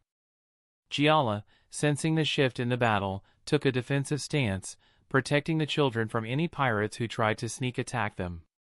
Her eyes burned with determination. She was not the damsel in distress the pirates believed her to be, but a fierce protector. The pirates, once confident in their numbers and brutality, now found themselves overwhelmed by the unexpected prowess of their opponents. "Retreat!" Scarface bellowed, realizing they were outmatched. "Fall back!" But it was too late. Isho's control over gravity left them with no escape. He lifted entire groups of pirates into the air, slamming them back down with merciless force. The cobblestones cracked, and buildings shuddered under the impact of his attacks. Amidst the chaos, Scarface made a desperate dash towards Isho, his blade aimed for the blind man's heart. "Die, you blind fool!" he roared. But Isho's reaction was swift and precise. With a simple tap of his sword, Scarface was lifted off his feet, suspended in the air. "You will harm no one else," Isho declared, his voice calm yet firm. His blade moved at blinding speed, beheading the pirate who had terrorized the children. Scarface's head rolled across the cobblestones, a final, gruesome testament to his cruelty. The remaining pirates, seeing their leader defeated so effortlessly, dropped their weapons and begged for mercy. "Please, spare us," they cried, their earlier bravado gone, replaced by sheer terror. Isho lowered his sword, the air around him returning to normal. "Leave this world," he commanded. "And never return." With a powerful sweep of his blade, Isho intoned, "Hell's Journey." The entire group of pirates within the forest town was buried in the earth, their voices silenced forever. Isho then directed his blind gaze toward the port, where the remainder of the Ravager pirates were still on a rampage. The port was in chaos. Pirates pillaged and burned, their laughter echoing with malice. A group of them had cornered a family, with the parents shielding their children with trembling hands. "Please, don't hurt us," the father pleaded, but his words fell on deaf ears. A pirate with a jagged scar down his arm sneered, raising his sword. "Begging won't save you. We're here to take everything."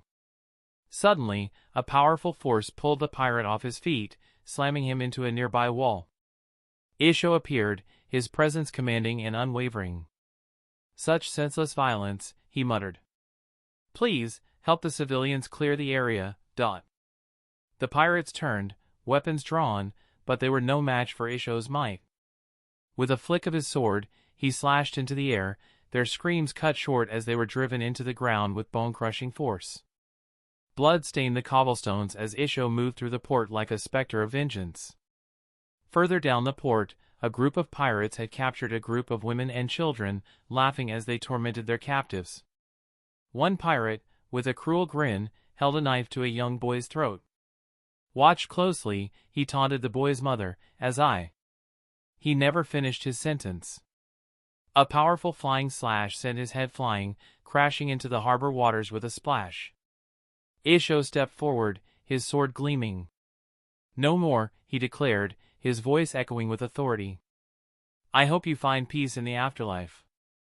The remaining pirates, now truly terrified, tried to flee. But Isho's power was absolute. He raised his sword, and with a mighty swing, the ground beneath the pirates erupted, swallowing them whole. The port fell silent, the only sounds were the crackling of flames and the sobs of the rescued civilians. Captain Marcus and the rest of the army, led by King Ricky-Doldo III, arrived at the port, their eyes widening at the sight of Isho's devastation.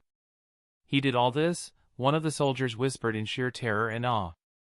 "You bastard!" a loud voice bellowed suddenly. It was none other than the captain of the Ravager pirates, Krogath. He was completely disheveled, having narrowly escaped being buried alive by Isho's gravity force. Only by transforming into his Allosaurus form had he managed to survive. Krogath surveyed his surroundings, taking in the devastation. His once formidable pirate crew had been reduced to nothing by a single blind man. Even the entirety of Dressrosa's army had been helpless, but this one man had slaughtered more than 1,000 of his men. His deputy captain, worth a bounty of over 200 million belly, was nowhere to be seen. Krogath was certain the blind man was responsible for his demise as well. "I will kill you, then I will burn this whole country to cinders," he roared, his voice filled with fury and desperation. Raging tiger! But just as he was bellowing his threat, a flying slash tore through his Allosaurus form, severing the massive 10-meter dinosaur into two halves. The cut was clean, precise, and imbued with an overwhelming power that disregarded Krogath's armament hockey. Isho stood calmly, his sword drawn. His expression remained serene, yet his presence was undeniably formidable. The current Isho had already stepped into the level of admirals, and anyone below this level was no match for him. His swordsmanship had broken through to the next level, making him an unstoppable force. Krogath's upper half hit the ground with a heavy thud, his eyes wide with shock and disbelief. "How?" he choked out, blood bubbling from his mouth.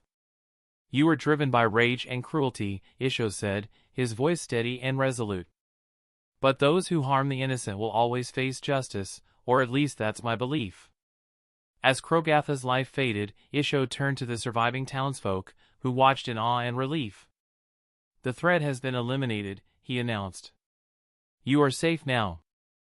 The people of Dressrosa began to emerge from their hiding places, their expressions a mix of gratitude and astonishment. They had witnessed the sheer power and righteousness of Isho, a man who had single-handedly saved their town from utter destruction. Chapter 107. "Let's leave!" Doffy and Roscoe should soon reach the eastern port, Isho declared, his voice cutting through the bewildered silence of the townsfolk and soldiers alike. "Roscoe has informed me that we have 2 more members joining the family." Disregarding the astonished faces around them, Isho, Giala, and the children began making their way to the pier. They had been separated for months. Isho and his group had come directly to Dressrosa, while Doffy and Ross had gone to Lode Town to witness Roger's final moments. "Sir! Please wait! Sir!" King Ricky-Doldo called out, rushing forward in a hurry and dismounting his horse. He had never known that such a formidable figure lived within his kingdom. For Riku, who was running out of options for defending his country against the surge of pirates, the presence of someone like Isho seemed like finding an oasis in the desert by sheer luck. Riku had even entertained the idea of recruiting gladiators from the Colosseum to mitigate the need for powerful fighters in exchange for their pardon. Especially, a gladiator named Kairos caught his attention, having accumulated more than 2,000 victories. The only reason he hadn't released them yet was because he believed the Marines would send backup to help them. As a country affiliated with the world government, he thought they would receive aid, especially with the upcoming reverie. "Sir! At least, please tell us your name so that we can thank you properly," King Riku implored, his voice carrying a note of desperation. He seemed flustered, as if holding onto his last lifeline. Isho paused for a moment, then turned back with a gentle smile. "Isho," he said simply, before continuing on his way towards the pier. However, King Riku was not about to let such a chance slip by easily. Desperation welled within him. He was even ready to guilt-trip the blind man into helping them. Protecting his people was his highest priority, and he believed that fooling a blind man would be forgiven if it was for the greater good. "Isho-sama," King Riku called again, his tone desperate. "Please, I must speak with you." Isho paused, turning to face the king. "What is it, Your Majesty?" "You've shown incredible strength today," King Riku said, panting slightly from his hurried run. Dressrosa is in dire need of such power. The pirates, they are relentless. I beg of you, please lend us your strength. Help us protect our people. I must apologize, King Riku, I am afraid I cannot help you with your current predicament, Isho remarked while he continued walking towards the port. Please, Isho-sama. Riku called out again, his voice thick with emotion. You have shown us mercy and strength unlike any we have seen. We are a kingdom on the brink, besieged by those who seek to destroy us. I beg of you, stay and help us protect our people. They need someone like you. Isho halted, his back still turned to the king. He sighed, feeling the weight of the plea in Riku's voice. He could sense the sincerity and the desperation behind the king's words. Slowly, he turned around, facing Riku with a look of contemplation. You ask for much, King Riku, Isho said softly. But my path is already set. My loyalty lies with my companions, and I don't think I can help you in any way. Isho already knew that the two brothers were planning to take back their original kingdom, and although he disliked the idea, he could not refute the fact that Dressrosa once belonged to the Donquxote family. The current monarchy was just someone who took the opportunity to fill in the power gap left behind by the original monarchs. As long as there wasn't too much bloodshed during the takeover, Isho would stand by Ross-kun's side, even if it exceeded his tolerance, then he would have to intervene, and he knew at least the younger brother was someone who would listen to reason. Riku stepped forward, his expression one of earnest determination. I understand your loyalty to your friends, Isho-sama. But consider the innocent lives here. The children, the elderly, and the families who have nowhere else to turn. They look up to you now, even if they don't yet know your name. To them, you are a beacon of hope. Isho's brow furrowed as he considered the king's words. He could sense the truth in them, the raw, unfiltered need of a kingdom on the edge of destruction. But he also realized another stark reality: Riku and his retinue were not strong enough to defend the people from what was to come. Soon enough, more pirates would come, and they wouldn't stop until Dressrosa was stripped of everything of value it held. King Riku, Isho began, his voice firm but compassionate. It seems like desperation has driven you to the brink.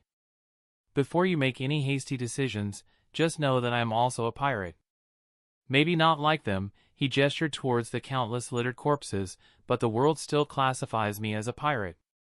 Who knows, maybe soon enough, you will come to hate me as much as you cherish me now. Isho then continued walking, tapping his sword stick on the cobbled stones. Isho's revelation that he was a pirate himself froze the entire populace. Even King Riku, who thought he was being clever and wanted to corner the blind man, was dumbfounded by the statement. If such a man was truly a pirate, as he claimed, would a country like Dressrosa stand a chance? Even if the Marines were to dispatch an admiral, they might not be able to best this blind master. Although King Riku thought the blind man might be joking, he couldn't take any chances. He gestured for his commander, a huge, muscular man. Tank, quickly call up a marine base, and share the name Isho and his description. See if there are any pirates by that name. I feel that Isho is trying to avoid responsibility. We cannot have such a formidable figure within our country and not use his presence for our country's safety. Tank immediately moved to find a transponder snail as Riku decided to wait. Isho had gone to the pier to receive his companions. If Isho's companions were half as strong as him, then Dressrosa would not have to fear the presence of pirates ever again. As Tank rushed to find a transponder snail, the citizens murmured amongst themselves, a mixture of awe and fear in their voices. They had seen Isho's incredible power, and the revelation that he was a pirate left them uncertain about their future. At the pier, Isho, Giala, and the children waited for close to half an hour. Just as the moon rose high in the sky, a lone galleon made its way to the dock. Within minutes, Doffy and Ross's ship arrived, and the reunion was filled with relief and joy.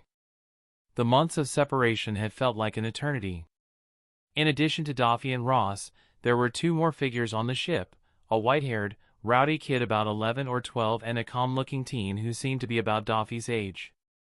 Doffy-kun, Ross-kun, it's good to see you, Isho said, his usually calm demeanor tinged with warmth. Doffy grinned widely. Isho, Giala, it's been too long. It seems like you guys have been adapting quite well to our future home. As I noticed, Lucci and Gladius's clothes were stained with blood. It seemed like they must have just finished fighting someone and arrived here. Trouble? I questioned while jumping off the ship onto the pier. Lucci straightened as he saw me, as if he were in the presence of a superior officer. Gladius was already curiously eyeing Smoker, who felt a bit irritated by another kid of his similar age. Well, meet Smoker. He will be part of the family from now on, and he is a Logia-type Moku Moku no Mi user. Everyone present was surprised that the white-haired brat was another Logia user. It seems like your luck is as good as always, Roskuen. And what about the young teen next to Doffy-kun? Isho questioned, his blind eyes seemingly gazing at the spot where Iceberg stood. Iceberg was taken aback at how the blind man was able to perceive him. He was yet to become familiar with the concept of hockey. This here is Iceberg. He is one of the best young shipwrights that Water 7 has to offer, and he will be joining us too. Doffy tapped Iceberg's shoulder. Then Isho started introducing the others to the newcomers. Gladius's mood soured after learning that Smoker was a Logia user. He had also dreamed of acquiring such a powerful ability. Smoker, on the other hand, felt a mixture of curiosity and apprehension as he took in his new surroundings. Giala, sensing the tension, stepped forward with a welcoming smile. Welcome, Smoker, Iceberg. We're glad to have you both with us. You'll find that we are more than just a crew, we are a family. Smoker's eyes softened slightly, though his posture remained guarded. Thanks, he muttered, unsure of what to expect but determined to prove his worth. Iceberg, though still slightly dazed by the recent turn of events, managed a nod. I'll do my best to be useful. Doffy clapped his hands together, drawing everyone's attention. All right, everyone. Let's get settled and prepare for the next phase of our journey. We have much to do, but first I would like to have a hefty meal and sleep like a log for a few days. As the group began to return, Isho couldn't help but reflect on the diverse and unique individuals that made up their growing family. Each one brought something valuable to the table, and together, this family might very well be the one that decides the fate of this world. King Riku, still watching from a distance, felt a mix of hope and uncertainty. He couldn't shake the feeling that these newcomers, despite their unknown affiliations, might be the key to Dressrosa's survival. Tank returned, breathless, holding the transponder snail. Sir, the Marines have confirmed it. There is not a single pirate with the name Isho, even the description did not come up with any matches of pirates in the Marine database. It must be just like how you said, Your Majesty, he and his companions must be trying to avoid any sort of trouble. King Riku's heart bloomed with joy. He realized that the blind man's words were simply a trick to deceive him. Now that it was confirmed that Isho was not a pirate, there was no longer a feeling of despair, he felt a spark of hope. If Isho and his companions were this strong, perhaps there was still a chance to protect Dressrosa. With renewed resolve, he turned to his soldiers. Show your utmost respect to Isho-sama and his companions. I don't want to hear any complaints about any form of disrespect later on. Is that understood? King Riku addressed the soldiers firmly, already feeling confident that gaining Isho's help was a given. Just then, Isho and his companions returned, making their way toward the group. As Riku was about to enthusiastically rush forward to try and enlist their help, his commander, Tank, grabbed the king by the shoulder with all haste. When Riku turned to see why Tank had stopped him, he saw the commander's face completely pale, a soul-deep fear etched in his eyes. Your Majesty, we need to return to the palace immediately. We need to get in touch with the Marines and get ourselves reinforcements. The stronger the people they can dispatch, the better. Yes. You must ask them to send an admiral. Dressrosa is affiliated with the world government, after all. Tank started speaking non-stop, his fear taking over. He had recognized the two teens walking alongside Isho.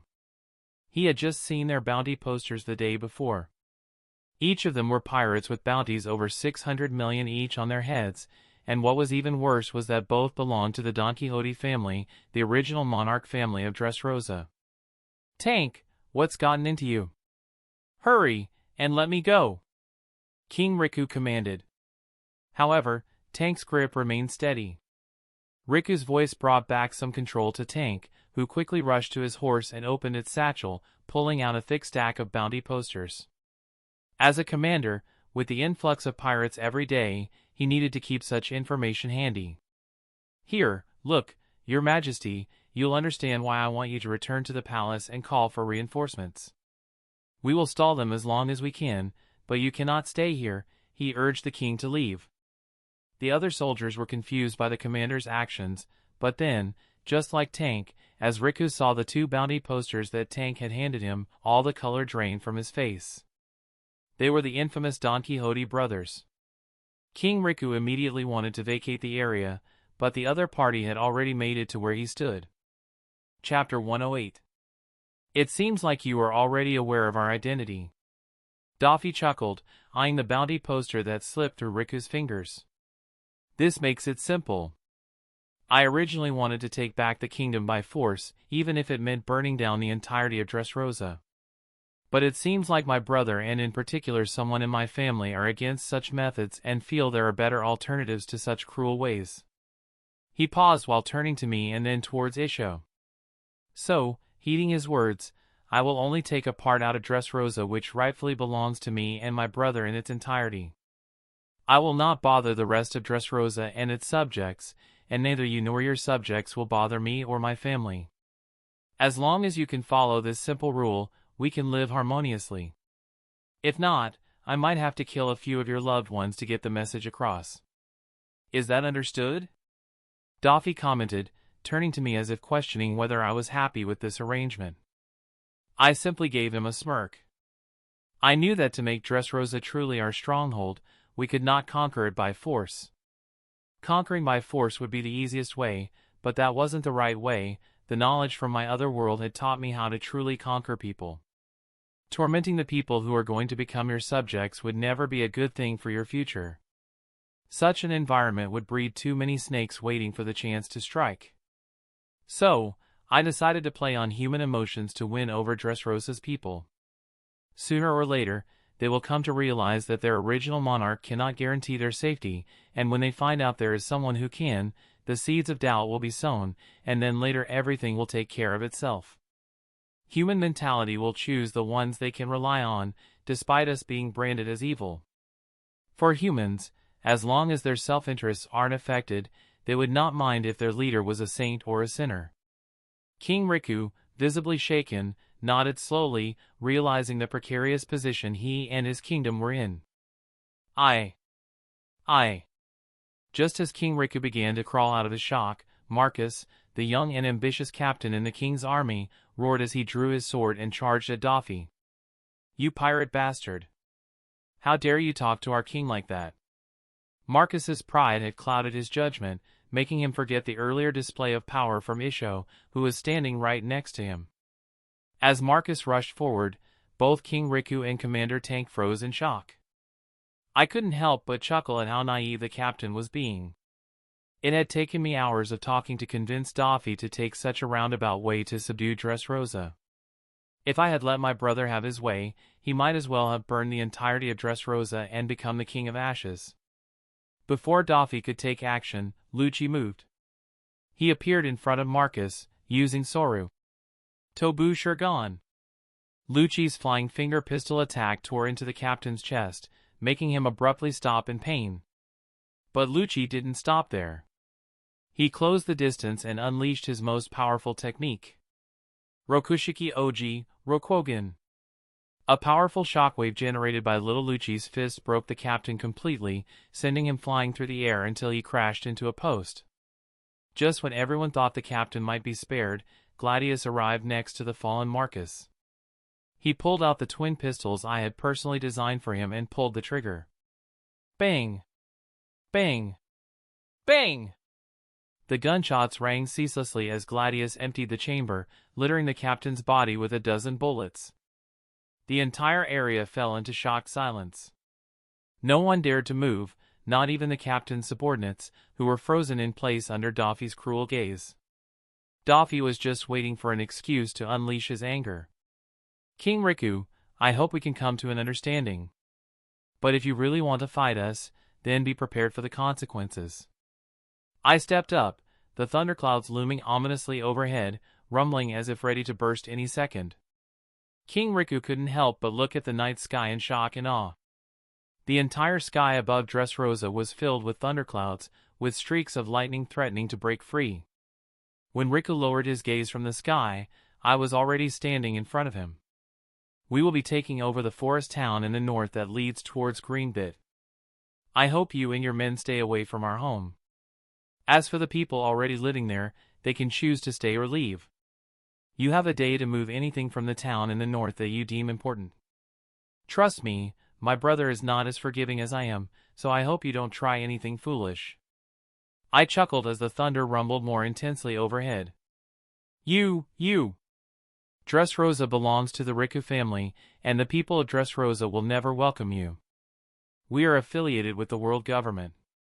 They will send the Marines, the Admirals, to drive you out, Tank stuttered, gathering some courage to put himself between me and King Riku. Do I look like I care? I only informed you out of courtesy because we are neighbors. As for the world government and Marines, I hope they send someone strong. I'm itching for a fight. I tapped Tank's shoulder with the sheathed katetsu, making sure the message sank in properly. King Riku, still visibly shaken, nodded slowly. I understand. We will abide by your rules. Doffy grinned wickedly. Good. Let's hope it stays that way. As the tension settled, Isho turned to King Riku. Remember, King Riku, desperation can drive people to the brink. But make sure your decisions are for the greater good of your people. Not all who claim to protect you have pure intentions. With that, we continued towards our new home towards the north of Dressrosa, leaving behind a bewildered King Riku and his retinue, who now had much to ponder about their future and the safety of Dressrosa. After the Donquxote family group vanished from sight, everyone sighed in relief as if they had just escaped the jaws of death. Tank couldn't hold back any longer and turned to King Riku. Your Majesty, was it wise to let such pirates take over our country? Their mere presence is a threat to Dressrosa. We must drive them out somehow. King Riku wore a gloomy expression, as if all hope had been stripped away. What are you proposing we do? Fight them? Did you not see what that single blind man did to those pirates who attacked Dressrosa earlier? And now they have two more figures among them who might be as dangerous as the blind man, he bellowed in frustration, his mind racing to think of countermeasures. But, Your Majesty, those teens are from the Donquxote family. Their decision to create a base in Dressrosa may not be a coincidence. Sooner or later, they will try to take over the throne, Tank remarked, voicing his deepest fear, Dressrosa completely falling under the rule of a bunch of pirates. Yes, Your Majesty, Commander Tank is right. We cannot have pirates taking control of Dressrosa. We will have to drive them out, a soldier added. To them, King Riku was the most benevolent ruler they could have, and they did not want the status quo to change. Yes, Riku-sama, the entire army will fight for you. Even the civilians are willing to fight on your behalf. We cannot let such filthy bastards tarnish our country. I will personally chop them to pieces. Another man, who had earlier been saved by Isho, bellowed in anger, showing his stance against the pirates. Rumble! Just then, the sky rumbled ominously, and a massive bolt of lightning descended upon the man who had just spoken, turning him to ashes in an instant. The sudden descent of the lightning caught everyone off guard. The sight of the man turning to ashes was etched into everyone's mind. All those who had been vocal about supporting Riku unconsciously backed down. Even Tank couldn't help but gulp in fear. Let's leave them be for now, King Riku commanded, his voice trembling slightly. We will get in touch with the Marines and discuss the matter. I am sure they will not allow such dangerous criminals to lurk within a country affiliated with them. Get to Balsa and evacuate all the people out of there, settling them in other towns. We first have to find out what their true motive is. With that, King Riku mounted his horse, issuing a few more orders before hastily retreating in the direction of the palace. As they rode back, the weight of the situation settled heavily on his shoulders. The future of Dressrosa was uncertain, and the threat posed by the Donquxote family loomed large. But Riku was determined to protect his people, no matter the cost. The storm had only just begun, and he knew they had to weather it with all the strength they could muster. Room of Authority, Mary Geos. The room held an ominous atmosphere as the 5 elders sat in eerie silence, each contemplating the recent developments. The tension was palpable, and the weight of their roles pressed heavily upon them. Why would Imu-sama personally take an interest in this matter? Elder Nusturo finally broke the silence, his voice laced with curiosity and unease. "We are not here to analyze Imu-sama's decisions," Elder Saturn replied in a low, measured tone. "We are here to follow Imu-sama's bidding. If Imu-sama wants us to stop pursuing the Donquxote brothers, then so be it." Earlier, Imu-sama had summoned them unexpectedly, commanding them to drop the matter of the Donquxote brothers. The elders had not considered the issue significant enough to bring it directly to Imu-sama's attention, which only added to their bewilderment. "Well, Imu-sama is right. We are exaggerating the importance of these 2 brats," Elder Mars interjected, his dismissive tone evident. "What's the worst they can do? We can crush them like bugs with the power we wield." Elder Mars had always believed they were wasting too much energy on these young upstarts, given the myriad of more pressing issues they faced. However, Elder Workuri did not share this sentiment. "No, you are truly underestimating the threat the kid poses. Sooner or later, he will be akin to an ancient weapon himself. You should see the crater he left behind at Fishman Island with his attack. I am certain that given a decade or so, the kid might even catch up to our level, or perhaps even surpass us." The other elders widened their eyes in shock at Workuri's assessment. They had been around for centuries, and for a kid to potentially catch up to them was almost unimaginable. Some even wondered how advantageous it could have been if these 2 had not been stripped of their ranks. Unlike the other elders, Saturn's eyes shone with sudden realization at Workuri's words. Maybe that is why Imu-sama asked us not to pursue those kids anymore," he mused, his mind piecing together a larger puzzle. The rest of the elders were puzzled. "What do you mean by that?" Elder Jupiter asked, and curiosity piqued. "Imu-sama wants the kid to grow, though we don't understand why. Imu-sama's orders are absolute," Elder Saturn explained, his voice carrying the weight of a revelation. "The last time Imu-sama had a proper challenge was 8 centuries ago. Imu-sama has been waiting for the return of Joy Boy ever since. As Workuri said, the kid has the potential to surpass us. So, Imu-sama wants to ensure the kid grows unimpeded. Once the kid matures, I am sure he will be able to entertain Imu-sama." As Saturn spoke, the other elders' eyes shone with brilliance, as if they had suddenly realized the truth of the matter. Yet, despite their understanding, they knew that their speculations could never fully capture the true thoughts and motives of the divine being they served.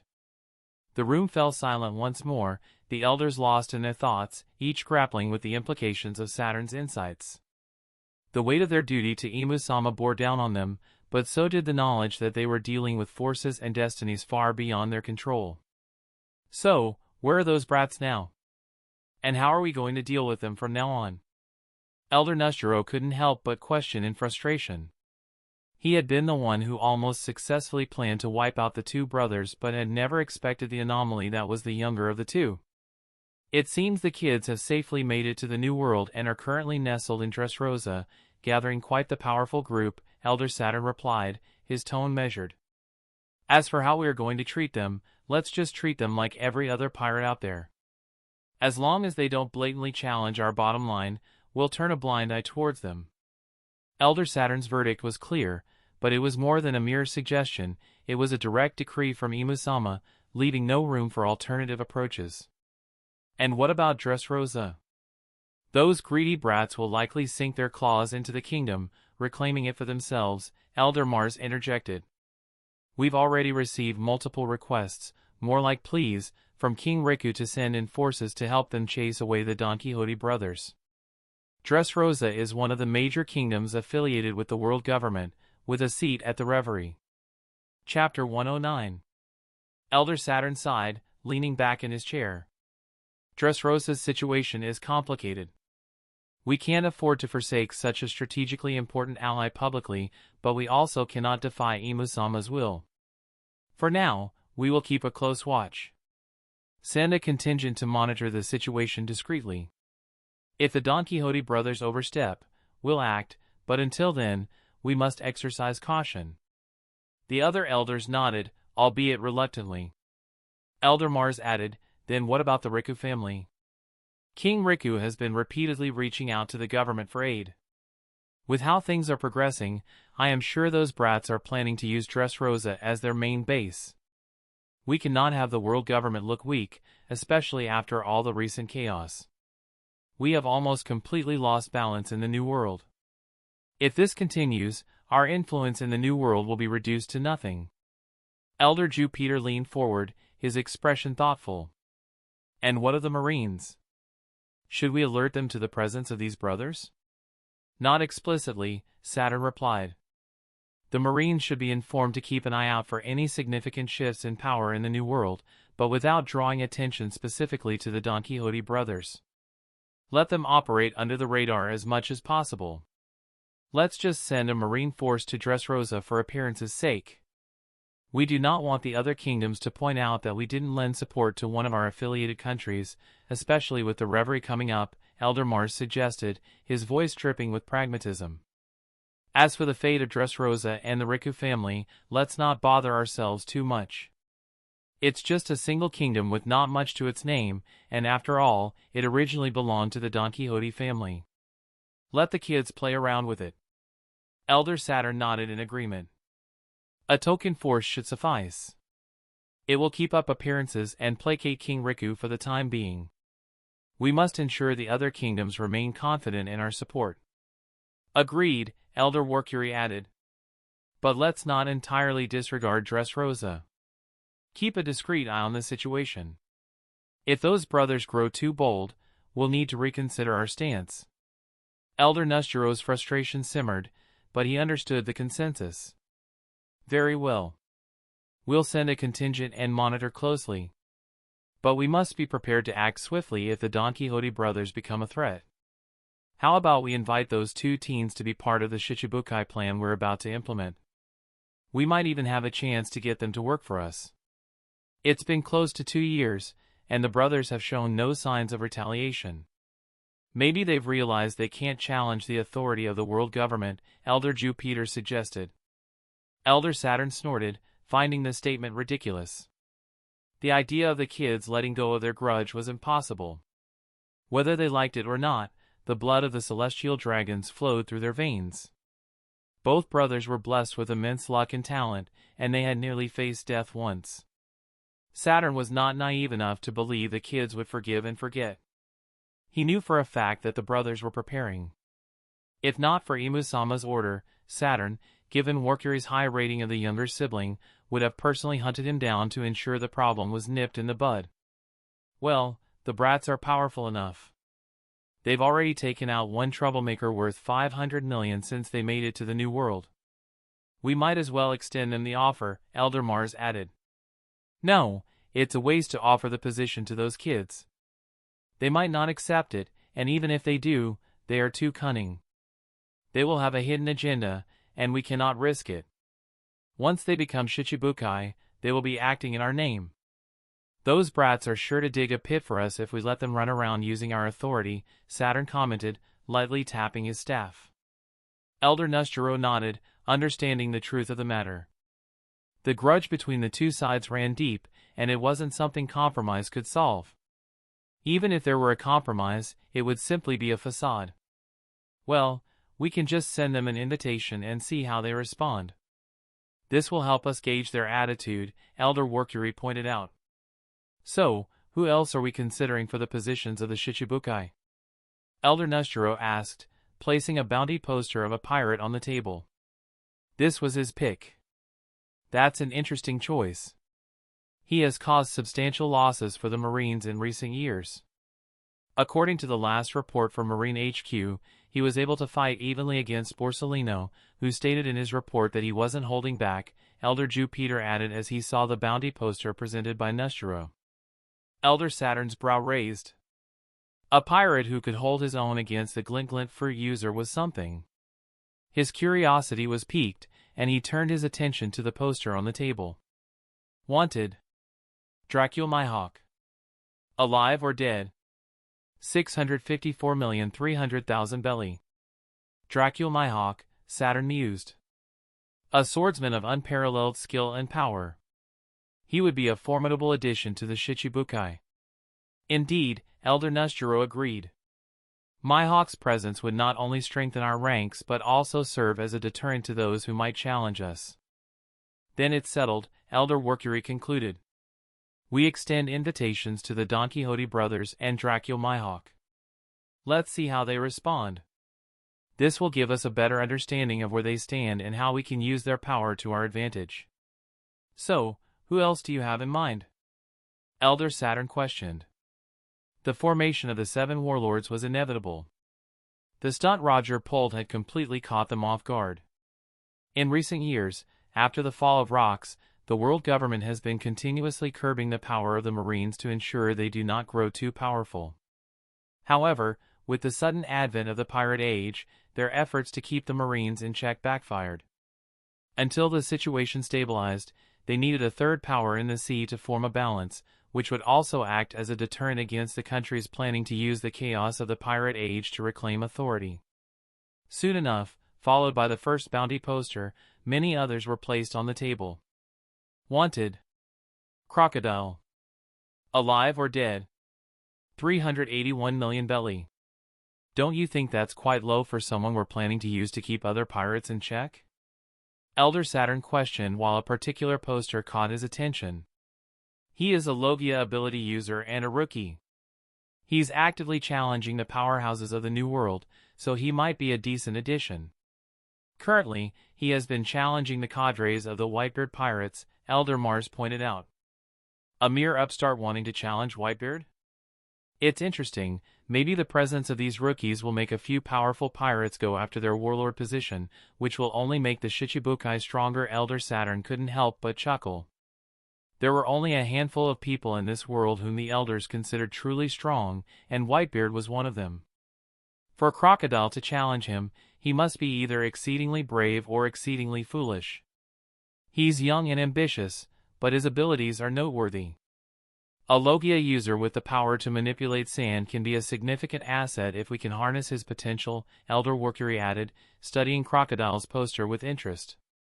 Indeed, his potential is there. If he continues to grow stronger and more cunning, he could be a valuable tool in maintaining the balance we seek, Elder Jupiter agreed. The elders nodded, acknowledging the potential of Crocodile despite his current lower bounty. They then continued to sift through the posters, evaluating each candidate. Wanted. Gecko Moria. Alive or dead? 320 million belly. Moria has a formidable reputation as a rookie, and his powers to manipulate shadows are unique. He could be useful, especially if we need someone to operate in the shadows, literally, Elder Mars commented. His ambition to create a zombie army could also play to our advantage. Imagine having a disposable force at our command, Elder Workury added with a hint of intrigue. He's powerful and ruthless. His past confrontations with the Marines have shown that he's not afraid to face overwhelming odds. Elder Jupiter remarked. The discussion continued as they assessed more potential candidates, weighing their strengths, weaknesses, and potential loyalty. Wanted. Empress Shikuyaku. Alive or dead? 940 million belly. Oh, you intend to revive her bounty? Hasn't she quit her pirate ways after making some sort of deal with Garp? Elder Nostro questioned as he eyed one of the two posters presented by Elder Saturn. Shikuyaku was a notorious pirate during the era of Roxty Zebek, a formidable figure with a bounty close to 1 billion when her bounty was retracted. It was something Garp arranged. Why should we be bothered by it? She is someone we can be sure won't cause problems for us once she becomes a Shichibukai. We can always use Amazon Lily to keep her in check. Elder Saturn shared his plan. We only approved the deal back then because Roger and Silver's Rayleigh were supporting her. But now she is all alone with no support. Roger is dead, his crew has vanished, and as for Rayleigh, he hasn't been seen for years now. For all we know, he might be dead or in hiding. Leaving such a perfect asset in use would simply be a waste, and she will have no choice in the matter. Elder Saturn's reasoning was met with contemplative nods from the other elders. She has experience and power, and with her former connection severed, she's less of a threat and more of a tool we can manipulate, Elder Workury added. Let's proceed with extending the invitation to her as well. Her addition to the Shichibukai will not only add to our strength but also send a message to other potential threats about the reach and influence of the world government, Elder Mars suggested. The elders agreed, understanding that reviving Shikuyaku's bounty and recruiting her into the Shichibukai would serve multiple purposes. It would bolster their ranks with a powerful figure from a bygone era and act as a deterrent to those who might challenge their authority. Elder Saturn then placed another bounty poster on the table, further solidifying their plans. Wanted. Achiku Ironjaw. Alive or dead. 729,600,000 belly. Him? You want to bring this snake into the Shichibukai? Elder Workury asked in disbelief. Yes, have you forgotten? Others may not know, but it was this same snake that helped create more conflict within the Rock's crew back then. If not for his own crew betraying him at God's Valley, Roger and Garp would have stood no chance against Zebek. We might have had to expose many of our secrets to bring Rock's pirates down. Saturn's words weighed heavily on the rest because Rox was someone who came to expose all their secrets.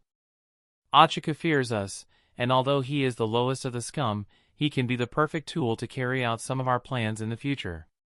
We will just use him for all he is worth and then discard him. This goes for all the Shichibukai. The moment we feel they are no longer useful, we will just find a replacement, Elder Saturn commented, his tone cold and calculating. Elder Workury nodded, though reluctantly, seeing the logic in Saturn's words. Let's proceed with extending invitations to these candidates. We'll observe their responses and how they act once given the title. This will help us gauge their true intentions and capabilities, Elder Saturn concluded, the plan set in motion. Then it's settled, Elder Workury agreed. In addition, let's extend invitations to the Donquxote brothers. Let's see how they respond. This will give us a better understanding of where they stand and how we can use their power to our advantage. The Marines are sure to be heavily against the new system, especially Zephyr and Garp, but they will have no choice in the matter because they have been doing a subpar job at keeping the seas under control. Let's just send a draft with the names of all potential candidates to Kong. We don't want them thinking we took a decision without their input, Elder Nustro smirked, knowing that whether the Marines liked it or not, their word was law, and they could always throw the blame on the Marines for being incompetent. Elder Saturn placed his hands on the table, his eyes narrowing with determination. This plan will not only stabilize the seas but also give us leverage over some of the most dangerous individuals. Each of these Shichibukai will owe their position and power to us, ensuring their loyalty, even if it is temporary. The world government will remain the ultimate authority. The elders nodded in agreement, each contemplating the future moves that would need to be made. They knew the plan was not without its risks, but the potential rewards were too great to ignore. This new system of the 7 warlords of the sea was a gamble, but one they were willing to take to maintain their grip on the world. As they adjourned, the elders were acutely aware that their decisions would soon ripple across the world, altering the balance of power.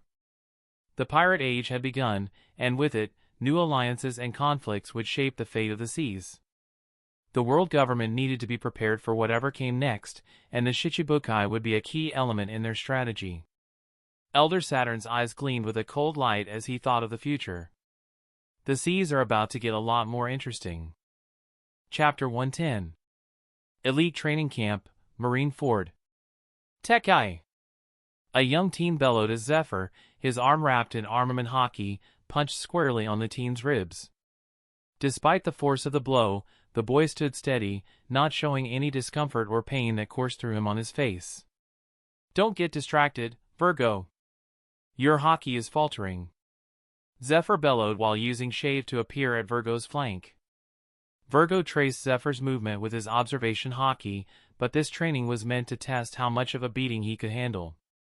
After consuming the mythical Zoan fruit, Virgo's physique had been altered completely, and with each passing day, he was pushing himself further and further. Sai Dai Rin, Rokwogan. Zephyr roared, aiming at Virgo's flank, which the teen had already coated with armament hockey. Zephyr couldn't help but smile at his son's progress. Virgo showed exceptional affinity for armament hockey, even better than Zephyr had during his younger days. With the recovery ability granted by his devil fruit, Virgo could push himself far beyond what his regular body would have allowed. A powerful shockwave reverberated throughout the elite training camp as the rest of the trainees watched in awe. Virgo was the youngest of the bunch who had joined the elite camp. At 17, he had already pushed himself to the extent of nearly mastering the technique of armament hockey emission. Fuck! What kind of monster is that kid?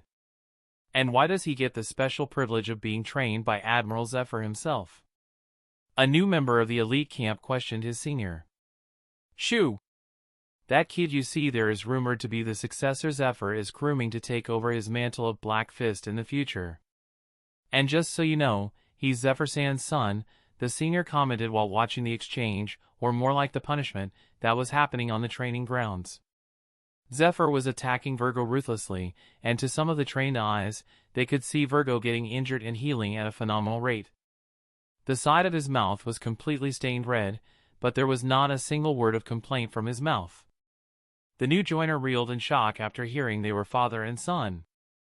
The way in which Admiral Zephyr was hitting the teen seemed like they had a huge grudge between them.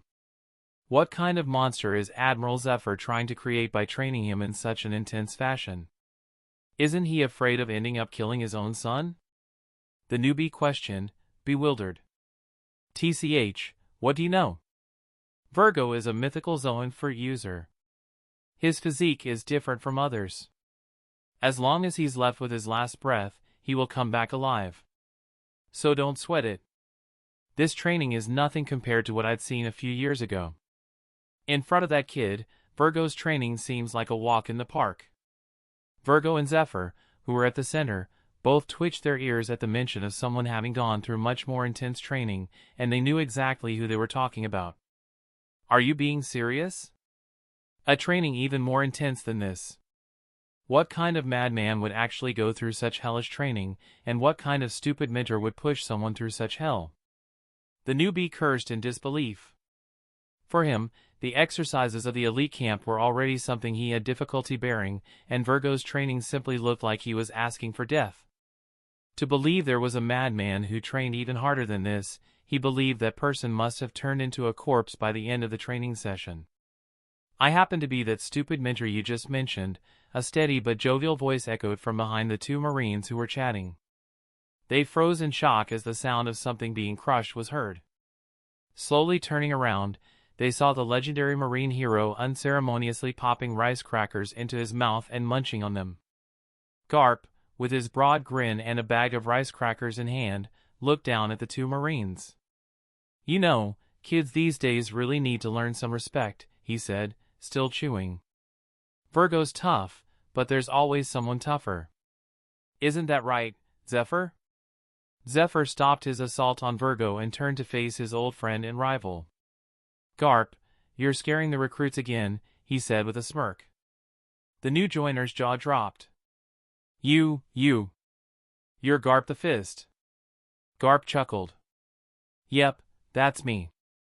And just so you know, the kid who went through more intense training than Virgo here, well, he's doing just fine. He's out there in the new world, making a name for himself. Virgo's got a long way to go, but he'll get there eventually. Virgo, still panting from the exertion, couldn't help but feel a sense of pride and determination at being compared to Ross. If someone had survived and thrived under Garp's brutal training, then he would too. He clenched his fists, ready to push himself even harder. The path ahead was tough, but he would walk it with unwavering resolve for his family's sake. Black Thunder. Just as Virgo got distracted for a moment, Zephyr infused his arm with pitch-black armament hockey and launched a devastating attack on Virgo's exposed back.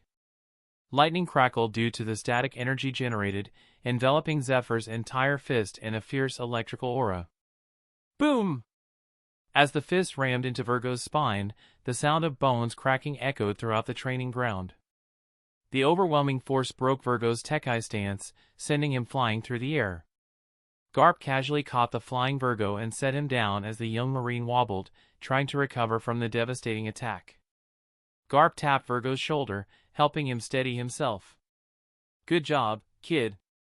Keep this up, and sooner or later, you'll surpass us all. Zephyr nodded approvingly at Garp's encouragement. Virgo, you did well. Take a break and recover. Keep pushing your limits. He then turned to the rest of the trainees.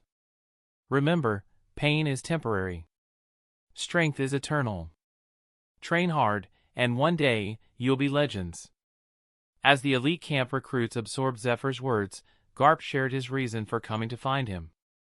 Zephyr, Con-san has called us for an emergency meeting. Let's go. Zephyr picked up his admiral coat and draped it over his shoulder, giving a few more instructions to Virgo and the other recruits.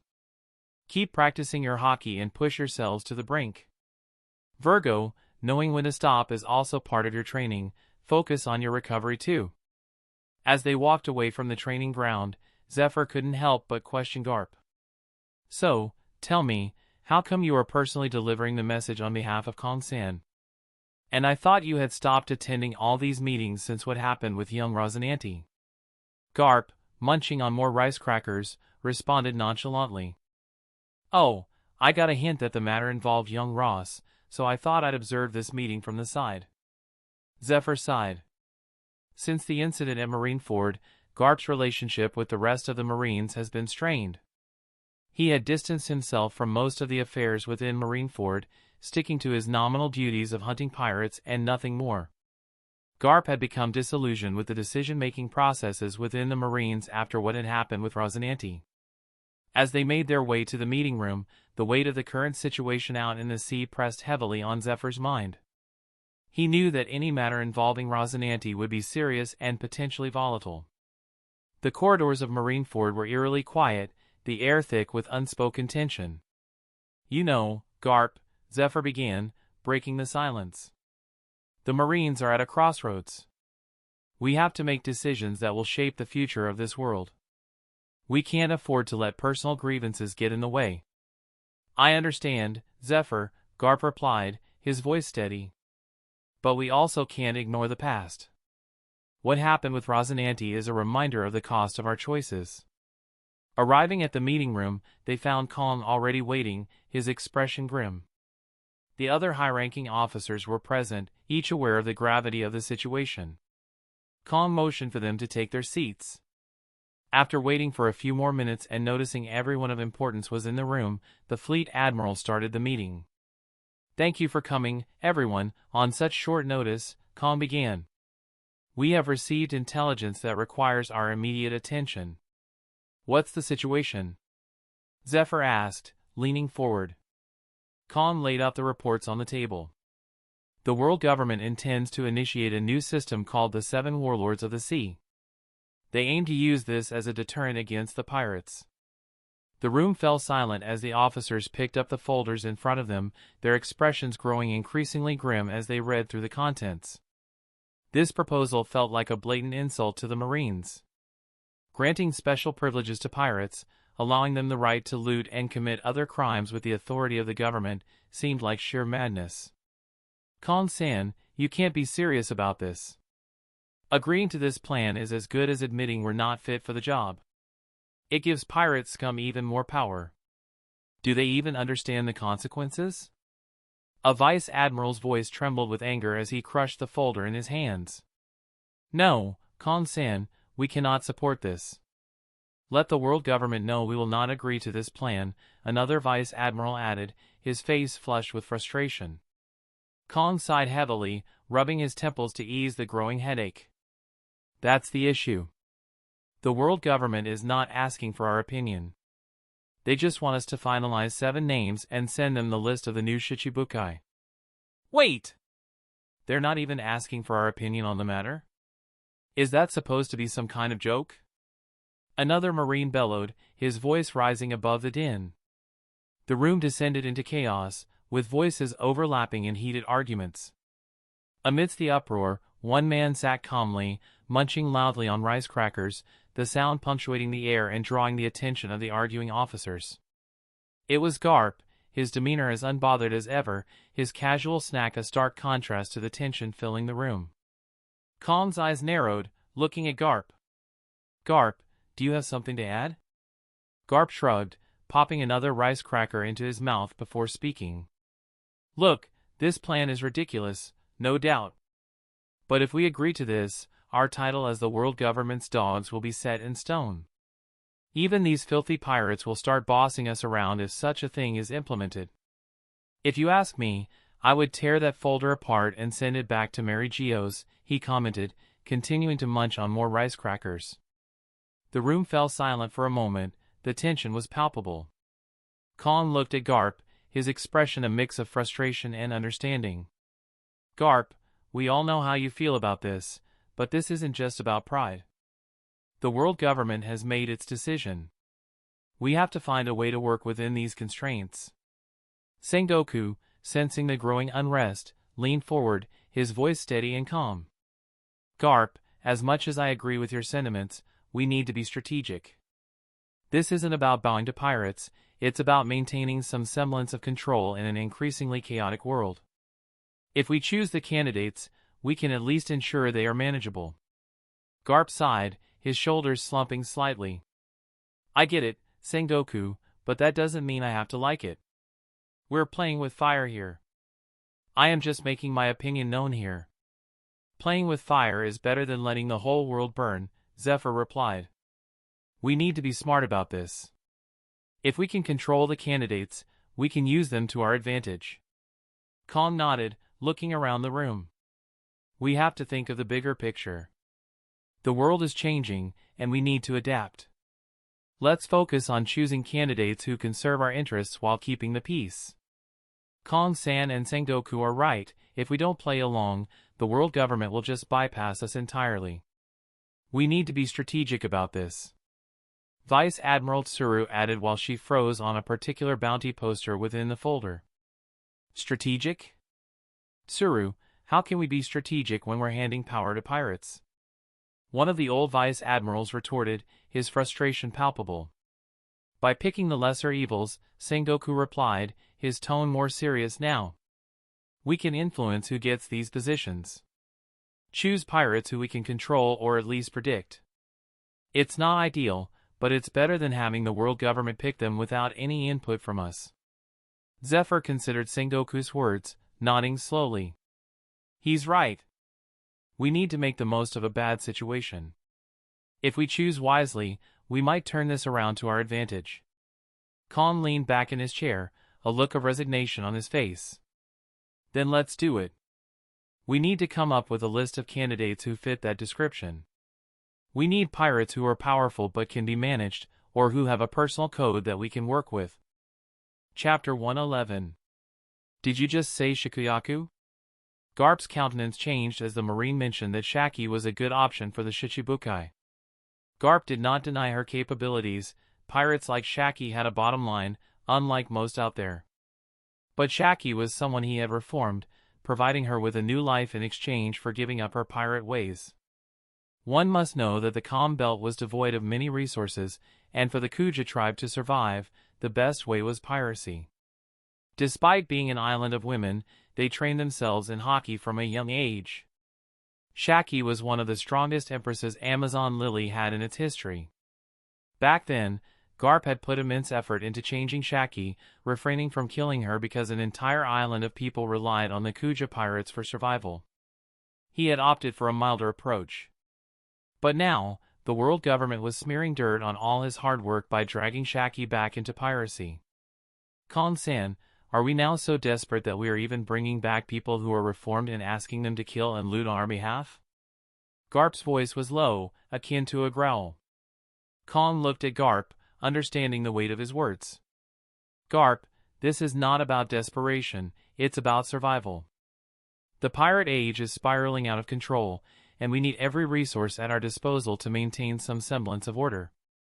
Garp slammed his fist on the table, cracking the wood. Order? You call this order? Forcing someone who left the life of crime to return to it? Shaki has done her time. She's found a new way of life. Dragging her back into this mess is nothing but a disgrace to everything we stand for. Zephyr, sensing the rising tension, intervened. Garp, I understand your frustration. But this isn't just about Shaki. It's about the bigger picture. The balance of power is shifting, and we need to adapt. If we choose the right people, we can control the chaos rather than letting it consume us. Garp clenched his teeth, his frustration was evident. And what happens when this control slips? When these so-called warlords start abusing their power? We've seen it before. Pirates don't change. Khan sighed, the weight of the situation heavy on his shoulders. We will have contingencies in place. The moment any of these warlords step out of line, we will take action. This is a temporary measure until we can stabilize the seas. One of the vice admirals, trying to ease the tension, added, Shaki is strong and has a sense of honor. If she accepts, it might not be as bad as we fear. She could even help keep other warlords in check. Garp shook his head, the conflict within him clear. You're playing a really dangerous game, Kong-san. This plan might buy us time, but at what cost? The line between justice and corruption is already thin. This could shatter it. Kong placed a hand on Garp's shoulder, a rare gesture of camaraderie. I know, old friend. But we have to play the cards we're dealt. We'll keep a close watch on all of them, especially Shaki. If anyone can ensure she stays on the right path, it's you. Garp sighed deeply, the fight momentarily leaving his eyes. I'm sorry, Kong-san, I cannot do this. I cannot condemn a person who has truly changed for the better and push them back into the abyss. You are asking me to go against all the values the Marines stand for, Kong-san. I'm sorry, but I can't bring myself to do this. Kong looked at Garp, his expression softening at the earnestness in Garp's eyes. What are you suggesting, Garp? I have a humble request. If you think my years of service in the Marines are worth something, please remove Shikuyaku's name from the list, Garp pleaded earnestly. The room fell silent, the tension palpable. The other officers were taken aback, not understanding why Garp the Marine hero would go to such lengths to protect an ex-pirate. Even Sengoku and Tsuru looked puzzled. With the world government adamant about implementing the Shichibukai policy, choosing beneficial candidates seemed to be the best strategy for the Marines. Only Zephyr seemed to grasp the depth of Garp's request. He knew that for Garp, forcing Shikuyaku back into piracy was like forsaking the justice he had believed in all these years. Kong sighed, rubbing his temples. Garp, you know the situation we're in. The world government's decision is final. We need powerful individuals to stabilize the seas. Shikuyaku is one of the best candidates we have. Garp shook his head. There are other ways, Kong-san.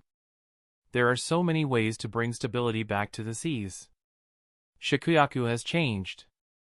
She left that life behind, and pushing her back into it would be a betrayal of everything we stand for. Sengoku, sensing the weight of the moment, spoke up. Garp, I understand your feelings, but we need to be pragmatic. The seas are in chaos. We need strong allies, and Shikuyaku can help maintain balance. Garp's eyes flashed with determination. Pragmatism? Is that what we're calling it now? We can't sacrifice our principles for temporary solutions. We need to find another way. Tsuru, who had been silent until now, leaned forward. Garp, think about it. Shikuyaku is a powerful figure. Her presence as a Shichibukai could prevent countless conflicts. It's not just about her, it's about the greater good. Garp clenched his fists. Tsuru, you of all people should understand. Forcing her back into piracy is not justice. It's manipulation. It's wrong. Zephyr, who had been silent until now, finally spoke up. I support Garp. Forcing Shikuyaku back into piracy would undermine everything we've worked for. We need to maintain our integrity, even in these desperate times. Kong took a deep breath, weighing the options. This draft was directly sent by the elders. The names are not suggestions, they are orders. Garp's face fell. Kong-san, there must be some way. Kong interrupted, this is not up for debate, Garp. The elders have spoken, and we Marines have our orders. Shikuyaku's name stays. Sengoku placed a hand on Garp's shoulder. We understand your feelings, Garp, but this decision is out of our hands. We must follow the orders of the world government. Garp's expression hardened. Then we are nothing but their dogs, doing their dirty work. This isn't justice. Tsuru sighed. Garp, this is bigger than any one of us. We need to think of the larger picture, the stability of the world. Garp stood up abruptly, his chair scraping against the floor. If this is what the Marines have become, then maybe it's time I reconsider my place here. Kong's voice was stern. Garp, we all have to make sacrifices. This is war. We don't have the luxury of idealism. Garp looked around the room, seeing the resignation in the eyes of his fellow officers. It seems like my words and actions hold no more value within the Marines. I guess I am no longer needed here anymore, he said quietly, turning and walking out of the room, leaving behind a stunned silence. Just as Garp was about to walk out of the room, Fleet Admiral Kong's voice bellowed, shaking the entire meeting room. Garp, you bastard. Step out of this room, and young Rosinante will have zero chance of becoming a Shichibukai. Mark my words. You should know that becoming a Shichibukai will guarantee his survival. Kong had always known how to manipulate Garp. Initially, it was by appealing to Garp's sense of justice. Later, he leveraged Dragon's name. Now, he was using Rosinante's safety as a means to subdue Garp. Garp stopped mid-step, his Haushiko haki bursting out like a raging sea. The very air around him seemed to vibrate with an immense, invisible force. The marble floor beneath him didn't just crack, it exploded into a web of jagged fissures that radiated outward, spiderwebbing across the entire room. The walls shuddered and groaned under the pressure, and tiny fragments of stone and dust rained down from the ceiling, threatening to collapse the entire building. The room's atmosphere grew heavy and oppressive. The rear admirals, who had been standing confidently just moments before, found themselves struggling to remain on their feet. Some dropped to their knees, their faces pale and their eyes wide with a mix of awe and fear. They gasped for breath, as if the very air had been sucked out of the room, leaving them drowning in Garp's overwhelming presence. A few of the weaker officers even collapsed, their consciousness stolen by the sheer intensity of the haki. The vice admirals, though more resilient, were not immune. They gritted their teeth and clenched their fists, feeling the weight of Garp's power pressing down on them like a physical force. Sweat beaded on their foreheads as they fought to maintain their composure. The pressure in the room was like a tangible entity, wrapping around each person and squeezing the very willpower from their souls. Even the admirals, seasoned warriors who had faced countless threats, felt the crushing weight of Garp's haki. They exchanged uneasy glances, their instincts screaming at them to prepare for battle. For the first time in years, they felt genuine trepidation. This was not just the power of a man, it was the wrath of a legend, a force of nature that could not be contained. Zephyr's own haki flared in response, a subconscious reaction to the overwhelming pressure. He took a step forward, placing a hand on Garp's shoulder, feeling the raw, pulsating energy coursing through his old friend. Monkey D, Garp, he bellowed, his voice cutting through the oppressive air like a knife. Control yourself. Garp's eyes, blazing with an unyielding fire, slowly began to soften as he registered Zephyr's words. The pressure in the room began to recede, and the air became breathable once more. The cracks in the floor and walls remained as a testament to the sheer power that had been unleashed, a reminder of what could happen if Garp ever truly lost control. Fleet Admiral Kong, despite his hardened demeanor, couldn't help but feel a twinge of fear. He had seen many powerful men in his time, but Garp's display was something entirely different. It was a stark reminder of the unpredictable and uncontrollable force that lay within the Marine hero.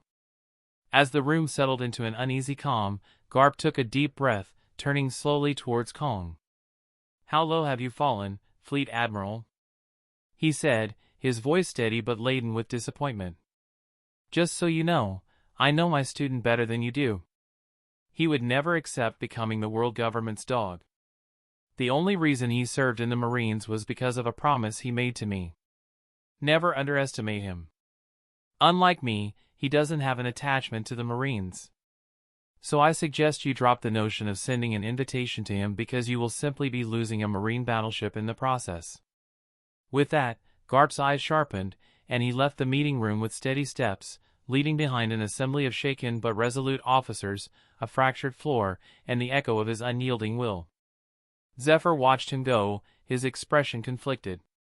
"We need to find a way to do this right, Kong-san. Forcing Shikuyaku into this role may lead to more problems than it solves.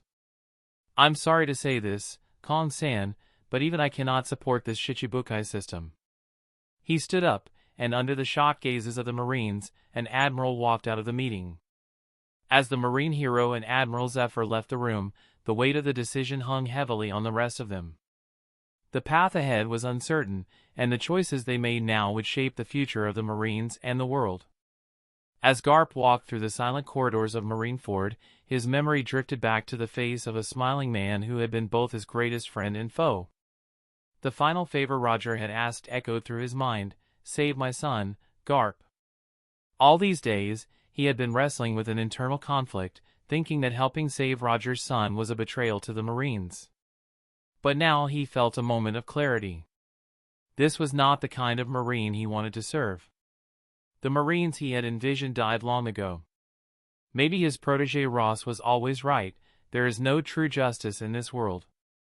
He then mentally made up his mind to find Roger's wife and help shield her and Roger's son from the Marines and the world government, no matter the cost. Just then, hurried footsteps echoed through the silent corridors. A slight smile lit up on Garp's face, thinking that there were still a few decent Marines. Admiral Zephyr caught up to Garp. Neither of them spoke as they continued walking. Then Garp broke the silence as they exited the main building. "Zephyr, let the Fleet Admiral know that I will be going on a long vacation. Now, with the so-called warlords filling up our ranks, I don't think my presence is needed in the New World anymore. I intend to go back to East Blue and then maybe tour the Four Blues," Garp declared. Zephyr knew that trying to stop his friend was not an option, as he could relate to the pain Garp must be going through. "How long?" Zephyr questioned. "A year, maybe 2. I don't want to be around when all that I believed in becomes simply a joke," Garp commented. Zephyr couldn't help but sigh. "I don't think Kong-san would agree to such a long vacation."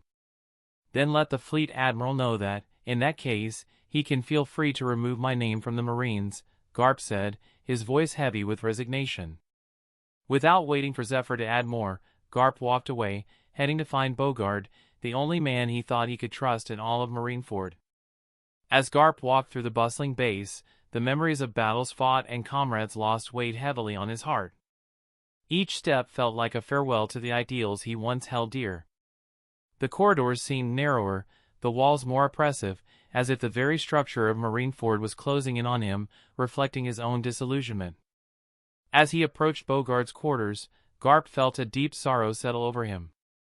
The man he once was, the Marine who believed in true justice, seemed like a distant memory. The realization that the institution he dedicated his life to had strayed so far from its principles was a bitter pill to swallow. He knew that shielding Roger's son might be his final act of true justice, a way to atone for all the compromises he had made over the years. Bogard looked up as Garp entered, sensing the weight of the decision his mentor had made. "Garp-san," he started, but Garp held up a hand. "I need your help, Bogard. There's something important I need to do, and I can only trust you," Garp said, his voice betraying the heavy burden he carried. Bogard nodded, understanding that this was not a request but a call to stand by the man who had always stood by him. Chapter 112. Balsa, Dressrosa. "Wait! Why am I the only one being left behind?" "I want to see the dwarves too," Doffy questioned, disbelief etched on his face. Well, it was you who said that you didn't feel like doing anything for the next few days. So, you better stay here and keep an eye on Smoker and the rest. The number of pirates coming in has increased drastically. We don't want our town being raided now, do we? I chuckled, watching a vein pop out on Doffy's forehead. We were all set to go to Green Bit to meet the Tontata tribe because I wanted to invite Mancherry, who had consumed a very special devil fruit, to join our family, and Doffy was not the type of person you want by your side during a delicate negotiation. Isho had already built an amicable relationship with the dwarves of Green Bit during his time. Within the last week, we had already clashed with 3 groups of pirates who wanted to invade the northern town, which we had made our base. As I had originally expected, King Riku had evacuated most of the people living in the town to other areas. Only a few stubborn ones chose to stay back because they did not want to give up on their homes. At first, they were scared because we had come to their home, calling ourselves pirates. Naturally, they would be terrified. Wait! Ross, why is it that only Lucci gets to go along? I want to see the dwarves too. Smoker protested. Currently, only myself, Lucci, and Isho are going to Green Bit. Well, that's because he was the only one who completed the training that I assigned. As for you and Gladius, you guys quit midway.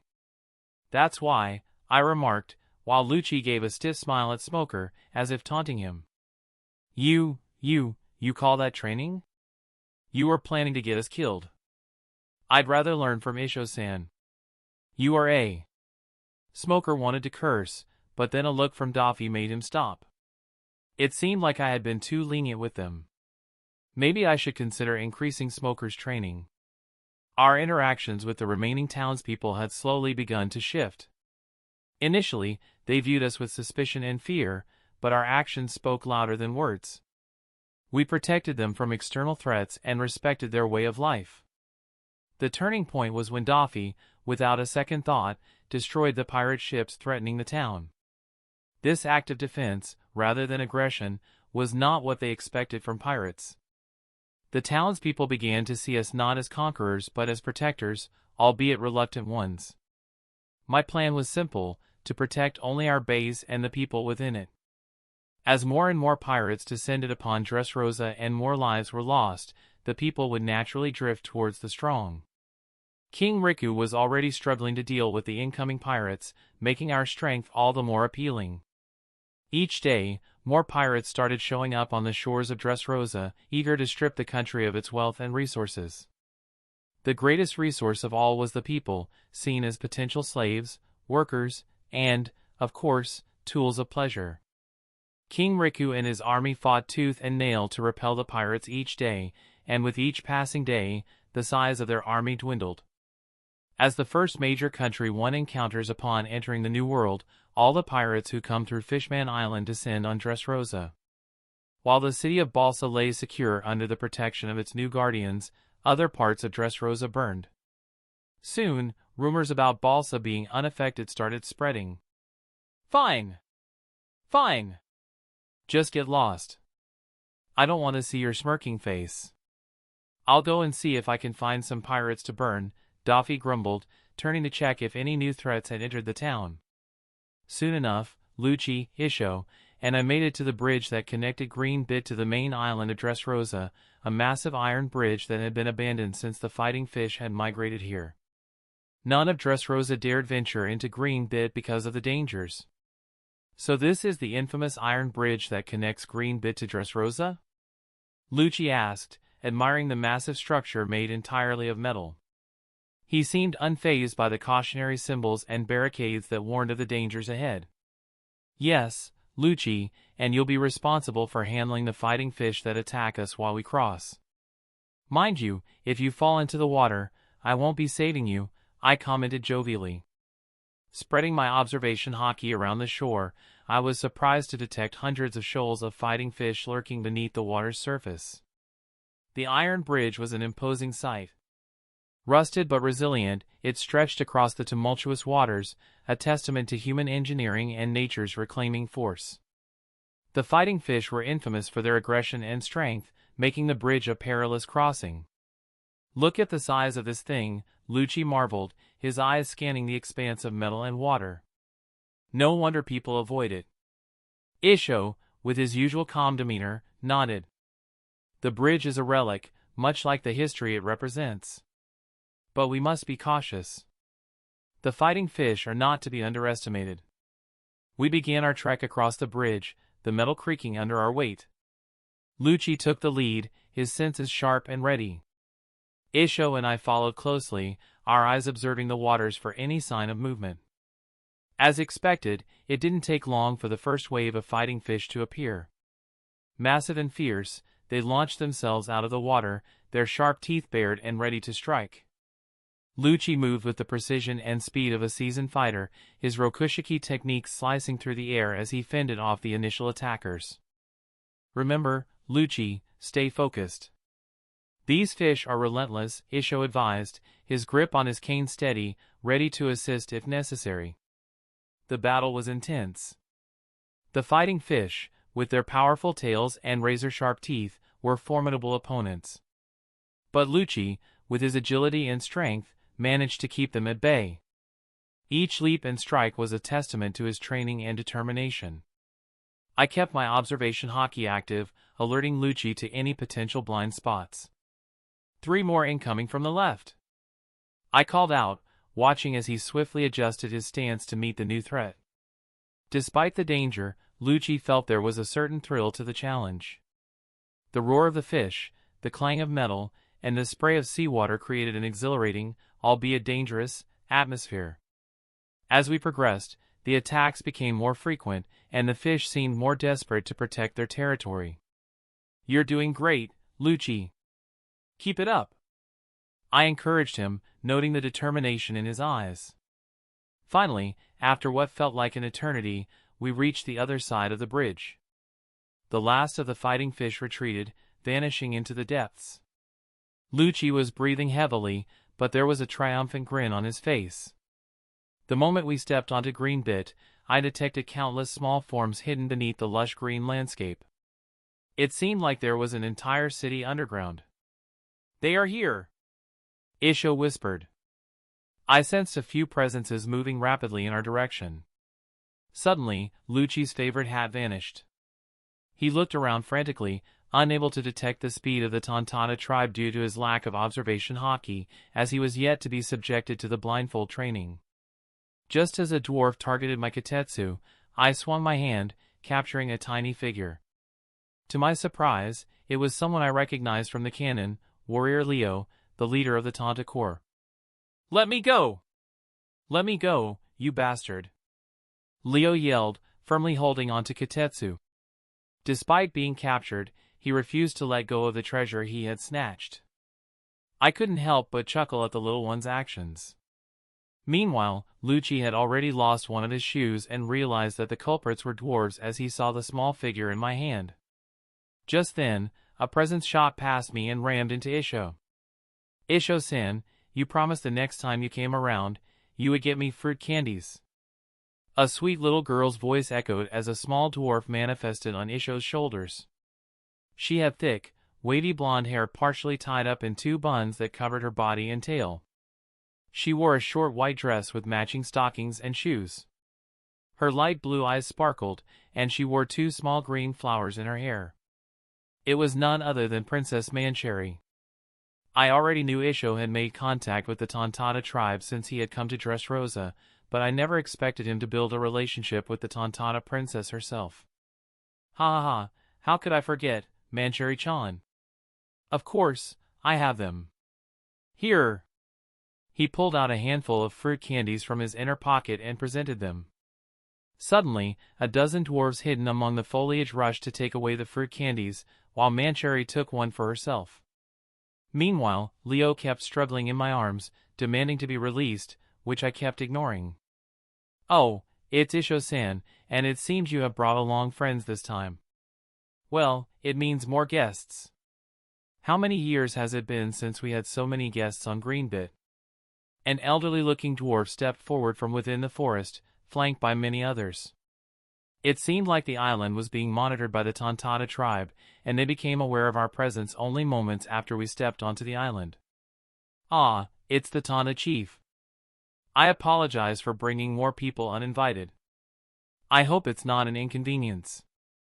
Isho apologized for bringing people without the tribe's permission to Green Bit. Ah, that's alright. Isho-san's friends are the Tanta tribe's friends too. Why don't you introduce your new friends to us? The Tanta chief requested Isho. Isho nodded respectfully. Thank you, chief. This is Ross, and the one currently missing his shoe is Lucci. They are trustworthy allies and are here to learn about your culture and perhaps discuss an alliance. I released Leo, who landed gracefully and immediately began examining us with a mix of curiosity and suspicion. Lucci, now recovered from his initial surprise, bowed slightly to the chief.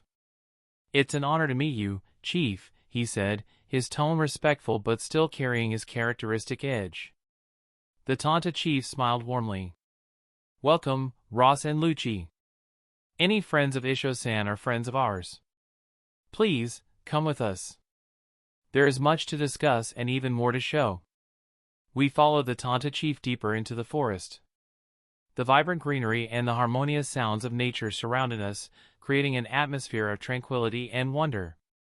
As we walked, the ground beneath our feet occasionally vibrated with the activity of the dwarves below, a constant reminder of the hidden world just beneath the surface.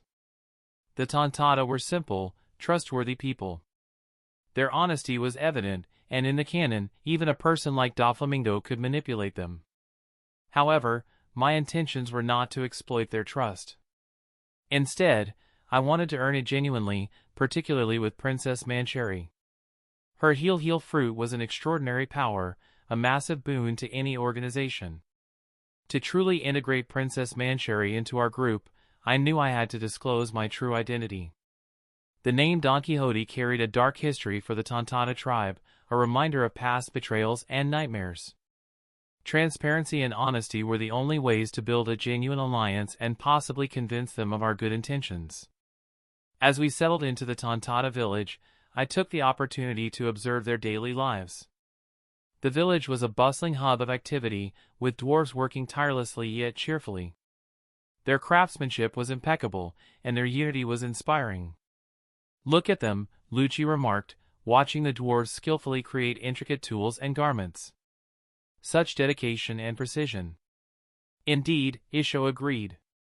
Their strength lies in their unity and unwavering trust in one another. We spent the day engaging with the Tantata, learning about their customs and traditions. The warmth of their hospitality was overwhelming, and it became clear that they were not just potential allies but a community worth protecting. In the evening, as we gathered in the main chamber with the elders and the chief, I knew the time had come to reveal my true identity. The room was filled with a mix of curiosity and apprehension, and the Tantata was keen to understand our true motives. Chief, I began, standing up to address the assembly. There is something important I must share with you all. My name is Ross, but that is not my full name. My full name is Donquxote Rosinante. Chapter 113. A sudden, deathly silence filled the chamber at the mention of the name Donquxote. The faces of the tribe leader and the elders froze in shock, and even the other dwarves inside the chamber stiffened at the name. You are a Donquxote? As in the Donquxote who ruled this very land centuries ago? The tribe leader's amicable tone vanished, replaced by a defensive stance, as if a vile snake had entered their nest. Even Leo, who had been playing around by my side, moved away, standing defensively in front of Princess Mancheri. The little princess, sensing the tension, clung to Isho's robes. The Tantata tribe had always passed down the tales of the Donquxote family's cruelty through generations, and with each retelling, their hatred had only deepened. What do you know about the original Donquxotes who ruled this land? I couldn't help but ask curiously. The elderly tribe leader's reaction suggested that he knew more about the family's history than I did. Perhaps some information had been shared by their ancestors. We know enough to know that you are from a vile bloodline, one that wouldn't blink at slaughtering a whole race if it was to your benefit. Maybe inviting you into our home was a mistake, the tribe leader commented. From the rest of the tribe, I could see genuine fear and hatred. I am not my ancestors, and neither are you the same as your ancestors who suffered, I remarked. Isho, standing beside me, shook his head slightly, signaling to me not to escalate the matter and allowing him to mediate on my behalf. Well, I may not have personally suffered, but I know all the atrocities your family committed against my kind, the tribe leader countered, his voice filled with bitterness. Isho stepped forward, his presence calming the room slightly. Chief, please. Ross is different. He seeks to make amends and build a future that does not repeat the mistakes of the past. Give him a chance to prove his intentions. The chief's eyes narrowed as he studied me, his mistrust was evident. You speak of amends, but how do we know your words are true? How do we know this isn't another deception by a Don Quixote? Centuries ago, before we left our homeland in search of resources to sustain our kind, we numbered in the millions. An elder from the tribe spoke, his voice heavy with emotion as he recalled details from their tribe records. Many perished to the harsh seas, predators, and other factors, but even then, we had lost only about a quarter of the population. He paused, wiping away tears as he continued, but then we reached Dressrosa. Originally, the king of Dressrosa seemed benevolent. He promised us sanctuary and resources in exchange for honest work. We Tontata are simple people, and we chose to trust your ancestors. We recalled all our brethren who had scattered around the world to find a new home for our tribe. His voice cracked with sorrow as he recounted their suffering. And then he started showing his true face. He began controlling, tormenting, and oppressing us little by little, eventually making us his slaves. He even threatened to kill the rest if anyone tried to flee. We did not even have a way out. That monster of a king could become the flame itself. We could not even fight against such a devil. We could not even harm a hair on his head. He became someone who made a deal with the devil himself. The elder's words hung heavy in the air, each syllable weighted with the pain and anguish of generations past. The room was filled with a somber silence as the tribe members absorbed the gravity of their shared history. Wait! What do you mean by the Don Quixote ancestor being made of flame? Was he a devil fruit user like Mancheri here? I couldn't help but question curiously. I knew the 20 kings fought Joy Boy, so it was possible that some of them were devil fruit users. The idea of the Don Quixote ancestor being the original Mara Mara no Mi user was a possibility. According to the world's lore, the first instance of devil fruit appeared about 9 centuries ago. Yes. Originally, not many people were aware of what these devil fruits meant. Even we, the Tontata tribe, only learned about the so-called devil fruits in recent centuries. He used his powers to subject us to unspeakable horrors, and you expect us to believe one of his descendants? The tribe leader spoke, his sadness evident in his voice. For someone to hold such hatred across centuries, it showed how much of a tyrant and a cruel man the original Don Quixote ancestor must have been. Do you know about the D clan? The ancient kingdom that fought against the Don Quixote king and the other kingdoms? I disregarded the mistrust of the tribe elders because I needed information, and the more I gathered, the better prepared I would be for the future. Joy Boy! Many of the elders in the tribe whispered the name as if it were a beacon of hope. The hope and longing in their eyes were unmistakable. Yes, we Tontata tribe did take part in the battle, but we were forced to fight against the ancient kingdom. By the time the years of war were over, there were only a handful of the Tontata tribe left. It took us centuries just to rebuild our modest numbers, an elder explained. Why did you not fight back? Why help your oppressor? Lucci asked, his curiosity overriding the tension in the room. He seemed unfazed by the dwarf's desire to drive us away after learning I was a Don Quixote. The elder sighed deeply, the weight of history heavy on his shoulders.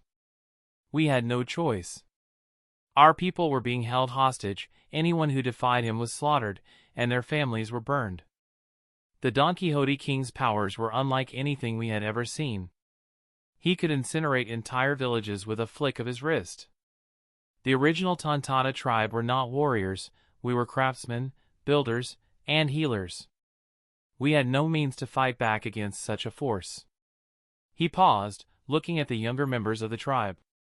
Our ancestors made a choice to survive, to protect what little was left of our kind.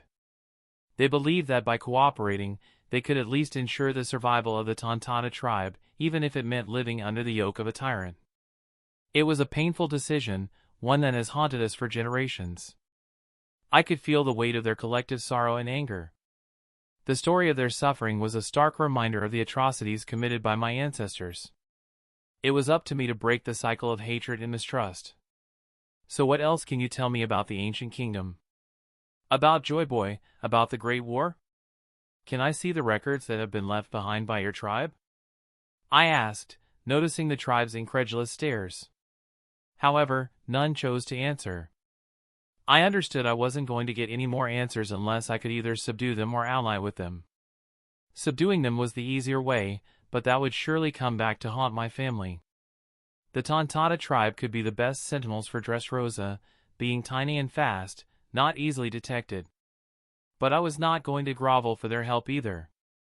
So why don't you tell us why exactly you are here and get lost from our home? An elder shouted, questioning me. I couldn't help but smile at the Donquxote elder's audacity. It seemed like he had forgotten that the Donquxote blood flowed through me too, but I reeled in my anger. I don't want to beat around the bush.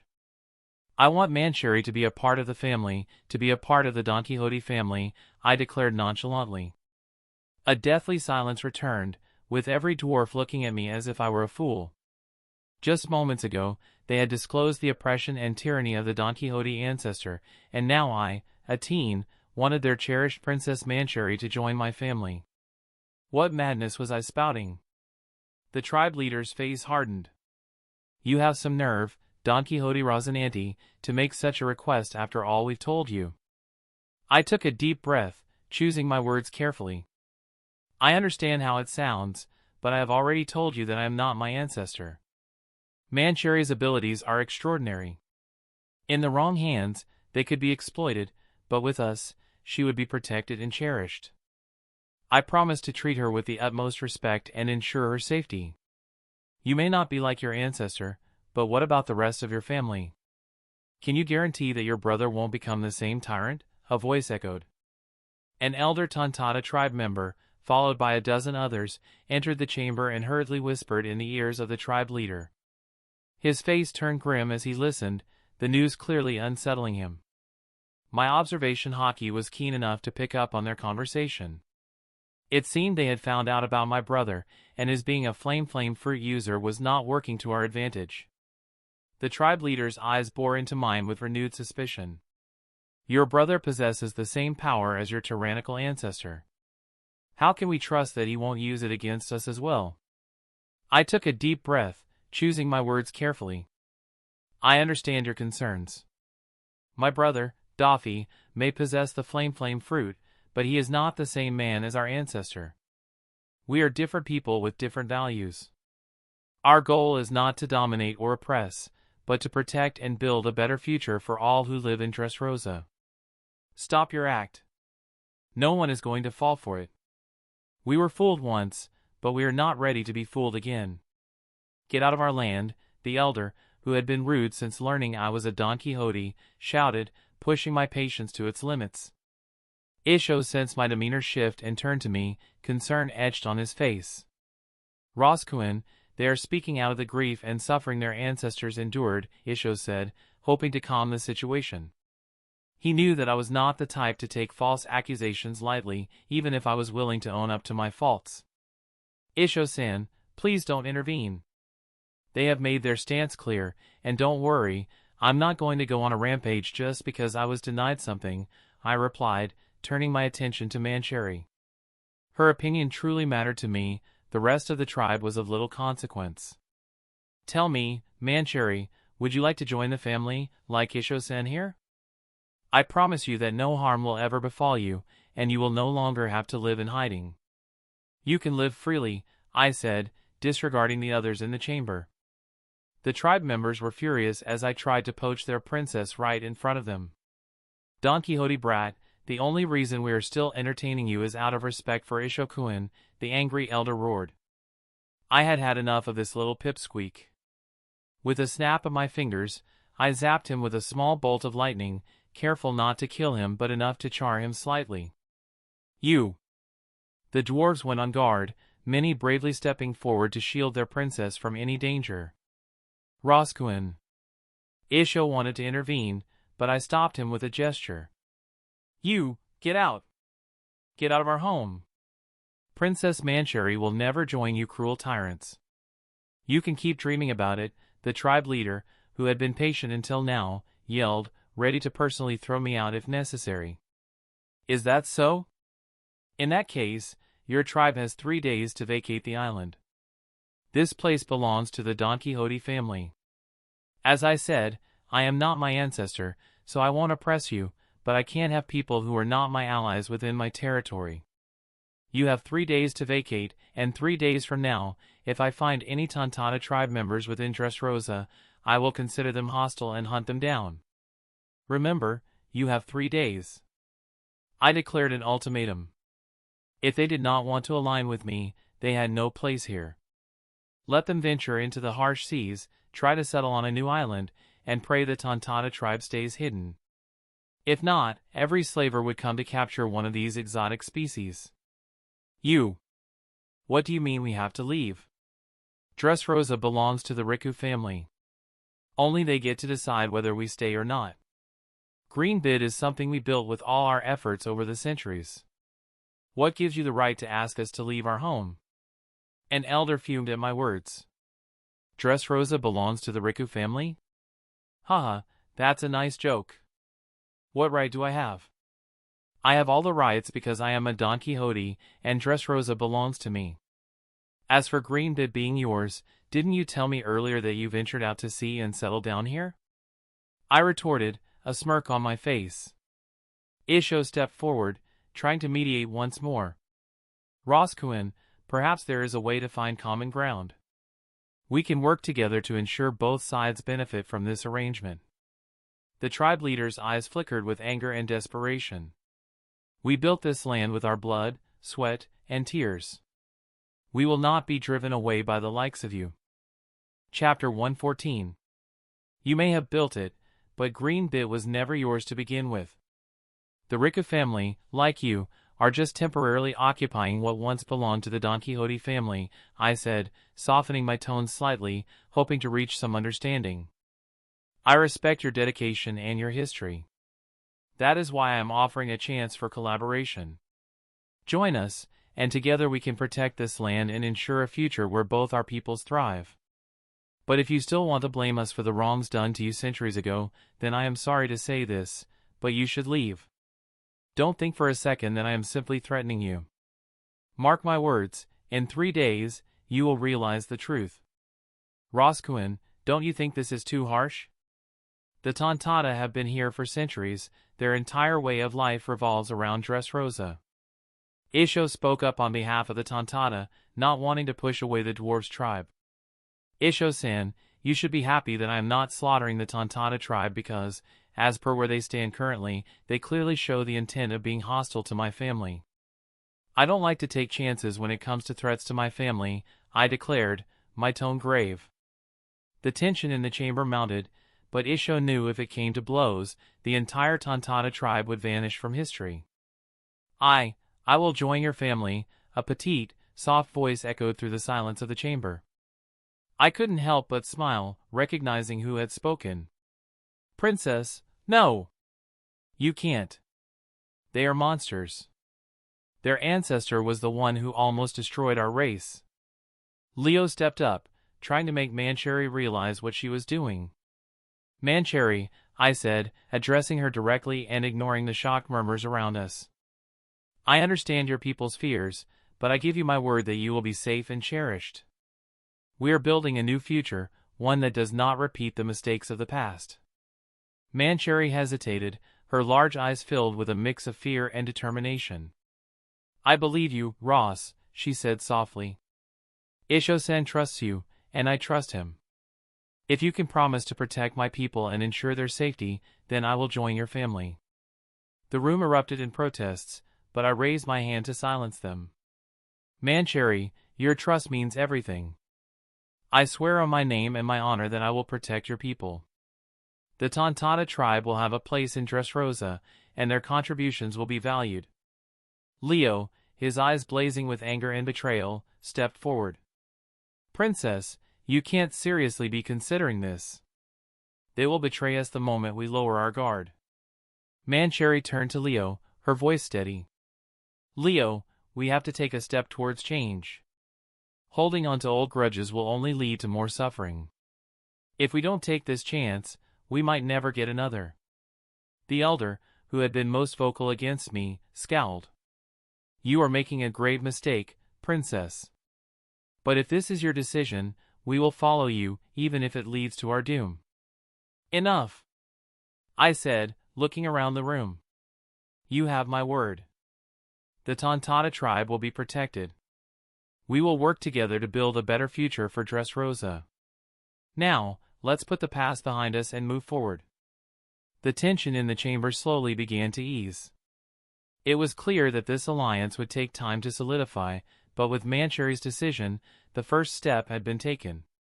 "If the princess is joining your family, then I want to join it too. I cannot have the princess be alone with your group of people, so I need to keep an eye on you all," Leo demanded, jumping in front of me with a determined expression. "Fine, if that's what you want," I replied, understanding that having Leo by Mancherry's side would put the Tontata tribe at ease. Moreover, Leo was a skilled warrior and a loyal companion, making him a valuable addition. He could help manage the Tontata tribe in the future, ensuring their integration went smoothly. The tribe leader looked between Leo and Mancherry, his face a mix of resignation and concern. "Leo, are you sure about this? You're putting yourself at great risk." Leo nodded firmly. "I am sure, Chief. The princess has made her decision, and I will support her.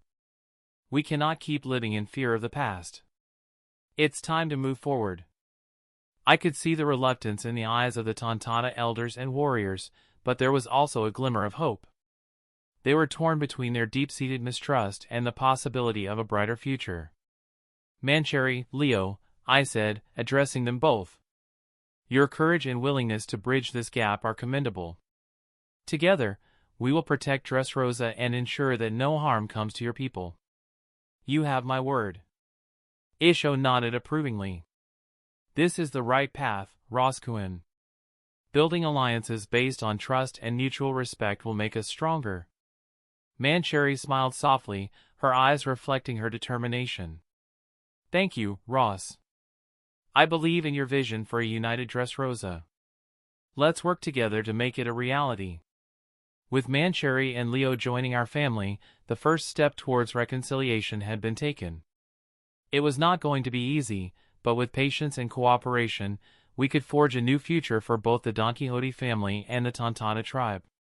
As we prepared to leave the chamber, the tribe leader stepped forward, his expression stern but not unkind. "We will hold you to your word, Donquxote. The safety of our people is paramount.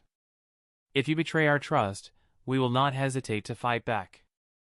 I met his gaze steadily. "I understand. You have my promise that I will protect your people as if they were my own. Together, we will build a Dressrosa where all can live in peace." Leo had originally wanted the princess to stay in Greenbit, but that would not help bridge the gap between our families. Mancherry and Leo needed to stay with us to properly integrate with the Donquxote family. So, the princess should be provided with a separate bedroom with a king-sized bed, and I need a bedroom adjacent to hers so I can guard the princess at all times, Leo demanded, perched on Isho's shoulders. He began listing out a seemingly endless array of requirements, each more specific than the last. Lucci, standing nearby, was diligently making a mental note of every detail. "She will need a garden where she can grow her medicinal herbs," Leo continued, "and a spacious bathroom with a large tub. And the kitchen must always have fresh fruit and sweets available for her." Isho chuckled softly at Leo's protectiveness. "You certainly know how to look after the princess, Leo. We will ensure all her needs are met." Mancherry, sitting on my shoulders, looked around the new place with a mixture of awe and apprehension. "This is all very kind, but I don't need so much. Just a place where I can help and be of use." I smiled at her modesty. "Your comfort is important to us, Mancherry. We want you to feel at home here." And Leo, we appreciate your vigilance. Your concerns will be addressed. As we walked through the halls, Isho glanced at me, a rare smile playing on his lips. The princess and Leo are going to be quite an addition to our family. Their presence will help change the perception of the Donquxote name. I hope so, I replied, looking forward to the challenge of integrating them into our world. It's time for a new era. I'm afraid you will have your hands full with responsibilities, Isho-san. We reached the quarters that would be prepared for Mancherry and Leo. This will be your new home, I said, opening the door to a spacious suite. If there's anything more you need, don't hesitate to let us know. Mancherry looked around, her eyes wide with amazement. This is more than I could have ever imagined. Thank you, Ross. Leo jumped down from Isho's shoulders, inspecting the room with a critical eye. It'll do, he said finally, his tone grudgingly approving. But remember, I'll be watching. I chuckled. I wouldn't expect anything less from you, Leo. Fine, then, you guys can get used to your new place. I'll leave Lucci here in case you need anything. Once you're settled, I'll introduce you to the rest of the family, I remarked, turning to leave. There were many more things to do, and having Mancherry join us was just the beginning. Soon enough, Isho and I found ourselves in the training area with my brother, Doffy. As of now, it was just the three of us making decisions for the family's future. So you think that the Donquxote ancestor was also the Maramaranomi user? Doffy asked in surprise as I shared the details the Tontana tribe had revealed. Most probably. I sometimes wonder where all these devil fruits originated from because their first recorded existence was only 8 or 9 centuries ago, I murmured, pondering the mystery of the devil fruits. Well, let's forget about that for now. Ross, tell me, do we really need to go about it in such a roundabout manner to take over Dressrosa? I can just take on the entire Dressrosa army alone, Doffy declared with a chuckle, as if he were ready to burn the kingdom to the ground. And then what? Do you want to become the ruler of Ashes, Doffy? There are many ways to conquer a kingdom, and tyranny would be the most foolish. Have you noticed the number of original residents who have returned to our town because of the safety here, despite us being pirates? I asked, a smile plastered on my face. The strategy one employed was working even more effectively than I had envisioned. More than a quarter of the people who had left under King Riku's request earlier had returned to Balsa. As more and more pirates descended on Dressrosa, only the town of Balsa seemed unaffected by the chaos. The original residents immediately returned, despite the warnings from the king and the soldiers. For the common people, staying alive was much more important. From the information they had gathered from the other residents who had stayed back in Balsa and refused to leave, they learned that the Donquxote brothers were not oppressive. We left them to their devices, only collecting something similar to a protection fee, which was akin to the kingdom's tax. Isho nodded thoughtfully. Ross is right, Doffy-kun. Conquering through fear and destruction will only breed resentment and rebellion. By showing the people that we can provide safety and stability, we gain their loyalty and support. They see us as protectors, not tyrants. Doffy sighed, running a hand through his blonde hair. Fine, I get it. It's just frustrating to sit back and wait. I want to show our strength, not hide it. We're not hiding our strength, I replied firmly. We're demonstrating it in a way that builds trust. The people are already starting to see that we're different from what they expected. Let's continue to show them that we can be their protectors. And don't worry, soon enough, we will have to use all our strength to carve ourselves a vast territory in the New World. Doffy grinned, his eyes gleaming with a mixture of mischief and determination. All right, brother. We'll play it your way. But if things get messy, don't expect me to hold back. I chuckled. I wouldn't dream of it, Doffy. Just remember, we're building something here. A future where the Donquxote family is not just feared but respected. So, what's next? It's been more than a week, but it seems like Riku isn't taking any action. And are you sure about starting a weapons factory all over again? Doffy questioned. Of course, Riku is afraid that we would go on a rampage or attack them directly. I'm sure he must have already appealed to the world government for aid. If I'm not mistaken, soon enough, the Marines should be here. There's even a chance those elders in Mary Geos might send an invite through the Marines, promising us a spot in the Shichibukai, I commented, my mind racing through the possible outcomes. I could roughly estimate the direction in which things were going to proceed in the near future. As for the weapons factory, it's a must. Quite a few of those bastards contributed to the fall of our family the last time around, and they've conveniently taken over everything that we had built. We need to take everything back, don't we?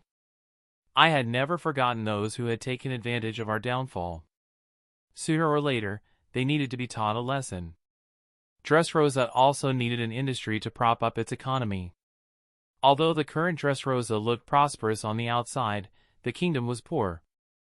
For such a major kingdom with a rich history and resources, this was pathetic. I intended to change that. Isho nodded approvingly. Then we have a plan. We proceed with the factory, but we ensure that its benefits are felt by all. Doffy chuckled. And what about the Marines? What if they come knocking before we're ready? We'll just sink them all. Dressrosa now belongs to us, and we cannot tolerate the presence of Marines in our territory and its surrounding seas. We need to start recruiting. I will leave that to you, Doffy. Just subdue the ones with decent strength who come to Dressrosa. We can just use them as cannon fodder for the time being. Have Giala-san help you as well. I said it confidently. We have to build ourselves as a formidable force within the New World within a span of 5 years, one strong enough to rival the likes of the emperors of the New World. Doffy grinned, his usual confidence shining through. I like the sound of that, brother. Let's show them what it means to be a Don Quixote. Chapter 115. Weeks passed, and Mancheri and Leo had adapted to their new environment. Their frequent visits to Green Bit helped them integrate more smoothly with our family. Doffy was actively expanding our ranks, recruiting from the list of hundreds of pirates he had subdued. However, none of them were suitable to join our inner circle and were destined to be used as cannon fodder when we began expanding our territories. Meanwhile, the condition of the Dressrosa kingdom and its army grew more dire with each passing day. The original standing army of Dressrosa, once 400,000 strong, had dwindled to 300,000. On top of King's Plateau, inside Dressrosa's royal palace, an urgent meeting was taking place, attended by all the prominent figures within the kingdom. Your Majesty, have the Marines responded to our request yet? It has been more than a few weeks since we put forth the request. We've already lost a quarter of our army defending the general populace from the pirates, and the influx of pirates is only increasing each day. We don't know how much longer we can hold on, the general of the army spoke with a gloomy note, aware of the army's dire condition. Morale was at an all-time low, and only loyalty to their king kept them going. If this continued, the army would soon collapse. We just have to hold on a bit longer. The world government has already dispatched the Marines to reinforce us. They are being accompanied by the battleship that will escort me to the Holy Land to participate in the upcoming reverie. King Riku, who seemed dead tired, replied. He hadn't had a proper night's sleep since the advent of the pirate era.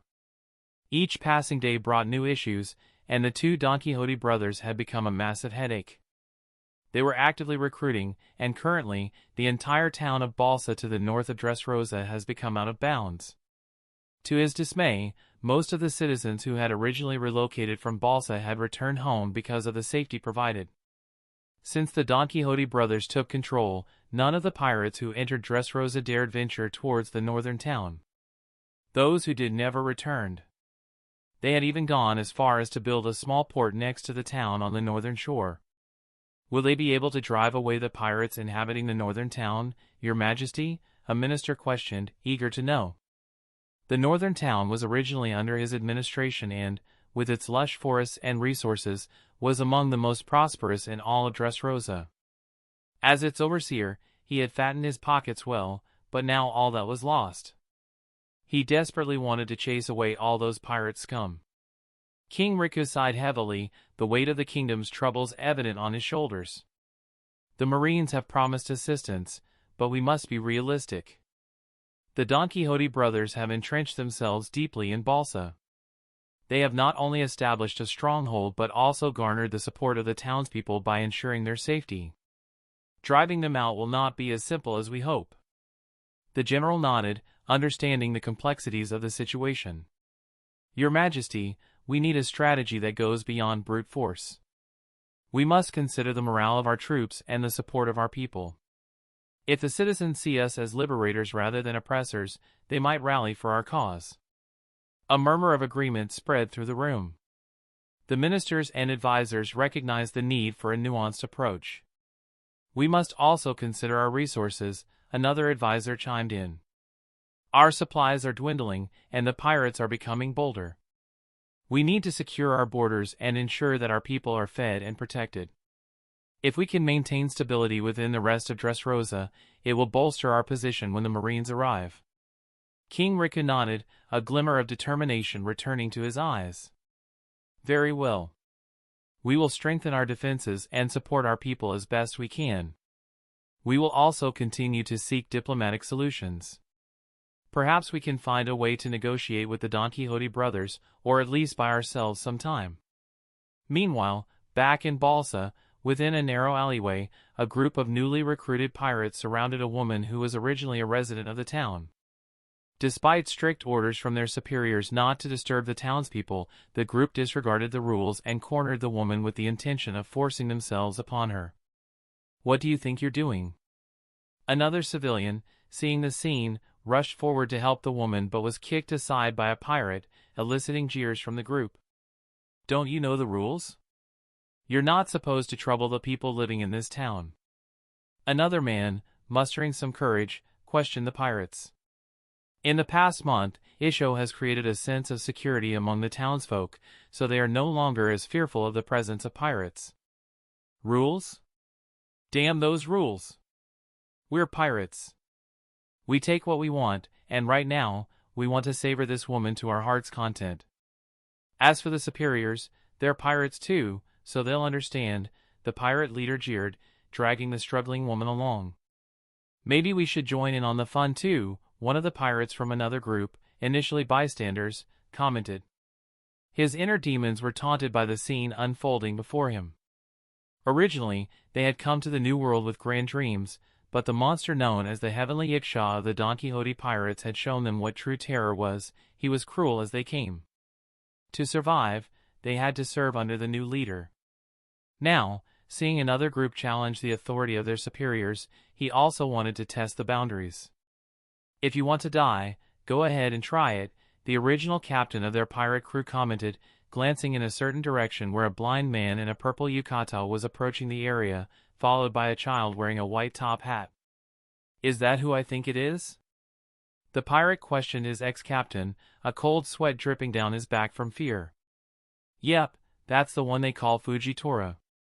He's the one who established all these rules to safeguard civilians, and anyone who dares to go against these rules will know the true terror of the blind man. He's one of the top cadres of the Donquxote pirates. He treats regular folk with a kindness that's unlike any pirate, but against pirates, he becomes a different monster altogether, the ex-captain explained as Isho, known as Fujitora, reached the center of the commotion. Isho's presence immediately commanded attention. The pirates, initially emboldened by their numbers and disregard for the rules, now felt a palpable sense of fear. Isho stood tall, his hand resting lightly on the hilt of his sword, his demeanor calm yet exuding an aura of authority and impending doom. What's going on here? Isho's voice was calm, almost gentle, but it carried a weight that silenced the street. The struggling woman and the cowering civilians turned their eyes toward him, a mixture of relief and hope in their gazes. The pirate leader, trying to muster some semblance of bravado, sneered, "We're just having a bit of fun, old man. Don't stick your nose where it doesn't belong."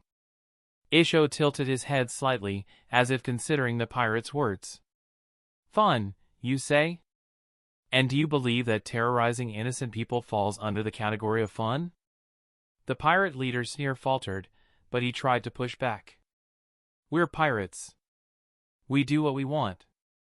Isho's grip tightened slightly on his sword. Indeed, you are pirates. But in this town, there are rules. Rules that I enforce. Before the pirates could react, Isho moved with a speed that belied his condition and appearance. In a blur, his sword was drawn, and the pirate leader found himself on the ground, missing his body. In one graceful, precise, and lethal slash, a dozen heads that had surrounded the woman flew into the air. The brutal maneuver was executed with such efficiency that the blind man didn't ponder it for even a second. Since joining the Donquxote family, Isho's views on violence have shifted slightly. While he still held a deep sense of kindness for the innocent, he had become utterly ruthless towards their enemies. Isho turned his blind gaze towards the remaining pirates, who had been spectating. They were now frozen in fear, paralyzed by the bloody display they had just witnessed. The blind man's calm demeanor, combined with his deadly prowess, made for a terrifying contrast. "Anyone else wish to disregard the rules?" he asked, his tone calm but carrying an edge that promised swift retribution. The pirates quickly backed away, some stumbling over each other in their haste to escape the scene. Their earlier bravado had vanished, replaced by sheer terror. The townspeople, who had been watching the scene unfold, were in awe. Isho's swift and decisive action had not only saved the woman but also sent a clear message to anyone who might think of causing trouble in Balsa. Isho turned his attention to the woman, who was trembling but otherwise unharmed. He approached her with a gentleness that contrasted sharply with the violence he had just unleashed. "You're safe now," he assured her, his voice a soothing balm. "Return home and rest." The woman nodded, tears of gratitude in her eyes, and hurried away. Isho then addressed the remaining civilians, his expression softening. "Do not fear. As long as I am here, no harm will come to you. Damn, I almost got myself killed just now. I didn't even see the blind man's sword move. What kind of monsters are these Donquxote pirates made of?" The pirate, who had earlier shown interest in tormenting the women, commented as the crowd started dispersing. However, he heard no response from his ex-captain. When he turned back to look at him, he saw the man frozen, staring in his direction as if a monster stood before him. But just as he was about to turn to see what had caught his ex-captain's attention, a childish voice echoed in his ears.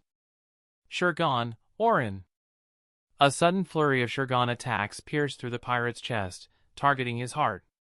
He hadn't expected such a sudden and lethal assault from out of nowhere. The attacker was just a small child wearing a top hat. The pirate choked on his blood as his breathing passage was blocked. "You little bastard," he managed to croak out before collapsing to the ground. The ex-captain roared in fury at the sight of a child killing his companions. But before he could react, he felt a massive presence behind him. Slowly turning, he saw Fujitora standing right behind him. "Do you have any complaints?" Isho questioned calmly as he watched the life drain out of the pirate wriggling on the ground. "Even the mere thought of breaking my rules is not something one should consider," Isho added sternly. He had heard the pirate's intentions earlier, and such individuals were always a threat. It was better to eliminate them swiftly. So, he had asked Lucci to take care of the man. Just as the pirate's life was snuffed out, a massive thundercloud formed right on top of Greenbit. Even the skies surrounding Dressrosa darkened as a massive thunderstorm was brewing. However, none of the civilians present reacted harshly because they had experienced such a similar phenomenon many times in the past month. "Young Master Ross must be tempering his physique again," Lucci remarked, gazing at the massive thundercloud in the sky with longing in his eyes. The ex-captain knew that he could not challenge these monsters and resigned himself to fate, picking up the pirate's body to give him a proper burial. Isho did not stop the man and turned to Lucci, who was observing the sky. "Don't worry.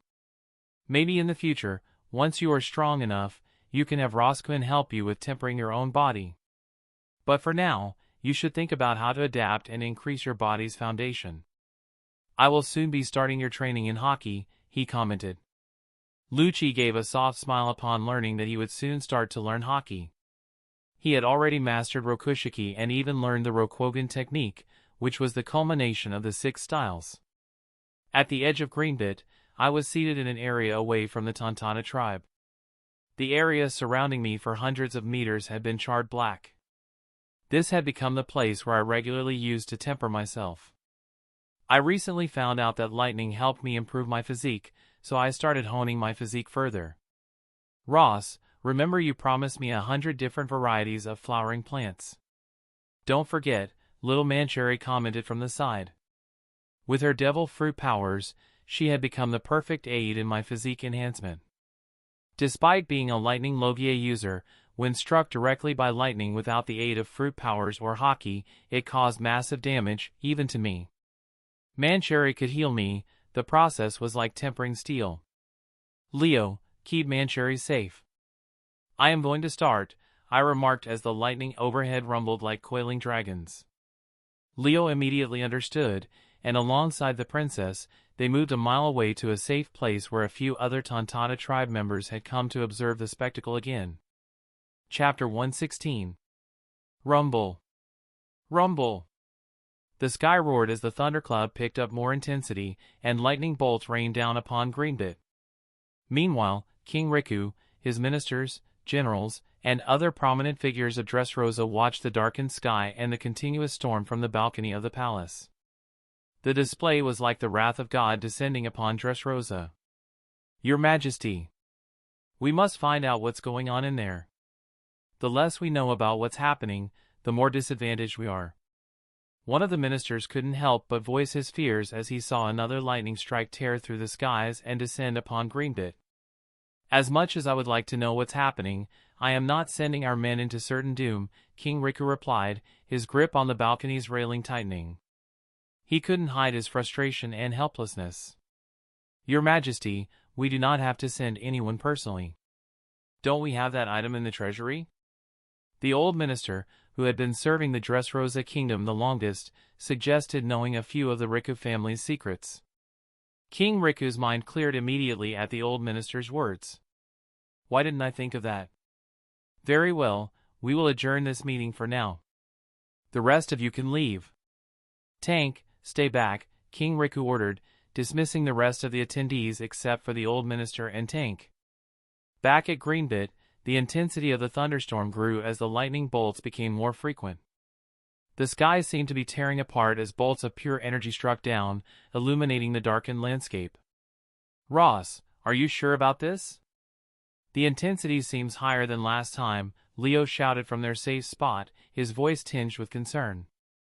Mancherry stood beside him, her healing powers at the ready, her face a mixture of worry and determination.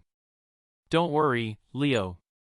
This is necessary, I shouted back, my voice steady. The raw power of the lightning was crucial for my training, pushing the limits of my physical and mental endurance. The first bolt struck me, and pain seared through my body, but I stood my ground. Mancherry's healing abilities kicked in almost immediately, mending the damage as it occurred.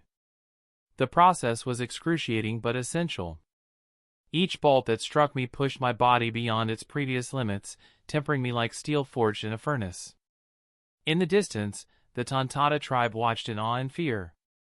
They had grown accustomed to these displays of power, yet each session was more intense than the last. Inside the palace, King Riku and the old minister, Tank, made their way to the treasury. Hidden away in a secret compartment was a small chest long forgotten by many, an ancient, old, tattered chest wrapped in cloth. Are you certain this will work, Your Majesty? Tank asked, his voice filled with a mix of hope and skepticism. We have no other choice, Tank. We need to know what we're dealing with, King Riku replied, carefully lifting the old chest from its resting place. Opening the chest carefully, King Riku peered into its contents. Inside lay an old, tattered devil fruit encyclopedia and a crystal white devil fruit, the paramecia type Gyro no Mi. This fruit had been safeguarded by the Riku family for generations. Tank! Bring Scarlet here. Let her know that I need her for something important, King Riku commanded after contemplating for a few moments. He had decided it was best for the crown princess to consume the devil fruit.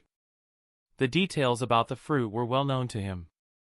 There was a note stating that they should find a seer or someone with clairvoyance abilities to unlock the full potential of the fruit. That was the reason the Riku family had kept the fruit locked up for all these years, they had not found a suitable candidate. But now, the situation was dire, and this fruit offered a safe way to spy on the Donquxote brothers without alerting them. They might even be able to eavesdrop on their plans with its power. Soon enough, Tank returned to the earlier meeting hall, where King Riku and the old minister were waiting. Following Tank were two young children, none other than the princesses of the Dressrosa kingdom, Scarlet and Viola. Scarlet was currently 11, while Viola was 5. King Riku's face blossomed with a smile as he saw his daughters. Though he was a benevolent king, he was not naive enough to let someone outside the family consume the devil fruit that had been safeguarded by the Riku family for generations. By choosing his daughters, he ensured that the fruit's power would stay within the family. "My dear Scarlet, come closer," King Riku beckoned, his voice gentle but firm. Scarlet approached, curiosity evident in her eyes. "What is it, father?" King Riku knelt to her level, placing a hand on her shoulder. "This is a devil fruit, the Gyro no Mi. It grants the power of clairvoyance, the ability to see and hear things from great distances. Our kingdom is in great danger, and I believe that with this power, you can help us protect Dressrosa." Scarlet looked at the fruit, then back at her father. "But why me?" "Because I trust you, my dear. You are brave and wise beyond your years. This power must remain within our family, and I know you will use it wisely," King Riku explained, his voice filled with both love and urgency. Viola, standing beside them, looked up at her sister with wide eyes. "Will it hurt, Scarlet?" Scarlet shook her head, trying to be brave for her sister. "No, Viola. I think it will be okay." With a deep breath, Scarlet took the fruit from the chest. The devil fruit was heavy in her hands, its surface smooth and cool. She hesitated for a moment, looking at her father one last time. King Riku gave her an encouraging nod. Scarlet was an intelligent child, mature beyond her years. She knew her father had been trying his best to keep Dressrosa together amidst the chaos, but the pirates that had taken over the northern town had become an insurmountable headache. The Marines, whom they had counted on, were nowhere in sight. Resolving herself, Scarlet decided that if consuming this devil fruit would help her father, then she would do it. Just as she mustered the courage to sink her teeth into the fruit, a soft chuckle interrupted the tense atmosphere in the room. "Ha ha ha, no wonder little Shirley asked me to come to the palace in all haste. You guys have a devil fruit, I see. For Shirley to send me here, it must be quite special, I suppose," Doffy remarked, perched on the balcony with a cruel smile. He ignored everyone else, his attention was focused solely on the fruit in Scarlet's hands. Quick-thinking Scarlet immediately tried to bite into the devil fruit to prevent the villain from getting it, but Doffy was faster. Using shave, he flickered past the rest, snatching the fruit from Scarlet's grasp. "Arf!" Scarlet screamed in agony as she clutched her charred arm and fell to the ground, rolling in pain. It was only then that the others in the room reacted. "You bastard!" Tank roared, charging at Doffy with his sword drawn, intent on striking him down for harming the little princess. "Busashoku Koka!" Tank clad himself in armament haki and rushed forward. However, Doffy looked at him nonchalantly, as if he were a mere pest, and raised a finger, pointing at Tank. "Tobu Shurgon, Hibachi," Doffy intoned, infusing the Rokushiki technique with his blue flames. A deadly projectile, akin to a blue flaming spear, shot out at blinding speed. Tank immediately sensed the threat and instinctively leaned to the side, but the blue spear tore through him, severing his left arm. "Ayah!" Tank rolled to the side, dodging the attack at the cost of his arm. King Riku, now cradling his daughter Scarlet, whose entire right arm was scorched black, watched in horror. Viola, his younger daughter, was down in tears, looking at the monster that had intruded upon their home. Bang! Bang! A series of gunshots fired, but the bullets passed harmlessly through Doffy. He turned to the source, finding the old minister with shivering hands, holding a pistol pointed at him. "Heiken!" Doffy roared, sending a dazzling blue stream of flames towards the old man. In front of the shocked eyes of the others, the old minister was reduced to ashes within seconds. Hearing the commotion, hundreds of soldiers rushed into the room, surrounding the intruder. However, Doffy remained unfazed. He walked casually to the table, placed the devil fruit upon it, and began flicking through the encyclopedia. You should have known better than to oppose me. Did we not come to an agreement not to bother each other? And here you are trying to spy on us. Doffy remarked coolly. The gyro no me, a fascinating fruit indeed. Perfect for our little Shirley. I wonder what would happen if a seer truly consumed this fruit. Well, I will know soon enough. King Riku, his heart filled with rage and desperation, shouted, You monster! Why are you doing this? What do you hope to gain? Doffy looked up, his smile widening. Gain? I aim to control, to dominate. Dressrosa will be the cornerstone of my new empire. And with the powers of this devil fruit, I will ensure no one can sneak into my territory ever again. Scarlet, writhing in pain, looked at her father with tear-filled eyes. Father, I'm sorry. I couldn't. King Riku hugged her tightly. It's not your fault, Scarlet. We'll find a way out of this, I promise. But deep inside, Riku knew that promise was becoming harder to keep. With the Donquxote brothers' increasing power and influence, the future of Dressrosa had never looked so bleak. Seeing the little princess harmed and their commander lying on the floor with a scorched stump, the soldiers' eyes turned blood-red with anger. The younger ones, in particular, threw caution to the wind and charged forward collectively, their spears aiming to skewer Doffy. No! Riku screamed, trying to stop his men, but it was too late. Doffy, using his observation haki, had already assessed that none of them were haki users. He remained seated, nonchalant, as more than 36 spears passed harmlessly through his body. What the hell? One of the soldiers exclaimed in shock as his spear phased through Doffy. Get away from that monster! Tank, who had collected himself, shouted from the floor. Doffy looked up with a wide grin plastered on his face and whispered, Hell's judgment, Diablo. Suddenly, the room's temperature rose rapidly, and a massive blue flaming skull appeared above Doffy's head. With Doffy as the center, a concentric circle of blue flames erupted, incinerating every soldier surrounding him to nothingness. The entire room fell silent at the display. Where there were once more than 36 soldiers, now there's not even a trace of ashes left.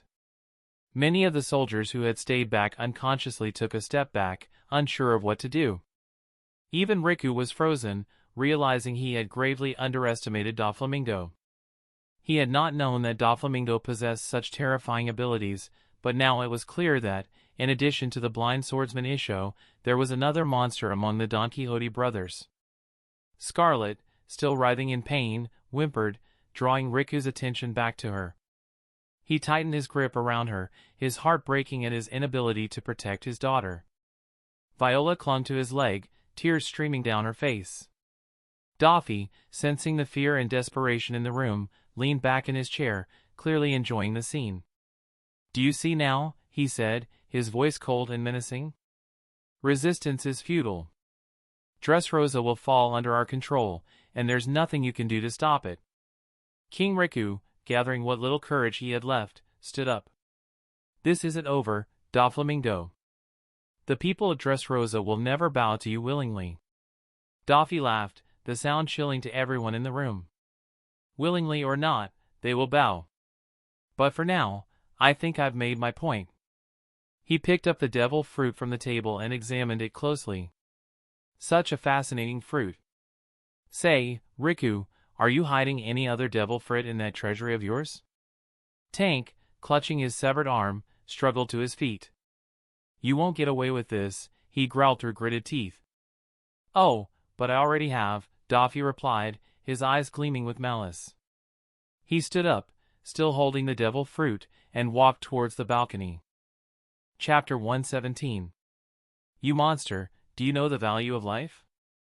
Do you know how much we sacrifice to save each life in Dressrosa? King Riku roared as Doffy was about to step out onto the balcony. Doffy froze mid-step. Suddenly, an ominous laughter echoed through the room as Doffy couldn't control his mirth anymore. He turned back towards Riku, his eyes glinting with a mix of amusement and disdain. The question is, do you know the value of life, Riku? No, you are a hypocrite. Doffy's voice boomed, silencing the room. He took a step closer, his presence overpowering. Since I set foot in Dressrosa, I've seen thousands perish at the hands of pirates. Even as we speak, the entirety of Dressrosa's people are suffering due to lack of resources and the constant fear of death. Yet your loved ones live in absolute safety inside these walls, enjoying a life of abundance while the rest of Dressrosa suffers. He paused, letting his words sink in. Riku's grip on Scarlet tightened, his knuckles white. Viola clung to her father's leg, trembling. Talk to me about sacrifice after you send your own daughters to live in the pirate-infested town. Have them experience the same life as the rest of Dressrosa's citizens, a life of pillage and rape. You use your status as king to keep what is dear to you safe, so don't lecture me about sacrifice. Doffy's voice grew softer, but the intensity remained. I know the weight of losing someone dear to me in this cruel world. So yes, I do know the value of life, unlike you. For a moment, a flicker of genuine pain crossed Doffy's face, a rare glimpse into the heart of the man behind the monster. It was a look that spoke of buried memories and lost loved ones, of a childhood marred by betrayal and brutality. King Riku, seeing this fleeting vulnerability, felt a pang of something he hadn't expected, pity. But it was quickly overshadowed by the anger and sorrow for his people and his wounded daughter. You think you're different, Doflamingo? You think your pain justifies the suffering you inflict on others? Doffy laughed again, but this time it was a hollow sound. I don't need justification, Riku. This world is built on suffering. It's how you wield it that defines you. You cling to ideals that mean nothing in the grand scheme. In the end, power is the only truth. As he spoke, the remnants of the soldiers looked on, some with hatred, others with a dawning realization of the complexity of their enemy. Doffy turned his back on Riku, ready to leave, but he paused one last time. Remember this, Riku. Every life lost under my rule serves a purpose. I will bring order to this chaos, even if it's through fear and strength. With that, Doffy stepped out onto the balcony and disappeared into the wind. King Riku, holding his injured daughter and surrounded by the remnants of his loyal soldiers, felt the weight of his kingdom's plight more heavily than ever. Scarlet, still whimpering in pain, looked up at her father with wide eyes. Daddy, will everything be okay? She asked, her voice trembling. Riku kissed her forehead, trying to muster a reassuring smile. We will find a way, he murmured, his voice filled with determination. We will find a way to fight back, to protect Dressrosa. We must. As the storm outside continued to rage, King Riku knew that the battle for his kingdom's future had only just begun. And within the heart of Dressrosa, amidst the suffering and the fear, flickered the enduring hope of its people, a hope that, despite everything, would not easily be extinguished. Within Balsa, inside a grand mansion that served as the current base of the Donquxote pirates, a little mermaid played around with a crystal ball. Many pirates who had come to Dressrosa coveted this little mermaid, but everyone who tried to approach her had become cold corpses. She was Shirley, a member of the Donquxote family. Currently, little Shirley is accompanied by Gladius and Giala.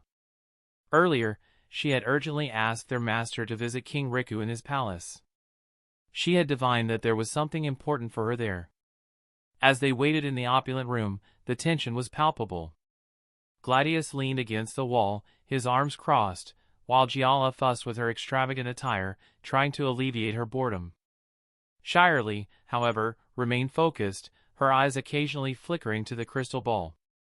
Just then, the door swung open, and Doffy strode in, his presence commanding immediate attention. In his hand, he carried what seemed like a devil fruit, its unusual appearance drawing the eyes of everyone in the room.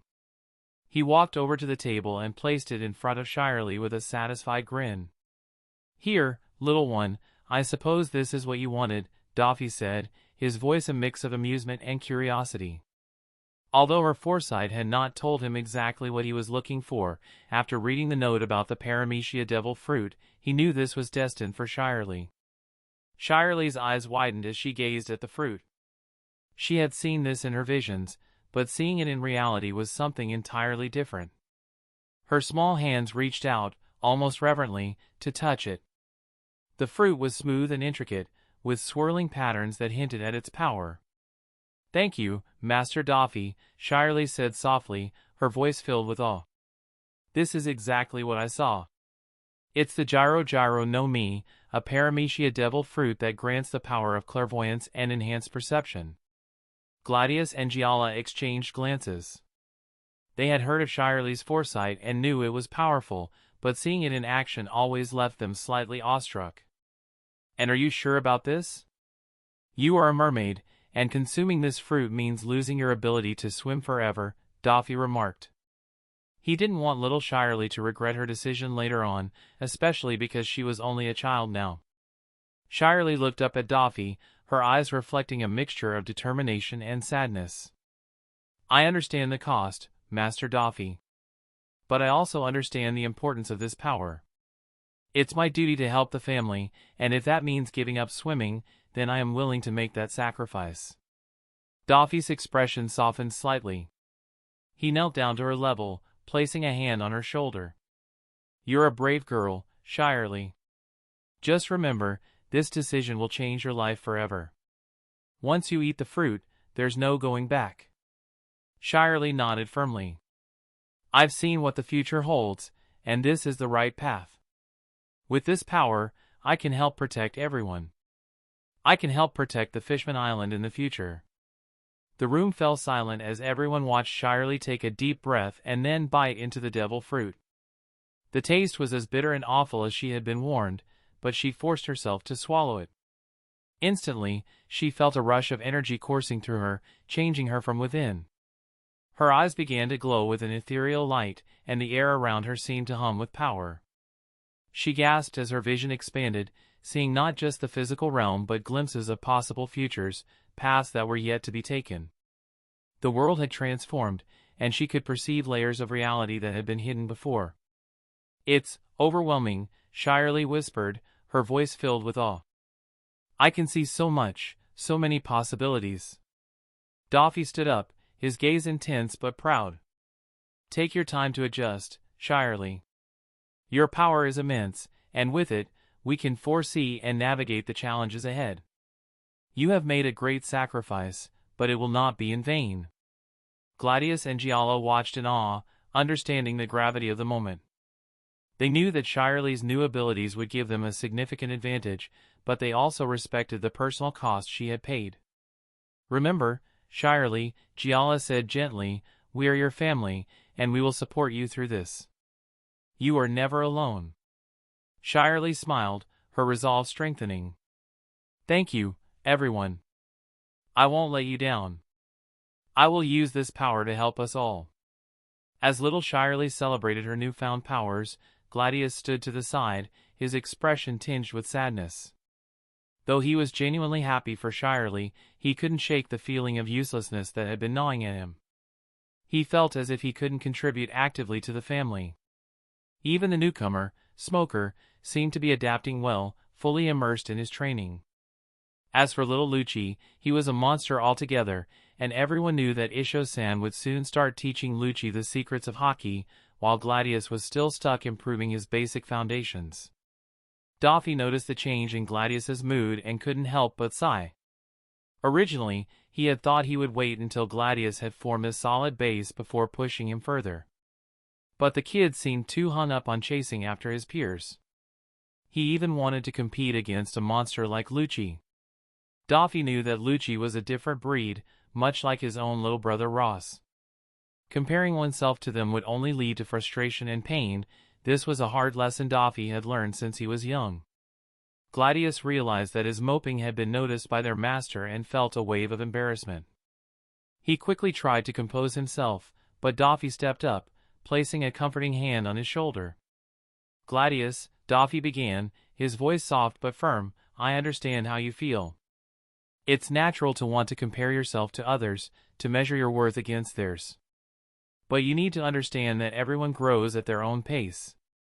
Lucci and Ross are exceptional, yes, but that doesn't mean you are any less important or capable. Gladius looked up at Doffy, his eyes filled with uncertainty. But, Master Doffy, I want to contribute more. I see everyone advancing, becoming stronger, and I feel like I'm being left behind. Doffy nodded, understanding the young man's frustration. Well, in that case, Ross originally wanted to give this to you after you formed this solid foundation, but now seems to be as good a time as any. He turned to Giala, who immediately understood and went into one of the inner rooms in the mansion. Congratulations, Brother Gladius, little Shirley commented, her voice filled with genuine happiness. Gladius seemed confused by what was going on, while Doffy couldn't help but smirk. He needed to be careful around the little girl, she might end up uncovering all their secrets. I once promised you a devil fruit, remember?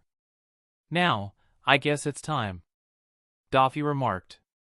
Right then, Giala returned with a small chest in her hands and presented it to Doffy. Gladius's eyes lit up at the mention of the devil fruit. Since joining the Donquxote family, he has always been fascinated by them. He remembered the day when Senor and especially Diamante were gifted their devil fruits. Gladius had always wanted a Logia devil fruit, but he knew how rare each Logia fruit was. Since then, he has been waiting anxiously for his turn. Doffy opened the small chest and revealed a crimson, crystal-like devil fruit.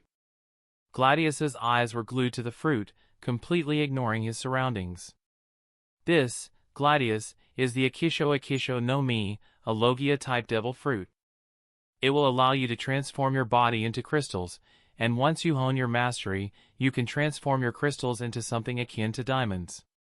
Your defenses and attacks will reach new heights with this power, and you no longer have to feel inferior in front of Smoker just because he has a Logia fruit, Doffy explained, watching Gladius's awestruck expression. Just as Gladius was about to reach out to take the fruit, he paused and turned to Doffy. Master, I think you should give this fruit to Lucci. I know how rare each Logia fruit is.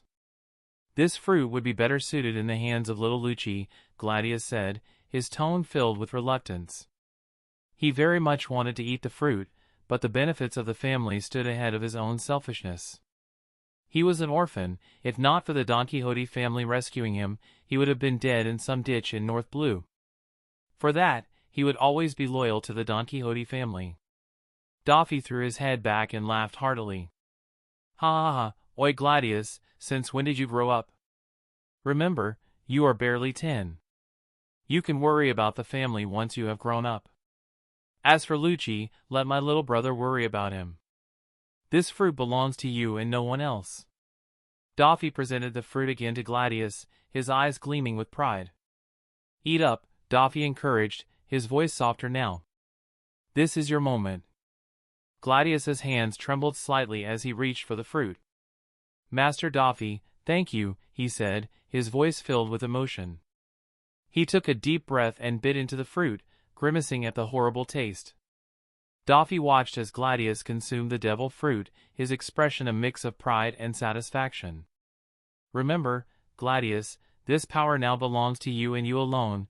You have no more excuses to stay weak, so grow strong, strong enough so that you can roam the seas unchallenged.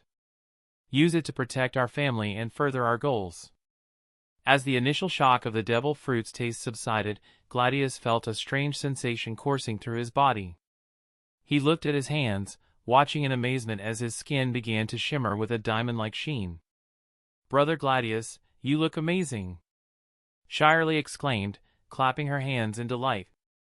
Gladius felt a surge of confidence and determination. I promise I won't let you down, Master Doffy. I'll use this power to make our family proud. Doffy nodded, pleased with Gladius's resolve. I know you will. Now, let's see what you can do with your new abilities. Giala, take Gladius to the training grounds and help him get started. Giala smiled warmly at Gladius. Come on, Gladius. Let's see what you're capable of. As they left the room, Doffy turned his attention back to Shirley, who was still beaming with excitement. You did well, Shirley. You should get used to your new powers too. Go on, get to the training grounds. Shirley giggled. I'm just glad I could help. And now Gladius has a devil fruit too. Doffy ruffled her hair affectionately. Yes, he does. And with all of us growing stronger, our family will be unstoppable. As Doffy watched Gladius and Shirley head towards the training grounds, he felt a deep sense of satisfaction. Each member of the Donquxote family was finding their place, growing stronger, and becoming more united. Together, they would achieve greatness. Chapter 118. Todo Land, New World. Whole Cake Island, the centerpiece of Todo Land, glistened under the perpetual candy-colored sky. The island was a marvel of confectionery architecture, with buildings made of gingerbread, frosting, and all manner of sweets. The air was filled with the tantalizing scent of sugar and baked goods, mingling with the salty tang of the sea. At the heart of this fantastical land stood the enormous chateau, an opulent and imposing fortress that served as the headquarters of the Big Mom pirates. Within one of the grand mansions of Todo Land, the heart of the Big Mom pirates' empire, lay the centermost chamber, a magnificent throne room exuding power and opulence. This chamber, adorned with candy-colored walls and intricate sugar sculptures, also served as the seat of one of the most formidable contenders for the title of Emperor of the Sea, Charlotte Lin, known to the world as Big Mom. In the rapidly changing tides of the great pirate era, only Whitebeard held the undisputed title of Emperor of the New World. However, the Big Mom pirates were steadfast in their quest to claim that coveted position. Mama mama!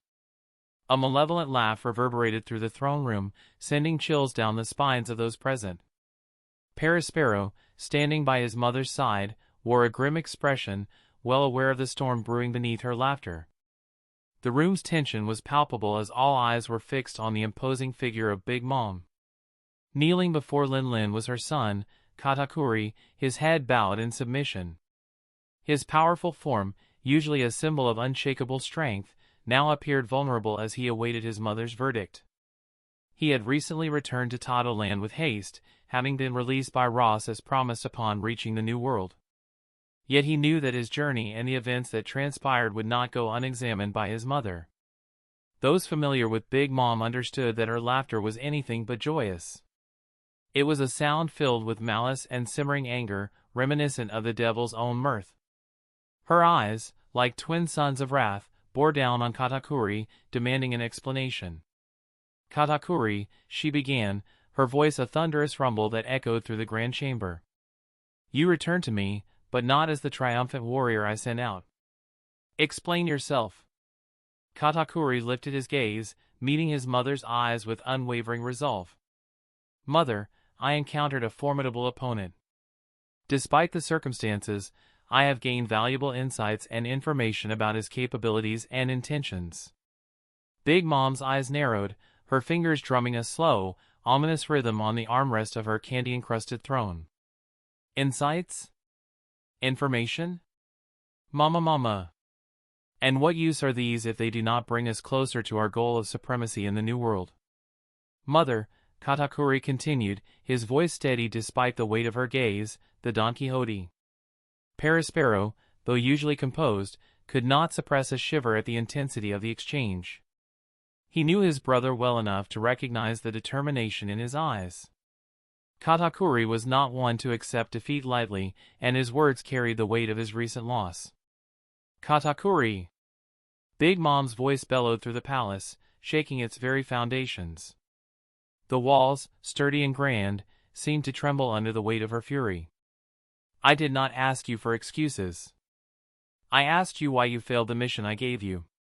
Not only did you fail, but you also lost to a brat almost a decade younger than you. Tell me, Katakuri, did you beg for your life for that brat to let you go? Her eyes blazed with rage, promising retribution if Katakuri dared to utter a wrong word. The atmosphere in the throne room grew unbearably tense, as if the air itself had been charged with Big Mom's wrath. No, Mama. Never! Katakuri's voice was resolute, standing tall despite the looming threat. I would never beg my enemy.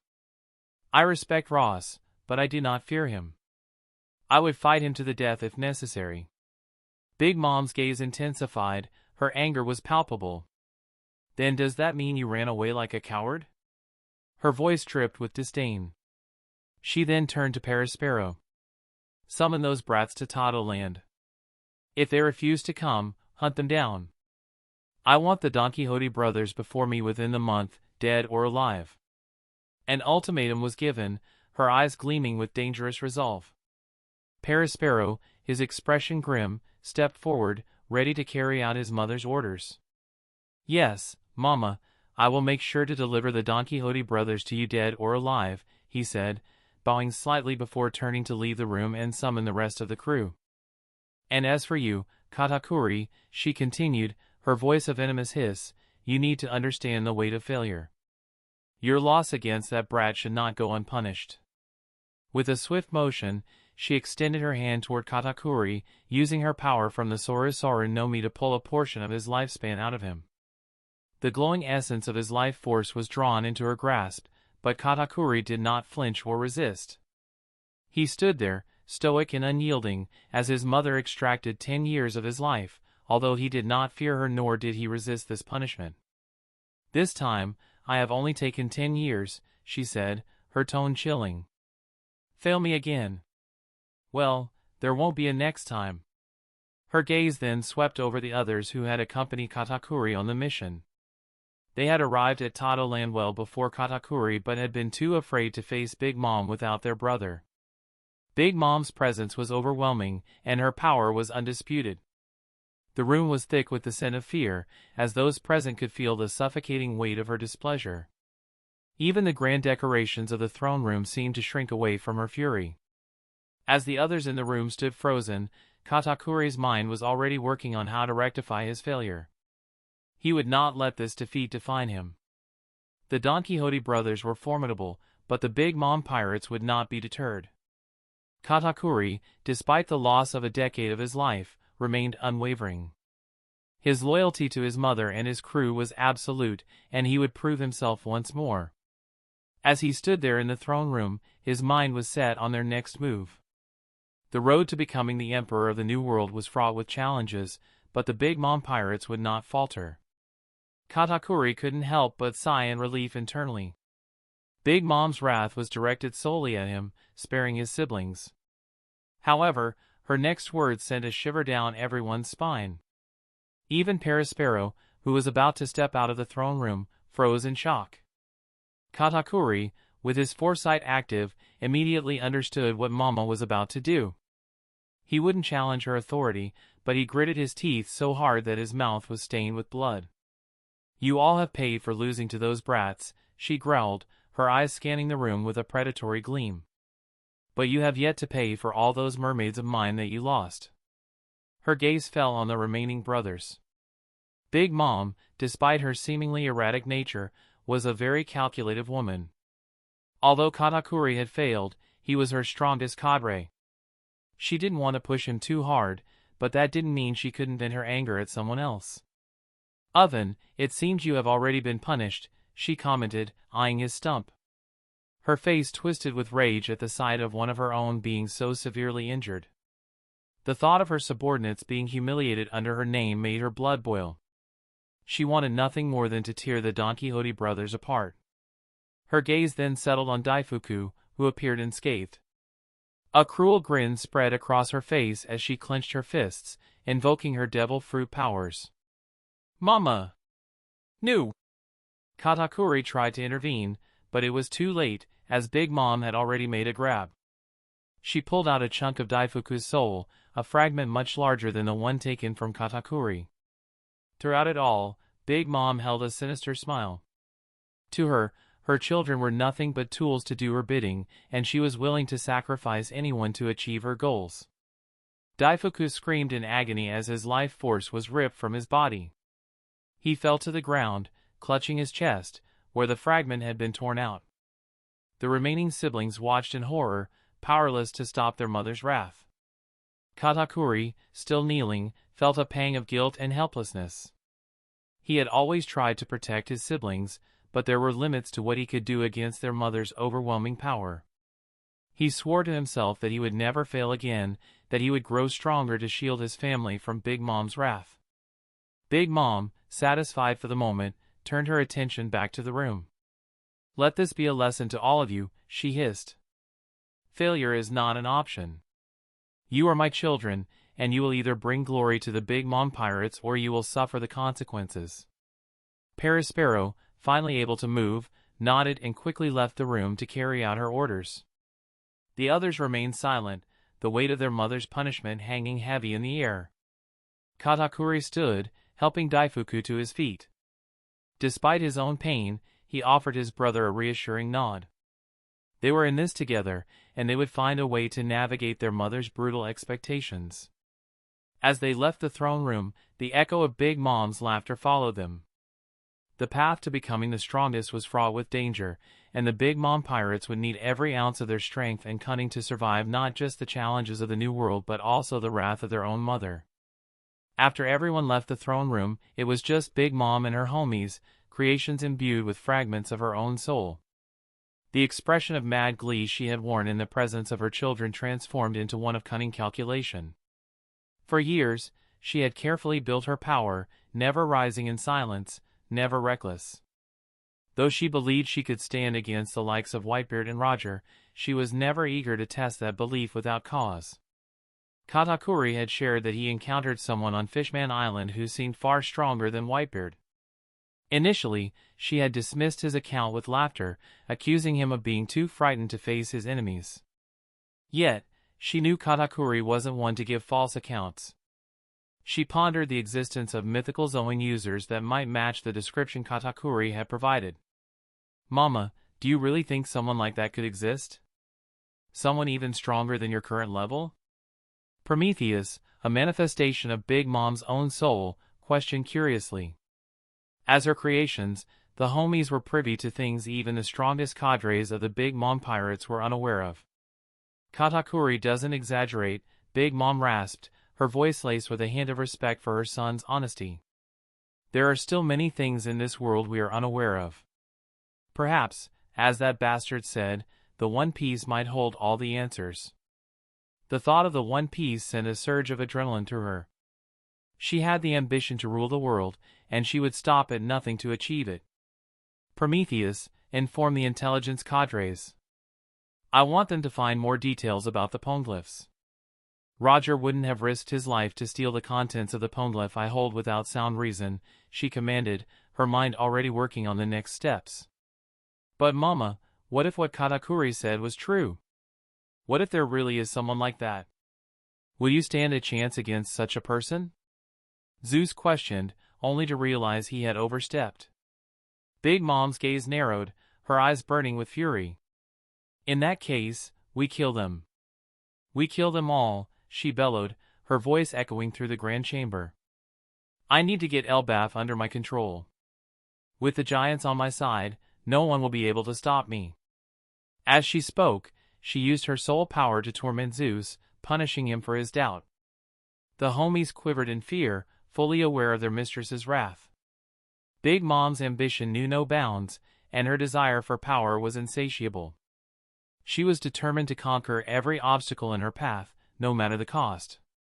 The throne room fell silent, the only sound being the crackling of Prometheus's flames and the faint whimpers of Zeus. Big Mom's mind raced with plans and strategies, each more ruthless than the last. She would find the secrets of the poneglyphs. She would seize control of Elbaf. And she would crush anyone who dared to stand in her way.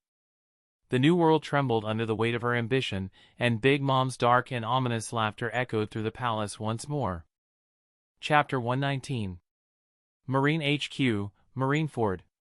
In the meeting room reserved for the highest level officials of the Marines, a crucial assembly was underway. The task at hand was to assign vice admirals the duty of delivering invitations to the pirates shortlisted to become Shichibukai.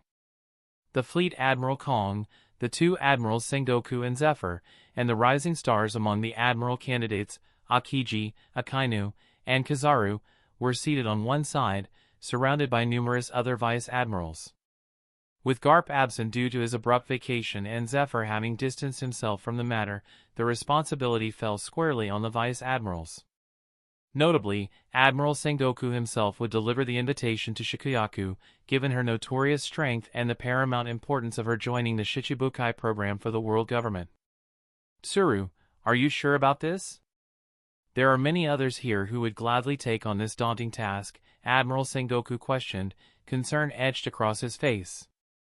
Despite his repeated requests, Tsuru had insisted on personally embarking on the journey to Dressrosa to deliver the invitation to the Donquxote brothers.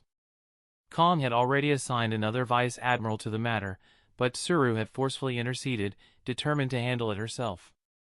To make matters worse, the world government had issued an order to send a contingent of 5,000 Marines alongside 5 battleships to reinforce Dressrosa against pirate threats.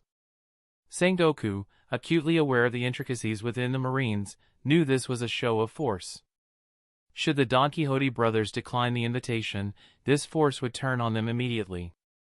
Normally, only 1 or 2 ships would be dispatched for such a mission. However, these ships had an additional duty, to escort the world government ship collecting the heavenly tribute from Dressrosa and to ensure King Riku's safe passage to the upcoming reverie. Despite the need for coordination from Marineford, Tsuru wanted to personally lead the mission to Dressrosa.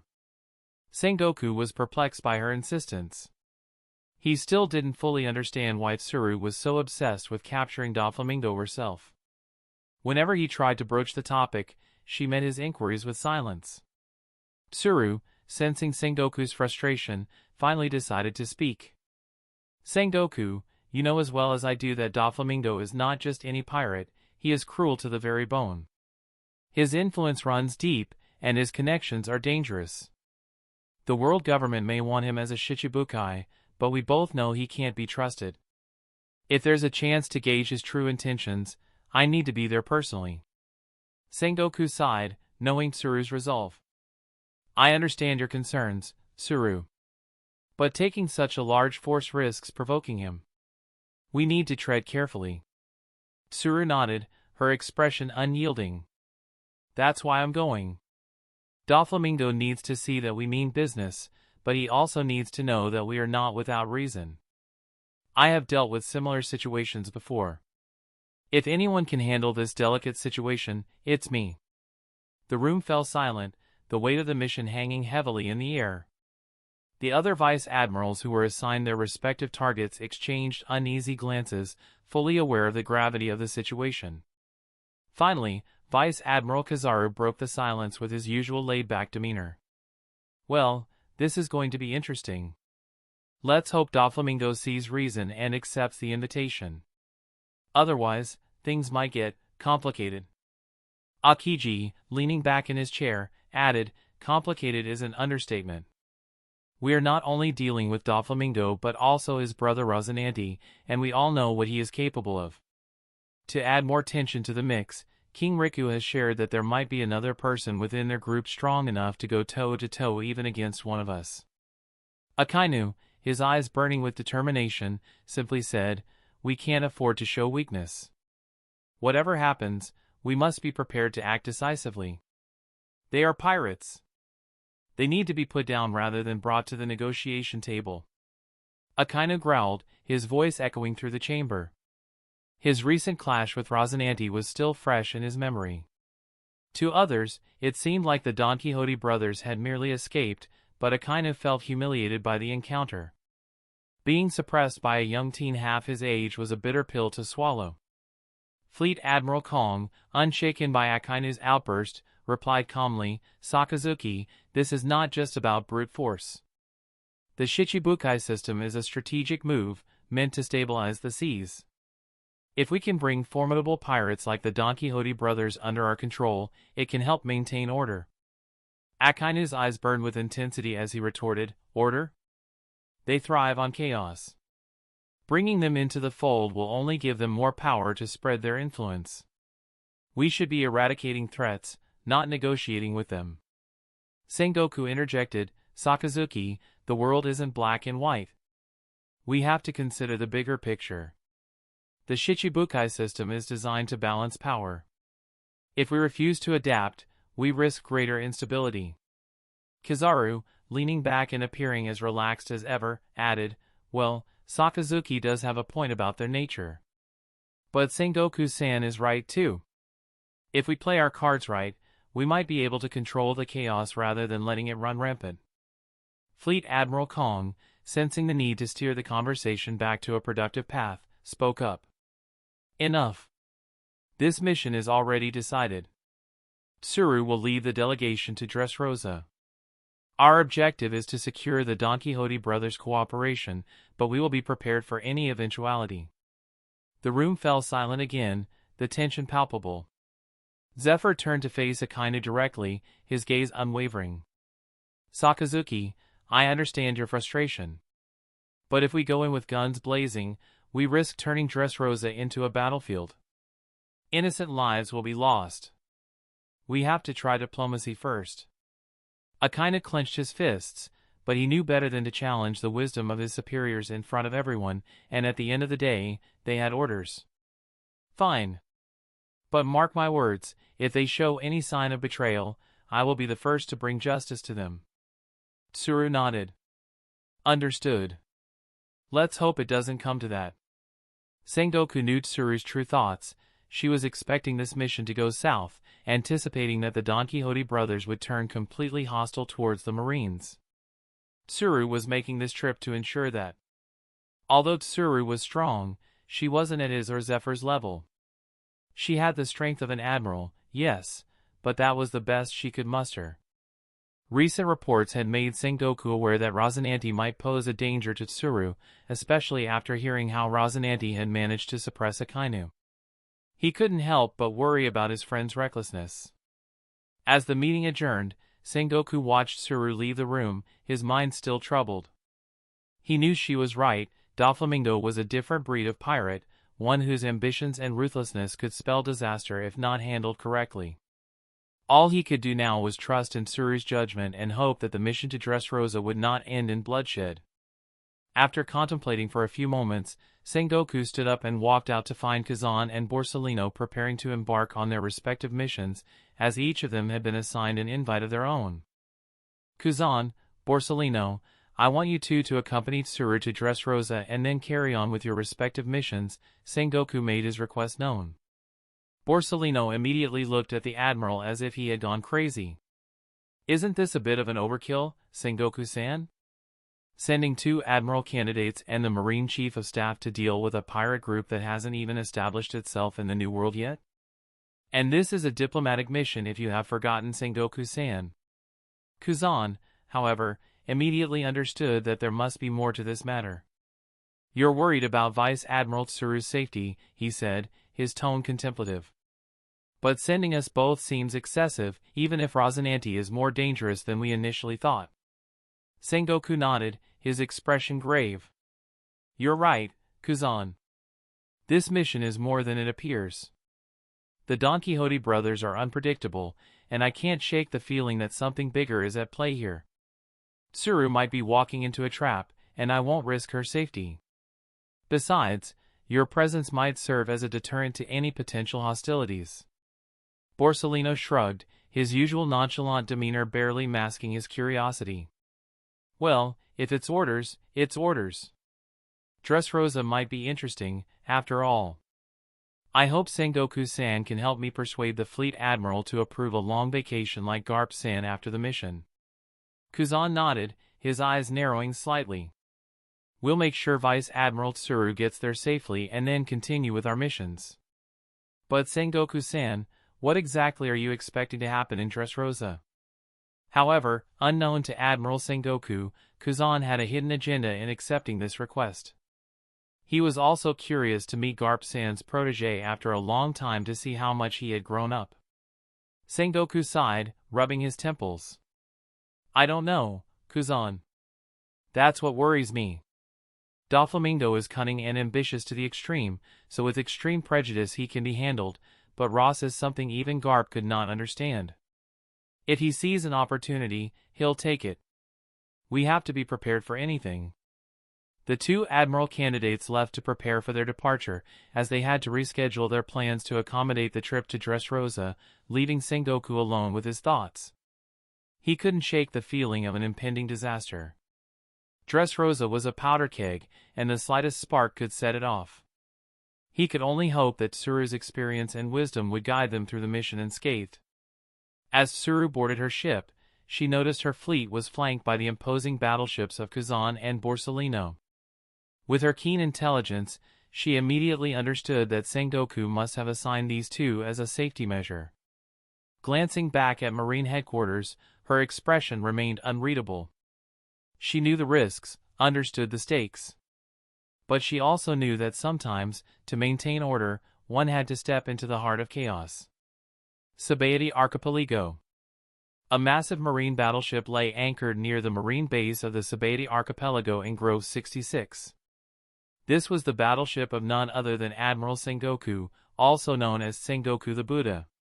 Currently, Sengoku, followed by hundreds of Marines in a neat formation, traversed through the pirate-infested Grove 12. They disregarded and trampled on the signboards that warned Marines to stay away. "Oh, these bastards sure have grown some balls, coming into Grove 12 with such fanfare," sneered a pirate with a red-haired tomahawk, readying his weapon to charge at the Marines. However, the pirates in the know immediately fled for their lives. "You son of a bitch! Are you planning to destroy our crew even before we make it to the New World?" His captain bashed him in the head, almost knocking his crewmate out. The injured pirate looked at his captain with a mix of complaint and grievance, not understanding why he was being beaten. "You moron, do you see the one in the lead? That's Admiral Sengoku. If you want to die, go and die alone. Don't drag the crew along with you." The captain kicked his crewmate hard one last time and fled hastily, without caring for his injured subordinate. Soon enough, the Marines reached the famous bar in Grove 13. Sengoku turned to the rear admiral in charge. "Secure the area. I will proceed from here alone." Giving out a series of commands, Sengoku stepped in the direction of the bar's entrance. Inside the bar, Shaki, who was casually smoking, tensed, and her gaze sharpened. She immediately turned to the two patrons at the bar as she snubbed her cigarette. "We are closed for today. You kids can go and find another bar to continue your drinks," she commented, clearing the bar with practiced ease. "But we just started. We've barely had a drink, and you're asking us to leave. Do you know who we are?" One of the youths shouted, his voice filled with indignation. Shaki turned to him with a dangerous glare. "Kid, if you want to die, suit yourself," she remarked, continuing to arrange the liquor cabinet. Just as the youth was about to flare up, his friend stopped him, shaking his head and pointing at the door. There stood a man with a marine jacket draped over his shoulders. Recognizing the imposing figure of a Marine admiral, the two quickly cleared the table and hurried out. Sengoku stepped into the bar, his presence commanding the space. Shaki straightened up, her demeanor becoming more guarded. Sengoku's eyes swept the room, taking in the now empty tables and the wary bartender. "Shaki," he greeted, his voice carrying the weight of authority. "It has been quite some years since we last met. We need to talk." Shaki sighed, putting down the glass she was cleaning. "I figured as much when you showed up with half the Marine force," she replied, her tone resigned but not without a hint of defiance. Sengoku approached the bar, his gaze steady. "You know why I'm here, especially with you being an information broker. The world government has decided to extend an invitation to join the Shichibukai." Shaki's eyes narrowed. "And you think I'm interested in becoming one of their dogs?" "It's a strategic move," Sengoku replied, undeterred. "Your notoriety and strength would be a significant asset. It's better to be on the inside, working with us, than to remain a target." She laughed, a sharp, humorless sound. "I've never been one to play by the rules, Sengoku. You know that. And it seems like you have forgotten that I am no longer a pirate. I haven't been one for years now." "Which is precisely why we're asking," Sengoku said, leaning on the bar. "You have a unique perspective, a certain respect among the pirates. This isn't just about power, it's about influence." Sengoku casually took a seat at the bar counter. Shaki sighed, poured a cup of piping hot tea, and pushed it in front of Sengoku. He nodded in thanks, picked up the cup, and savored the tea. "Does Garp know? And did he accept this deal? I thought he was a man of his word." "It seems like the hero of the Marine's words are not worth much nowadays," Shaki commented, sarcasm dripping from her voice. "Well, he's against it and wanted no part in it, so he's returned home," Sengoku replied, showing a rare hint of vulnerability. He realized how much this decision would hurt Garp, but he had a duty to fulfill. Well then, it seems he's a rare kind among you government dogs. At least the man has a bit of shame, unlike you, sitting in front of me, knowing everything, yet preaching about justice. Shaki said, lighting up a cigarette and taking a puff. She reached for the strongest bottle of liquor from the rack, knowing a glass wouldn't suffice for the situation. Sengoku raised his brows at the blatant insult but chose to let it slide for old time's sake. Both of them continued savoring their respective beverages as silence lingered in the bar for several minutes. Finally, Shaki spoke. Do I have a choice? Maybe I can go into hiding, and I'm sure in this chaotic era, I can make it difficult for you people to find me, she remarked with a chuckle, though sadness was evident in her tone. She had come to truly enjoy this peaceful life after all these years, and now it was being taken away from her. Not if you want the Kuja to suffer. We already have orders to take down the Kuja tribe if you refuse, Sengoku sighed, placing the empty cup down, which Shaki mindlessly refilled with more tea. Shaki's eyes narrowed as she processed Sengoku's words. The thought of her former comrades, the proud Kuja warriors, being targeted because of her refusal was a heavy burden. She took a deep drag from her cigarette, exhaling slowly, trying to steady her emotions. You know, Sengoku, there was a time when I believed in the ideals we fought for. But the world has changed, and so have we, she said, her voice tinged with bitterness. What you're asking me to do goes against everything I stand for. I never even dreamed that I would even entertain the thought of becoming someone's dog. Sengoku leaned forward, his expression earnest. Shaki, this isn't just about you. The world is on the brink of chaos. Powerful pirates are emerging, and we need to establish some form of order. Your strength and reputation can help achieve that. Shaki looked away, the weight of the decision pressing down on her. She knew he was right, in a way. The world was changing, and refusing the offer could lead to even greater turmoil. But accepting it meant becoming part of a system she despised. Fine, she finally said, her voice resigned. I'll do it. But don't expect me to play nice. I'll join your Shichibukai, but I'll do it my way. And remember, if the Kuja come to harm, then I will return to haunt the Marines. I hope you have not forgotten my old moniker. Sengoku nodded, a mixture of relief and regret in his eyes. That's all we ask. Just keep the peace in your own way. As Sengoku stood to leave while placing the documents that contained all the necessary details regarding the Shichibukai, Shaki poured herself another drink, the bitterness of the situation lingering in the air. The path ahead was uncertain, but she knew one thing for sure, she would face it with the same strength and defiance that had defined her all her life. Take care, Sengoku, she said, her voice softer now. And remember, not everyone is your enemy. Sengoku paused at the door, looking back at her. You too, Shaki. Sometimes, the lines between friend and foe are blurrier than we think. With that, he left the bar, leaving Shaki alone with her thoughts. The era of the Great Pirate Age was already upon them, and the choices they made now would shape the future of the world. Chapter 120. Balsa, Desrosa. White Snake! Smoker bellowed, his arm transforming into a thick, coiling serpent of smoke as he launched a punch at Gladius. The latter responded swiftly, conjuring a shimmering crystal serpent from his arm, his attack aptly named Crystal Viper. The two Logia fruits clashed violently, smoke dispersing as it met the solid, glittering form of the crystal snake. As the smoke and crystal intertwined, Gladius smirked, his attack pushing forward with a sharp, cutting edge. But Smoker, ever the adaptable fighter, shifted into his elemental state just as the crystal viper tore through his form, reappearing unscathed a few meters away. TCH, where the hell did you get such a devil fruit? This is not fair. Smoker complained, his maturing voice tinged with frustration. His smoke-based powers seemed at a disadvantage against the solid, almost unyielding crystal. Gladius's smirk widened, a glint of satisfaction in his eyes. Life isn't fair, Smoker. You should know that by now, he taunted. using the same words that Smoker had used countless times against him whenever Gladius complained about Smoker's devil fruit ability, in the meantime readying himself for the next exchange. The battlefield around them was chaotic, filled with the sounds of combat and the clashing of various powers. The air was thick with tension, every move was calculated, and every reaction was swift. Smoker, determined not to be outdone, took a deep breath, strategizing his next move. Smoky constriction.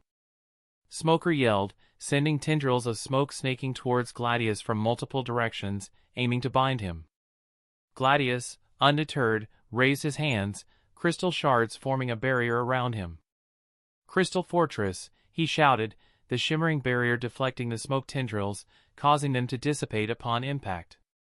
Smoker narrowed his eyes, frustration mounting. He knew he had to outthink Gladius, use his own strengths to his advantage. With a swift motion, he transformed into a billowing cloud of smoke, enveloping the battlefield in a dense fog. Gladius's eyes darted around, trying to pinpoint Smoker's location. "Hiding won't save you, Smoker," he called out, his voice echoing in the mist. Gladius had yet to unlock his Kinbunchaku haki, so he could not detect the position of Smoker, who was hidden among the mist. Suddenly, from within the fog, Smoker's voice rang out, clear and resolute. "Smoke Dragon Strike." A massive dragon-shaped formation of smoke surged forward, aiming directly at Gladius. Gladius braced himself, forming a crystalline shield, but the sheer force of the attack pushed him back, the crystal cracking under the pressure. He gritted his teeth, summoning more of his power to reinforce the shield. "Not bad, Smoker," Gladius admitted, a hint of playfulness in his voice. "But you'll need more than that to beat me."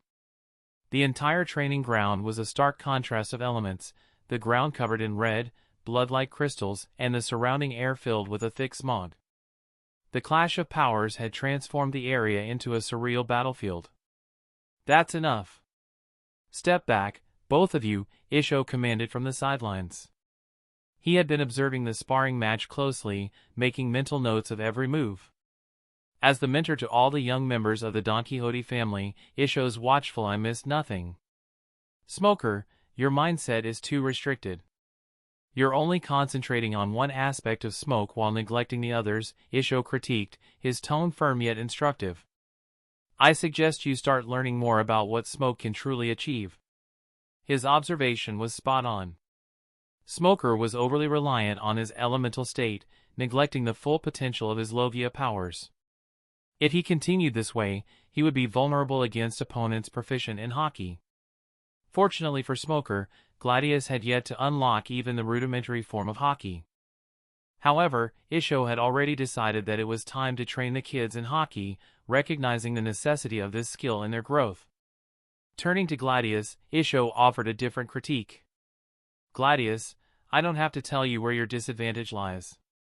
If you had strengthened your foundation and unlocked your haki, the fight would not have ended in a stalemate. Now that you have a devil fruit, I don't want you neglecting haki. I'll be taking extra care with your training." Isho's smile carried a warmth that belied his stern words, but for Gladius, it sent a chill down his spine. He consoled himself with the thought that it was Isho training them and not young Master Ross. His gaze wandered to the side, where Lucci was being trained by Ross. The intensity of their session was palpable even from a distance. Ross, a formidable figure in his own right, was putting Lucci through a rigorous regimen, honing his already impressive skills. Calling it a training would be an understatement. Isho's training sessions were grueling, but they lacked the raw, almost brutal edge that Ross's sessions had. Ross demanded not just skill but perfection, pushing his students to their absolute limits and beyond. Watching Lucci endure this, Gladius felt a mix of relief and envy. Relief that he wasn't the one under Ross's direct tutelage, and envy of the progress Lucci would undoubtedly make under such intense guidance. "Remember, both of you," Isho continued, his voice cutting through Gladius's thoughts, "power is more than just brute strength or flashy techniques. It's about controlling, understanding, and using every aspect of your abilities to their fullest potential. We'll be focusing on haki from now on, so prepare yourselves." 1012, 1013. 1014, Lucci struggled under the immense weight on his back, striving to add one more push-up to his count. Sweat drenched his entire body, staining the ground beneath him. His nerves were strained, and his bones seemed to creak under the pressure. Tears welled in his eyes, but his determination to not give up shone through. He gritted his teeth so hard that his mouth began to bleed. 1015, Lucci pushed himself up for one more.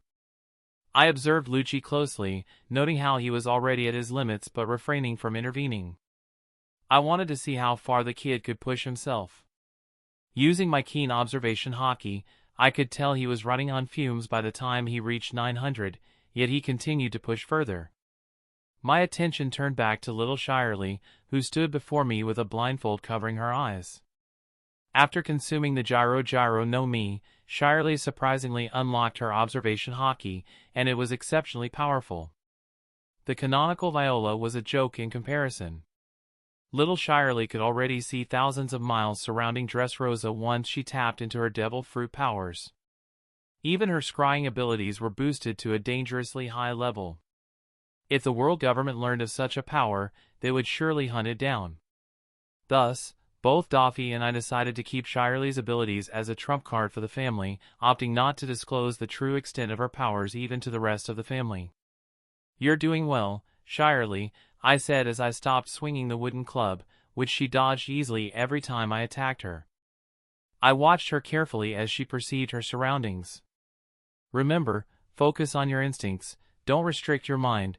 There is more to Kinbunchika hockey than just what you see on the surface. Follow your heart, let it guide you." Shirley nodded, her small face set in concentration.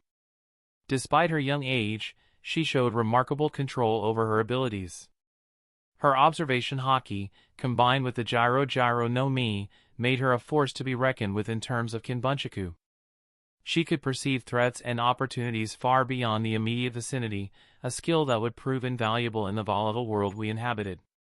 Lucci, meanwhile, continued his relentless push-ups, each one slower than the last.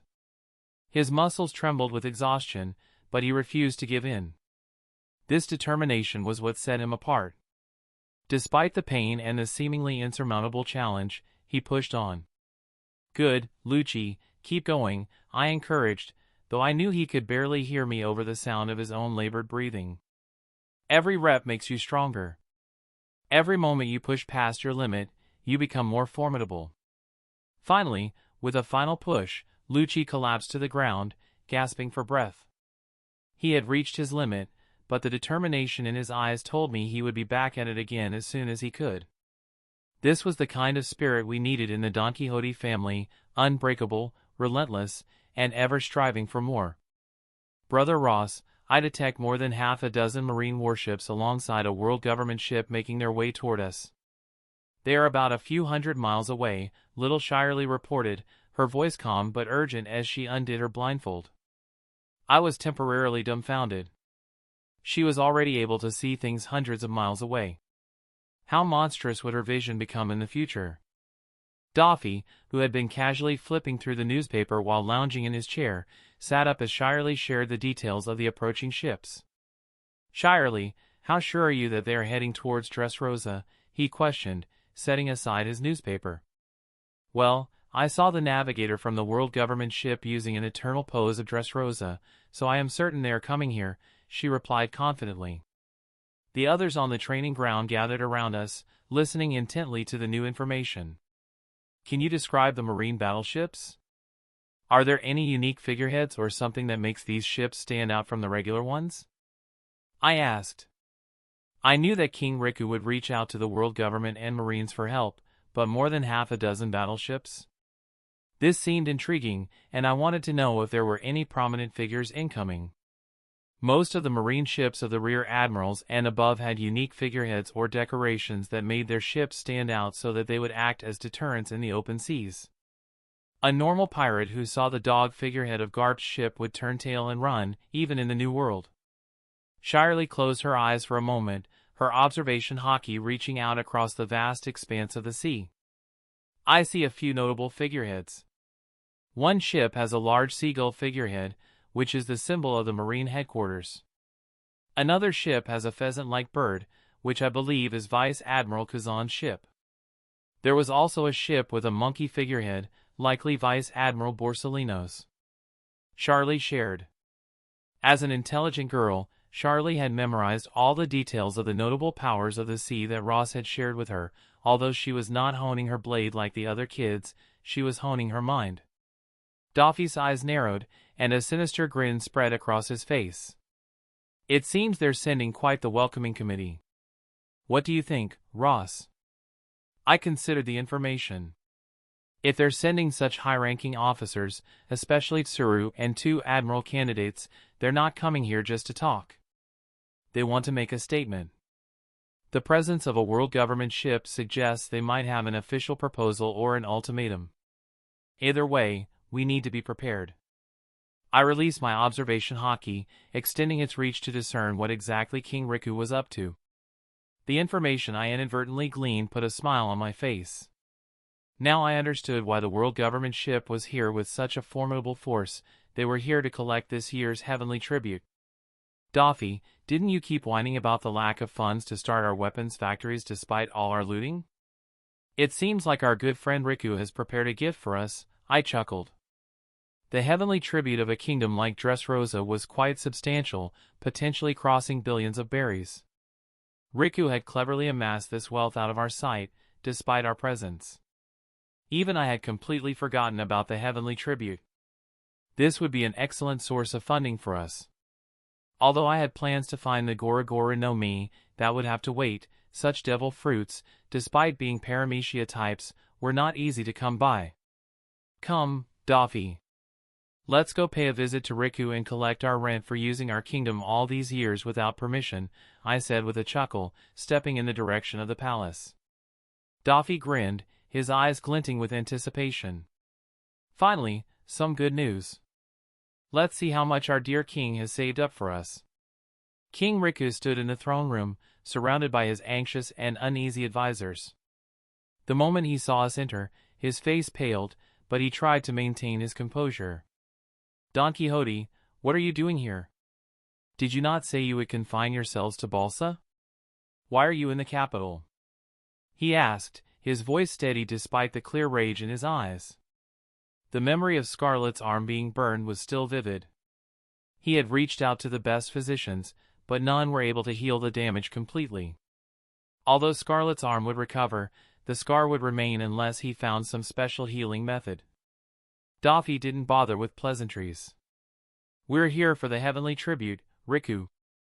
You didn't think you could hide such a significant sum from us, did you? It seems like sparing your daughter last time was a mistake. I wonder how you managed to amass such an amount while the whole of Dressrosa is suffering. Like I said earlier, you are a hypocrite. One of Riku's advisors stepped forward, looking defiant. You can't just take the tribute. It belongs to the people of Dressrosa. Doffy laughed, a chilling sound that echoed through the throne room. The people of Dressrosa should be paying their taxes to their rightful rulers. The Donquxote family were and always will be the rightful rulers of Dressrosa. We will just consider this money as rent for the Riku family using my country without permission all these years. The tension in the room was palpable. King Riku's grip tightened on his sword hilt, but he knew better than to provoke Doflamingo directly. This tribute is necessary to maintain the protection and peace of Dressrosa. Without it, the world government will bring their wrath upon us. We will no longer be protected by the world government if we fail the tribute. That's the end of this tale for now. Thank you for watching and I'll see you in part 6. Peace.